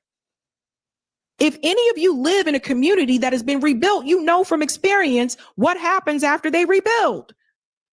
Usually the people who are there are pushed out. They're done, gone. They have to go somewhere else.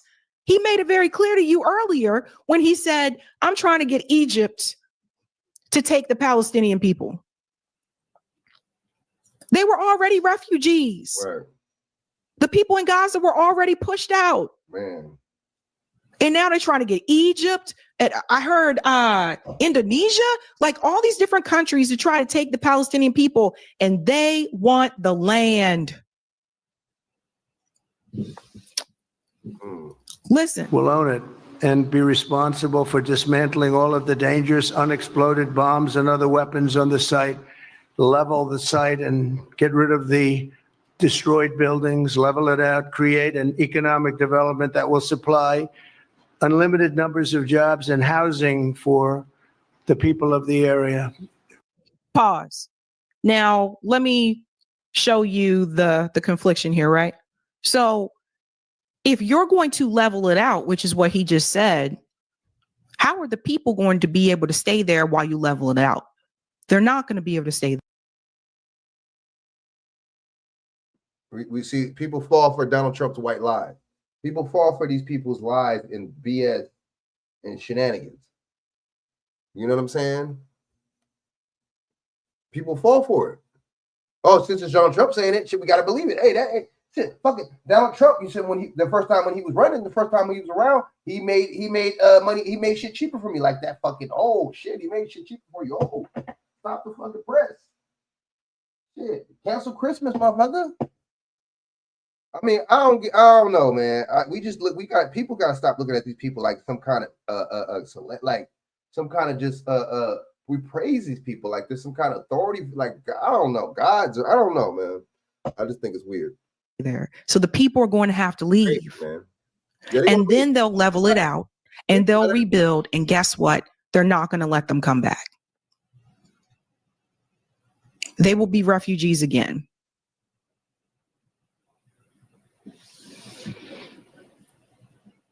Do a real job, do something different. Just can't go back. If you go back, it's going to end up the same way it has for 100 years. I'm hopeful that this ceasefire could be the beginning of a larger and more enduring peace that will end the bloodshed and killing once and for all. With the same goal in mind, my administration has been moving quickly to restore trust in the alliance and rebuild American strength throughout the region. And we've really done that. We're a respected nation again. You heard what he said, build American strength throughout the region. And it's interesting, you talk about killing and bloodshed, but you got the killer sitting up there, right up there on the stage, right next to you. The killer in chief is this guy right here, right? Benjamin Netanyahu is the killer in chief. That's who the killer is. And the way that this is going, like I said before, guys, whatever you do, 5 years from now, 10 years from now, 15 years from now, do not forget what happened. Oh, yeah.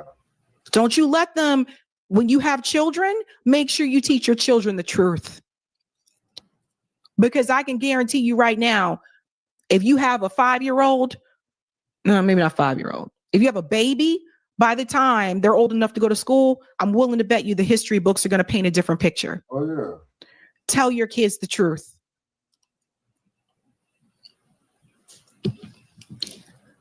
So he's here and he'll be here to ask for more money. Oh, yeah. And then there's this situation with Iran. And I want you to hear what Trump said about Iran. This is a fear tactic here from Israel. Listen to this. It's Iran and their proxies who have threatened to retaliate against you and your team by killing you guys for taking out Soleimani. I seen this. Well, they haven't done that. Oh, And ain't nobody gonna see the news that I told y'all. The media, man, is in on it. They know damn. Oh, they say that the people are gonna try to retaliate and get you. Come on, man. That journalists know damn well that's a lie. There's more lies and more propaganda. I mean, it's legal, so let's go. that would be a terrible thing for them to do, not because of me. If they did that, they would be obliterated. That'd be the end. I've left instructions. If they do it, they get obliterated. There won't be anything left. And they shouldn't be able to do it. And Biden should have said that, but he never did. I don't know why, lack of intelligence, perhaps. But he never said it. If that happens to a leader or close to a leader, frankly, if you had other people involved also, you would call for total obliteration of a state that did it. That would include Iran. So this is an Israel fear tactic. They're trying to get people, again, notice this is Fox News, right? They're trying to make it seem like, oh, Iran might try to assassinate Netanyahu or you or anybody and da-da-da. So do you see they're already painting the narrative? So if something were to happen to Benjamin Netanyahu, they can go back to this tape and say, see, we tried to warn you. Does this sound familiar? Because if you remember the Iraq War, they're playing, it's the same playbook, it's the same script. Please make sure you watch my interview with Colonel Wilkerson, who was a part of the George W. Bush administration and was heavily against these wars. And then listen to what he says about Iranian oil. I'm trying to tell you guys what's coming. They cannot have a nuclear weapon. With me, it's very simple. Iran cannot have a nuclear weapon. How are you going to tell? Who are you to determine who? But Israel could be fourth in arms with nuclear weapon. Shout out to Sabby Sab, man. All right, salute to her channel. I don't play all her content, but shout out to Sabby Sab. Check out her channel, man. Subscribe to it. You know what I'm saying? This dude Trump. Hold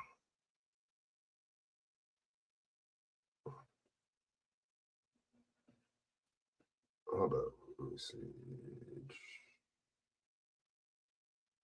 Hold up.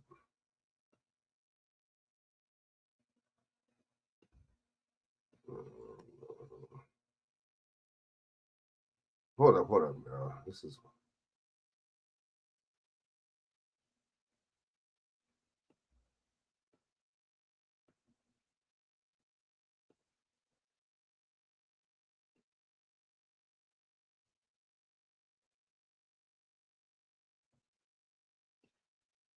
Hold up.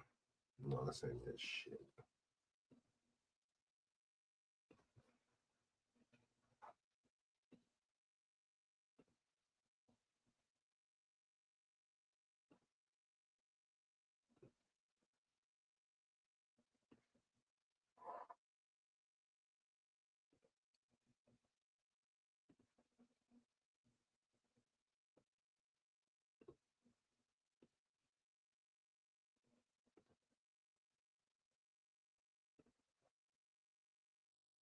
Oh, shit, hold on, y'all.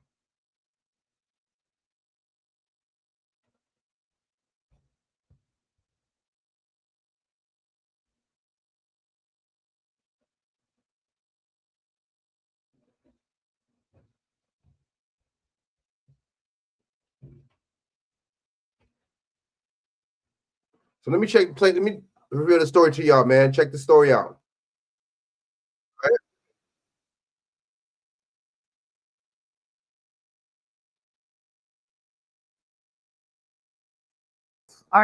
And this is a sergeant.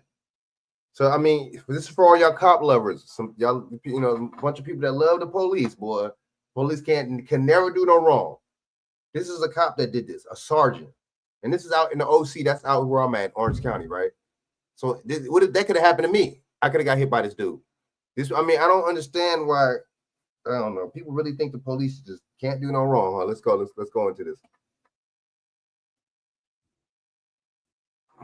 Orange County Bureau Chief Chip Yost is live in Santa Ana with some details for us. Hi, Chip. Yeah, hey there, Glenn and Lou. Yes, an LAPD officer has been accused of killing a 19-year-old man in a DUI hit and run. That 19-year-old lived here in Santa Ana, and we just spoke to his family, who are still working their way through their grief in this case. Let's take a look at a picture of the young 19-year-old who was killed in this. You're looking at a picture of 19-year-old Emmanuel Salvador Gonzalez. His friends call him Manny. On Saturday at about 4 in the morning, he was in Tustin near Nissan and Del Amo when police say a car struck him. Police were called about a person down in the street over there. They got there, and that's when they found Gonzalez in the street. He was killed in that accident, but according to the LA Times, the car didn't stick around. The car took off, and it was later determined the car was driven by an LAPD sergeant. Let's show you some video from court this afternoon of that LAPD sergeant, Carlos Coronel. He was arrested, according to the LA Times, at Newton Division. According to the Times, hours after that accident Saturday morning, he went to work at Newton Division, and that's where he was arrested. We're still waiting for confirmation on all of that from some of the different. He went to work like nothing ever happened. He went to work like everything was all good. You know what I'm saying? Like it was just literally another day in the office. Look at these people. But see, nothing's gonna happen. See, the news is in on it because they report on the stories like this. They try to make it seem like they expose the stories like this, and nothing ever happens. You still got the DAs that's not gonna do nothing. You still got the judges. You still got these police unions that are really powerful. The police unions is the really main reason why these people don't be getting prosecuted like that. Agencies involved, but according to the Times, that's where he was arrested. Some searches we did of the Orange County court system showed today that he has a previous DUI back in 2011. He was arrested by the CHP in Buena Park. This dude was already this was arrested before for the same thing, and this is a cop. Why is he still a cop? I guess you could just do whatever you want and be a police officer, huh? That's probably why so many people are cops. Was put on probation in that case. The reason he was in court today was not because of what he was arrested for over the weekend. The DA still hasn't made a filing decision in the weekend case where that young man was killed. He was in court today and in custody for a probation violation stemming from that 2011 DUI case a little bit earlier. And he was on probation. How are you a cop on probation? We spoke to the brokenhearted stepfather of the young man killed. Here's a little bit from him. He's everything to me. He's my world. He's a very lovable kid, very respectful. You know, he never gave us problems. He's just the most sweetest boy in the world. The LAPD put out a statement that says the Los Angeles Police Department is committed to upholding the highest standards of integrity, professionalism, and accountability. We do not tolerate misconduct of any kind, and any violations of department policies or the public trust. Yeah, right. Are taken seriously. All allegations of officer misconduct are thoroughly investigated and appropriate action is taken to ensure accountability. Our commitment is to serve and protect the community with fairness, respect, and transparency. Now, as far as that court hearing earlier today, it appears that he was sentenced to, I believe, and we'll have to go back and double check this. I was watching it online, but it sounded like he was sentenced to 30 days in jail for the probation. 30 days. Here we go with we go with these numbers. That ain't shit. 30 days in jail, bro.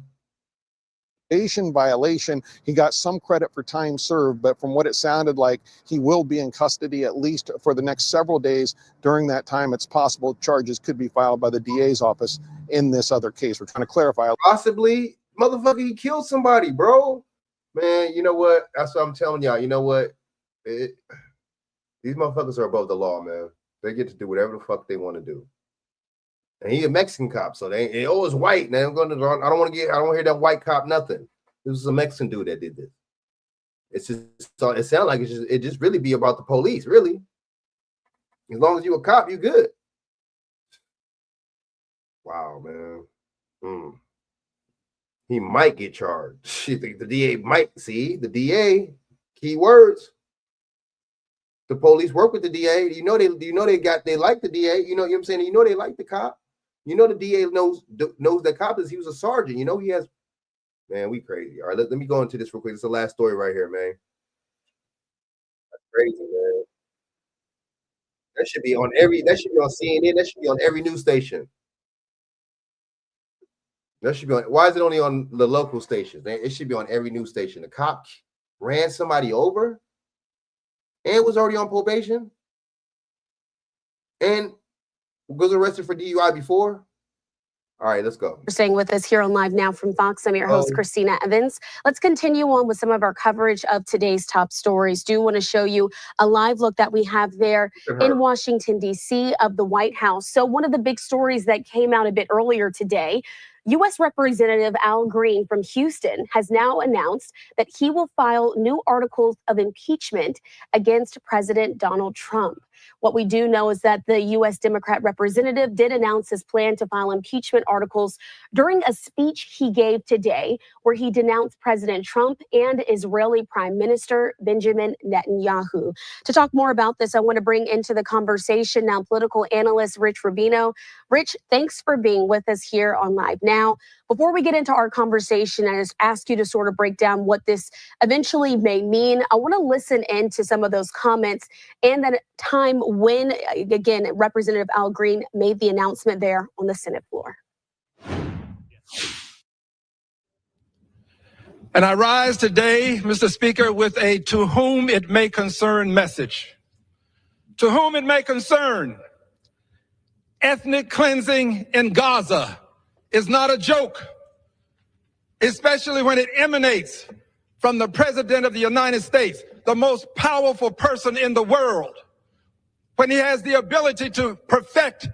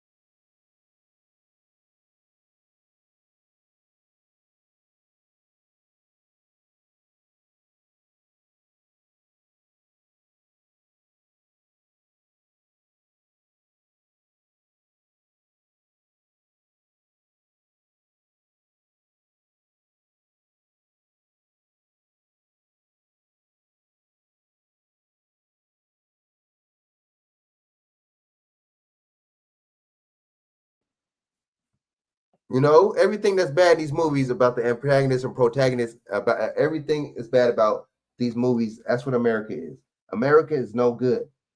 I'm sorry, but if they're about impeaching this dude, Donald Trump, I'm not tripping. But Al Green and these people are full of it because Kamala Harris and Donald Trump was about taking land from Gaza too. So it don't matter who was in office. If Donald Trump was in office or Kamala Harris was in office, they were still going to take that land from Gaza. It's all puppet. They're all puppets. They're the board. They're the chairman of the boards, the president of the United States. That's all it is. What he says, ethnic cleansing in Gaza is no joke, and the prime minister of Israel should be ashamed, knowing the history of his people, to stand there and allow such things to be said. Ethnic cleansing has been a crime against humanity. And I stand here today in the well that is ethnic cleansing, though. That is exactly what that is. But like I said, he's full of it, and these Democrats are full of it because the Democrats was going to do the same thing. But Biden and Harris was pushing the same. See, that's why I don't go for neither one. I'm not a Democrat or Republican. I'm not going to never jump on any bandwagon, any side, because it's all BS. They let you know it's BS because you can only pick two sides. Get it? Guess what? There's only two sides of a coin, right? Same shit, but it's still the same coin. Denounce what he was said, to denounce what the president said, to denounce the complicity of the prime minister of Israel, and to remind people that Dr. King was right. Injustice anywhere is a threat to justice everywhere. And injustice in Gaza is a threat to justice in the United States of America. I rise to announce that the movement to impeach the president has begun. I rise to announce that I will bring articles of impeachment against the president for dastardly deeds proposed. I'm not one of them dudes that's gonna be like, oh no, don't do that. Why are you gonna do that for? No, you shouldn't do that. Fuck it, do it. Because what he's doing is wild, dude. Like, I can't, because see, I'm not gonna be like, yeah, I think I'm still for Trump and he's still good unless you still give him a shot. But then at the same time, that's messed up what he's doing. Like, bro, that right up there alone is impeachment. Or grounds from impeachment. That's ground from war crimes. Because y'all use the play and try to make it seem like, and it's funny because on that same day, October 7th, 2023, that was Benjamin Netanyahu's birthday. Oh, perfect attack on my birthday. It's all scripted. They staged the attack, then they staged the war, all that stage, and then they say hostages. They're saying that there's hostages from the Israeli side, and then they're saying there's prisoners on the Gaza side. You see what I'm saying? And then they release some prisoner hostages from Israel, and there's still more. Huh? Why would you? And that lets you know it's staged, because this lets you know it's staged. If there's still more hostages, how are you going to take the land? Wouldn't that mess up your negotiation for the hostages? By you trying to see, this is stage, man. I don't understand why nobody gets it. If people are still over here, aren't you putting the hostages at risk? We don't think. Dastardly deeds done. We putting the hostages at risk. I also rise to say, how does that work? That the impeachment movement is going to be a grass up movement, not a top down. The people have got to move forward. The people have to demand it. And when the people demand it, it will be done. I did it before. I laid the foundation for impeachment, and it was done. Nobody knows more about it than I. And I know that it's time for us to lay the foundation again. On some issues, it is better to stand alone. But you notice these black Democrats don't fight for us. They don't fight for black people like that. They don't fight for our rights like that. It's so interesting how these black Democrats, they're used by, so you could tell the Democrat Party have them out here pushing them to do this, right? You notice y'all peep, they don't fight for black people like that. They don't fight for our issues like that. They don't get out there screaming and chanting and ranting and raving for black people's issues, but they do it for everybody else or every other issue. So you fighting hard for Gaza and for the Palestinians. That is wrong, though. That is wrong what Donald Trump is doing, and I do agree. But you're not fighting hard for black people, though. I guess, man. I guess. We don't have nobody to represent us, man, and that's crazy. Does not stand at all. On this issue, I stand alone, but I stand for justice. I yield. You know what? Wait, hold up. All right, we were just listening. You know what? He has a good point. There probably isn't that many Democrats with him. What does that tell you? One thing I'm gonna have to give him credit on, he might be like one of the only 2 Democrats, him and somebody else. That's sad. What does that tell you?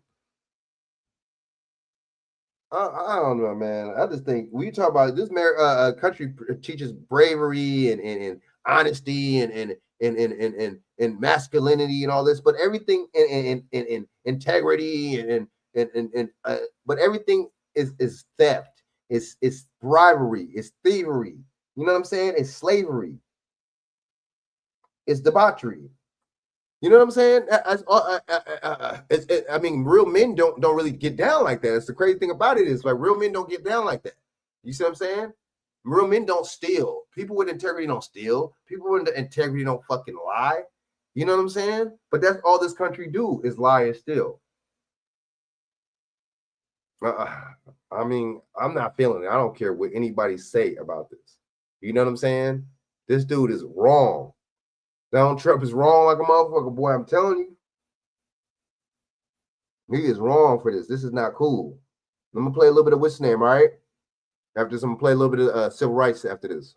Listening into those remarks there that he made at the U.S. Capitol. Again, political analyst Rich Rubino here with us now to make sense of some of what he said. Rich, I have to ask you your initial thoughts on this push now that he says he's going to file those articles of impeachment. Yeah, Al Green tried this in the first 2 years of the Trump administration, but he did not receive the support of the leadership. Green represents a very Democratic district in southern Houston. It went 71% last time around for Harris. The last 2 times he tried it, he could not get any Democrats who represented congressional districts that were more or less competitive. It would be obviously if this were to go to the floor, my guess is he could potentially get a couple of votes from members who represent congressional districts that are demonstrably Democratic. But the Democratic. So it's fun. Oh, so the Democrats are going harder on Israel. Oh, right now. Then interesting. Oh, you would thought it would have been the Republicans. So the Democrats are actually going against Israel. Man, this is.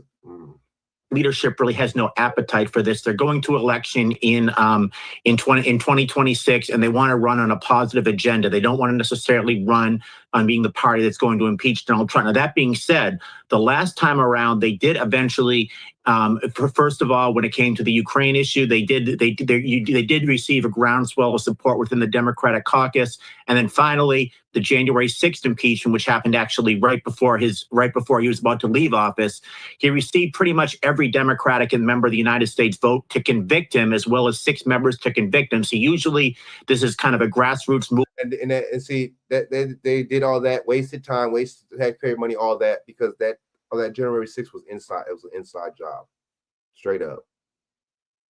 Inside. It starts from a member who's kind of on the fringe, but eventually it might get to the point where where the more moderate members start to support it. But impeachment is very much arbitrary. Gerald Ford in 1970, he was the House Minority Leader from Michigan, and he basically said that impeachment is whatever the majority party believes it to be at the time. There's no necessarily what a high crime and misdemeanor is not necessarily spelled out explicitly in the United States Constitution.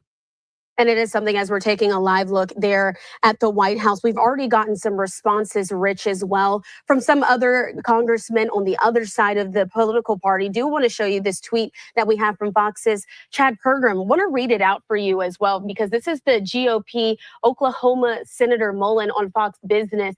They are talking about the Texas Representative Al Green on wanting to impeach Trump. He says that I kind of remember that the Constitution says that the only reason to impeach the president is for treason, bribery, and high crime.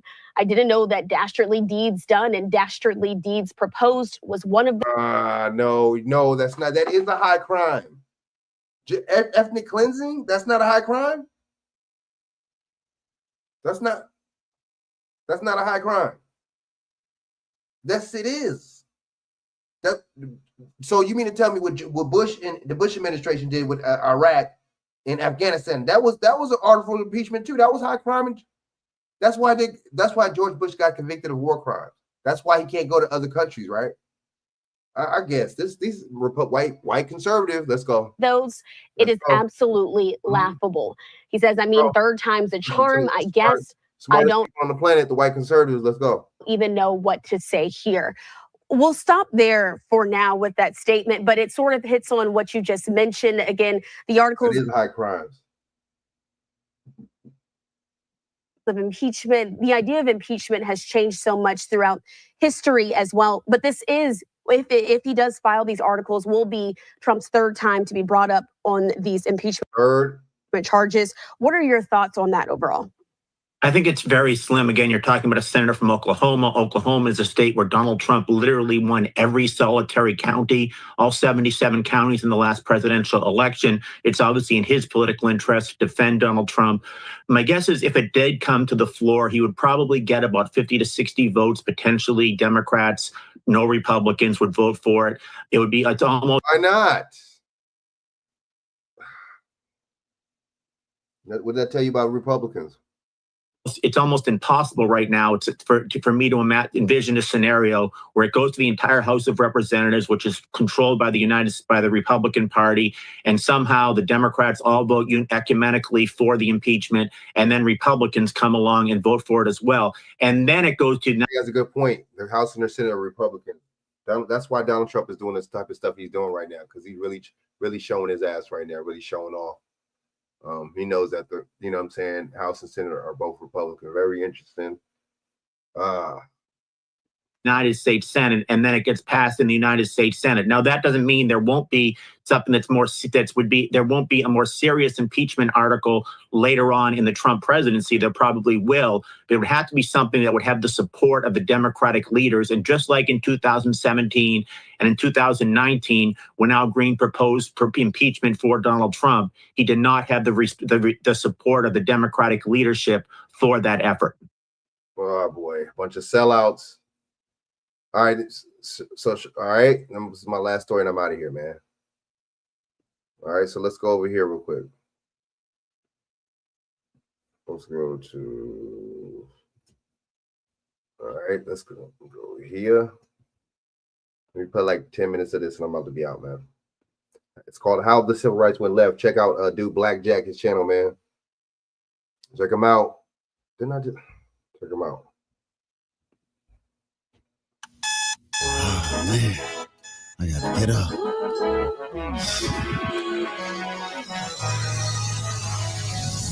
I gotta go. Ooh, I gotta go. I gotta go. I gotta go. I gotta get up and go. I gotta go. I gotta go. I gotta get up and go. I gotta get up and leave. Ladies and gentlemen, welcome back to another edition of the Blackjack Podcast. Gonna pick up from last week. One of the things that the civil rights movement always struggled with was responding to terrorism, but specifically the terrorism that impacts Black businesses. So we talked about last week business and sort of how the civil rights movement actually undercut Black-owned businesses. But the other thing, and one of the primary things that's always undercut Black businesses, is terrorism. If you're a white person doing business, you have to worry about profit and loss, capital, those kind of things. Black businesses historically, in addition, worry about terrorism. Now, terrorism can take a lot of different forms, and we sort of understand the basics, right? So take Rosewood, for example, in Florida, 1923, white people go crazy and they just hunt down Black people and kill them. And Black people are hiding in the woods, trying to hide out, and they wait out as long as they can. And many of them come out of the woods and they still get killed. But one of the first things that they did, the whites took the land. They took the land that Black people owned. They looted their businesses. They took their property. These people in Rosewood, they were independent. They owned their land. They owned these businesses. But again, terrorism wipes it out overnight, right? So you kind of have that dynamic that white people just don't have in America. Beyond that, we think about, for example, Tulsa. People love to talk about Tulsa, Black Wall Street in 1921. And of course that happened, right? Again, white people go ham. They destroy hundreds of businesses. They burn them to the ground. There are people who say they had little kind of like the crop duster planes and just dropped bombs all over. I mean, they went crazy. One of the things that people don't understand about that is it's not just that people destroyed hundreds of businesses and killed hundreds of people. The other thing that happened there is insurance companies, many of them refused to pay out claims to Black business owners who, had policies, paid their premiums, and they could not get coverage. But the other big thing that nobody talks about is the highway system. And this is the next form of terrorism that we see against Black-owned businesses. It's the highways. A lot of people don't realize, as difficult as it is. So don't the same thing? Didn't the same thing happen in South Africa? They took their land. Same shit. They did it to us. I mean, did it to us in America and did that to them Africans in Africa. Same thing. Same play. It is. Tulsa's Black Wall Street, they did rebuild. It was destroyed, but it was rebuilt. What put the death knell in that community was a highway. And a lot of people don't understand that terrorism evolves. It's just not about people with pitchforks and bombs. Terrorism evolves and it gets more strategic and it gets like a lot more sophisticated. The next iteration of terrorism was the highway and interstate system. And there wasn't a really great answer for that. If you go to the Greenwood district today in Tulsa, there's a big highway that runs through it. That's what killed it. Fortune magazine, I believe in 1954, they called Atlanta's Auburn Avenue the richest Negro street in the world.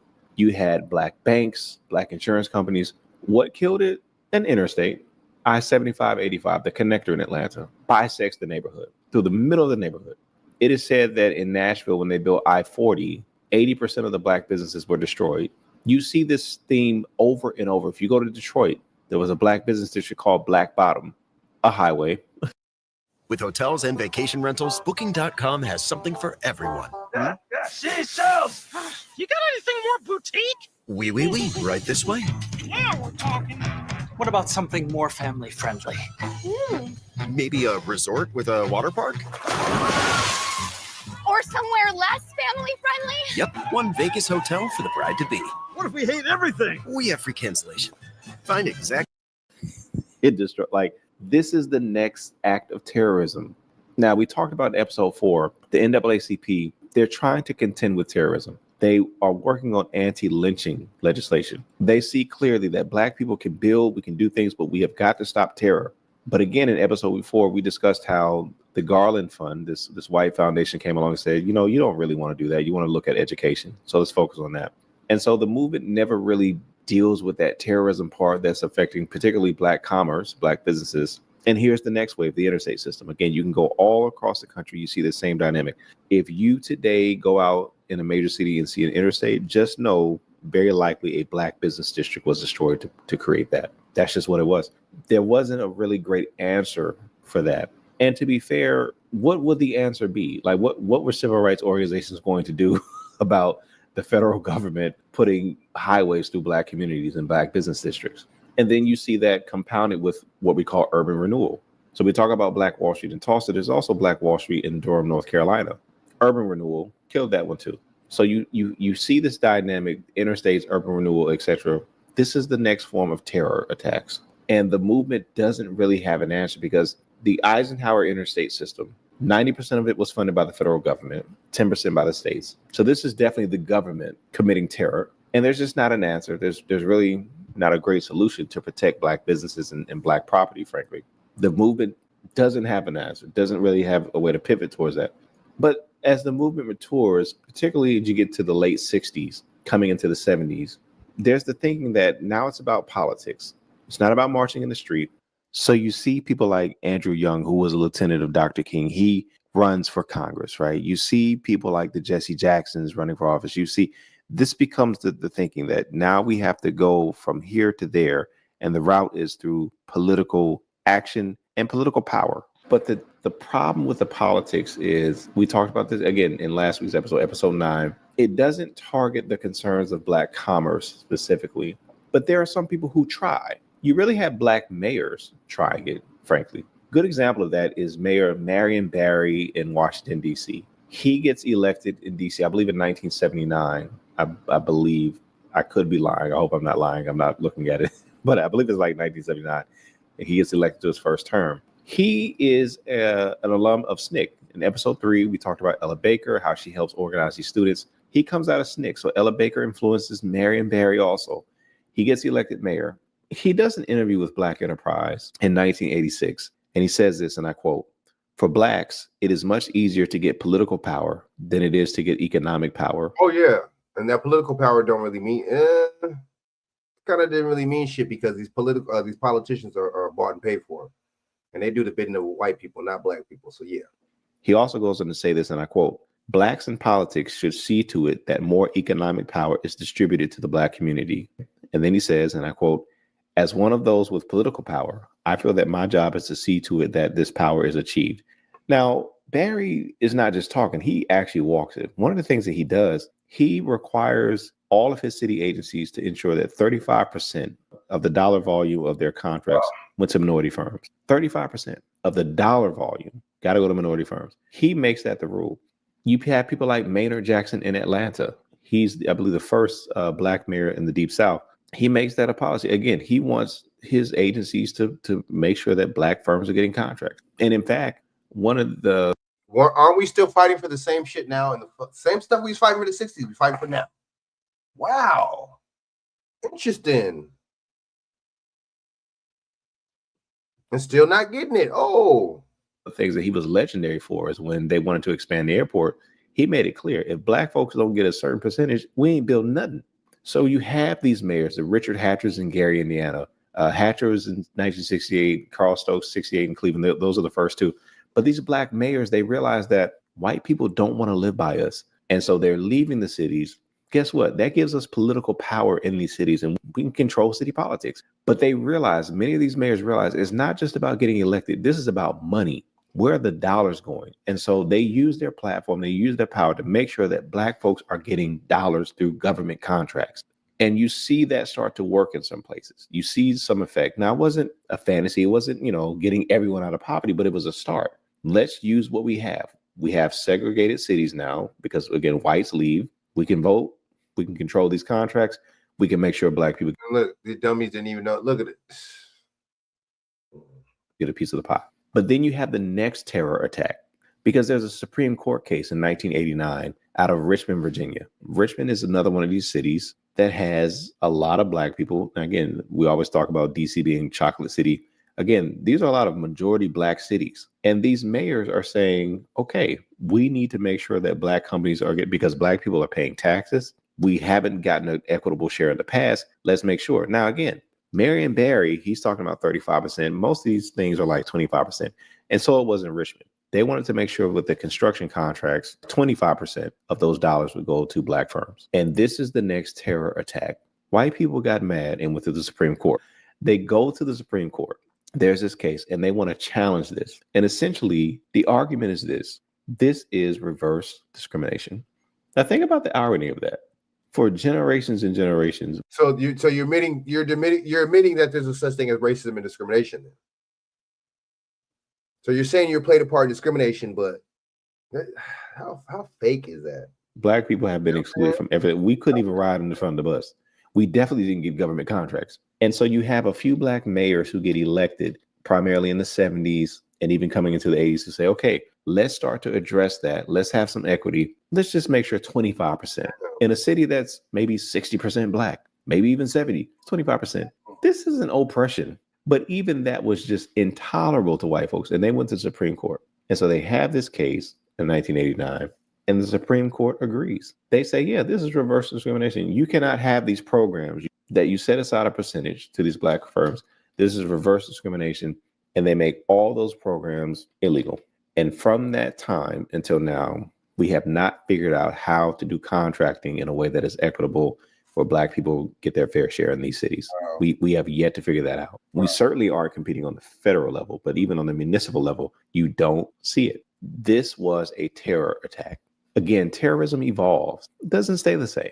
In 2024, it's not about going into a Black business district and throwing rocks. No. In the 1950s and the 1960s, it became, okay, let's build an interstate.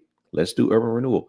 Let's do things to completely disrupt this. And then once you get coming into the 90s, we see some mayors trying to do what they can because we destroyed a lot of businesses like, the Tulsa districts and the Rosewoods. We did that at first. Okay. And then we did the interstates. Whatever was left, we see you trying to rebuild. Let's destroy it one more time. Let's go to the Supreme Court. You're going to use the power of the vote to get contracts. We'll take care of that. That was your next terror attack.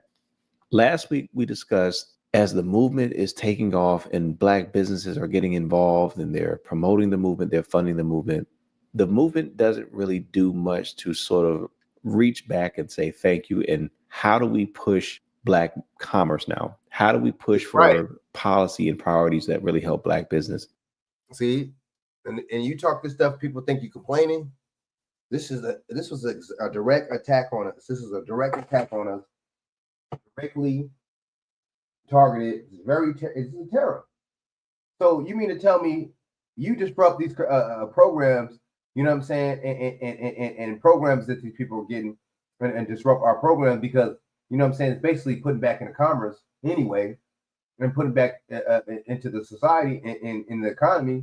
But you destroy these programs under the guise of reverse discrimination. That's why I don't trust none of these white politicians. I can't. Let's go. Sorry about that. I can't. And then you'll never see me. You're just never, ever in life. Ever.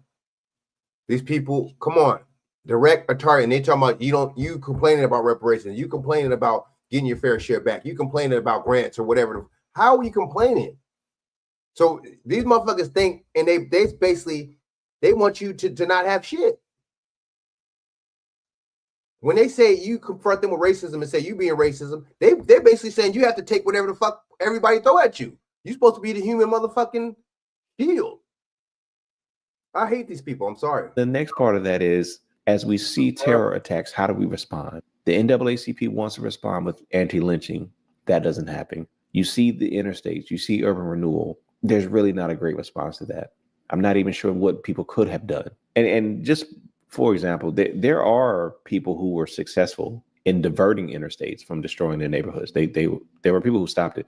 So I used to live in the DC area. I lived in Tacoma Park. Tacoma Park is weird because it is a neighborhood in DC, but if you cross the street, it is a city of Maryland, right?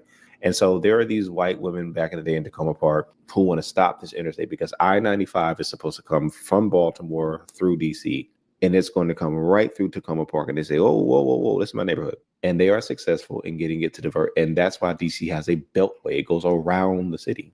Well, they were not going to do that for Black people. So there's no win there. And so here we talked about last week, the government really stops enforcing antitrust and anti-monopoly laws. That crushes Black businesses. And then we have the one thing that these mayors can do, control city contracts.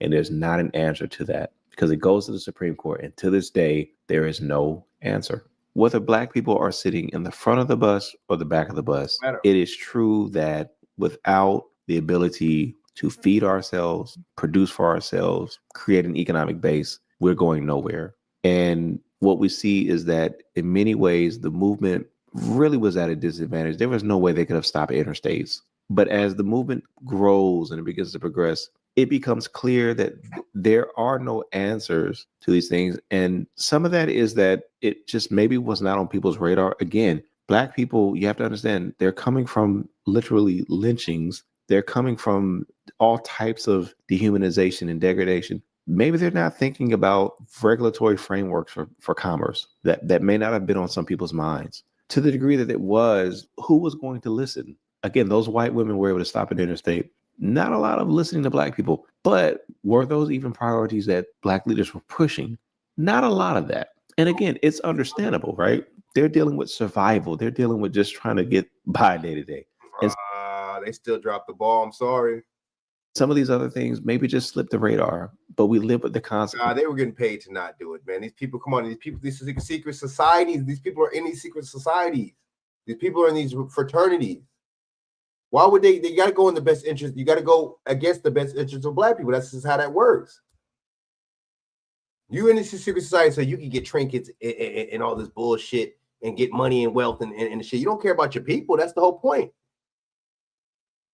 And so when these Black mayors come to power, they think this is overcoming, and it is for them. This is huge. They're coming out of the cotton fields. They're getting elected as mayor. Right. They think, oh, this is a bigger accomplishment. Oh, man, racism is over because I'm a mayor. Nigga, they're going to have you do whatever they want you to do. They're going to have you, you know what I'm saying? They're doing what they can. But the game is so much bigger because you have a Supreme Court who could say, we're going to drop another bomb. Right. And now what? And so here we are, 2024. There's still no solutions. But are we even asking those questions? And are we even demanding those things as political priorities? I gotta get up and go. I gotta go. Black Jack, check him out. You know what I'm saying? Like, subscribe to his channel. Man, he's a beast. That's good. You know, he hasn't had that many subscribers. I see.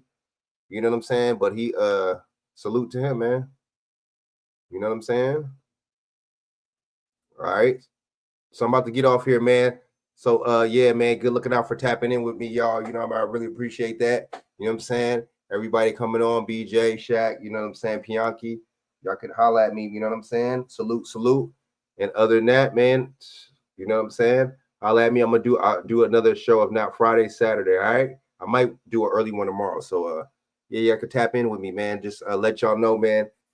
You know, the government, man, don't trust none of these people, man. Democrat, Republican, white, black, anybody, man. They all in it for themselves. You see what I'm saying? In their best interest. Their best interest is not to serve you, the people. The best interest is to serve themselves. You see what I'm saying? All right. Y'all see how Trump is basically trying to wipe and trying to just clear out Gaza and then just, you know what I'm saying, relocate those people on some ethnic cleansing type stuff. That ain't no joke. They'll do it to them people. They'll do it to people over here because they're, oh my bad, they already been doing that. It's called gentrification. You know what I'm saying? Urban renewal. So we're gonna go and get into this urban renewal too. I'm next video is gonna be about urban renewal. All right. Other than that, I'm gonna holler at y'all, man. Salute. Thanks for tapping in. Like, comment, subscribe, share this out to your social media. Share it out. Like, comment, subscribe. All right. You know what I'm saying? I want to hit the algorithm. So I'm gonna holler at y'all, man. Salute. Thanks for tapping in.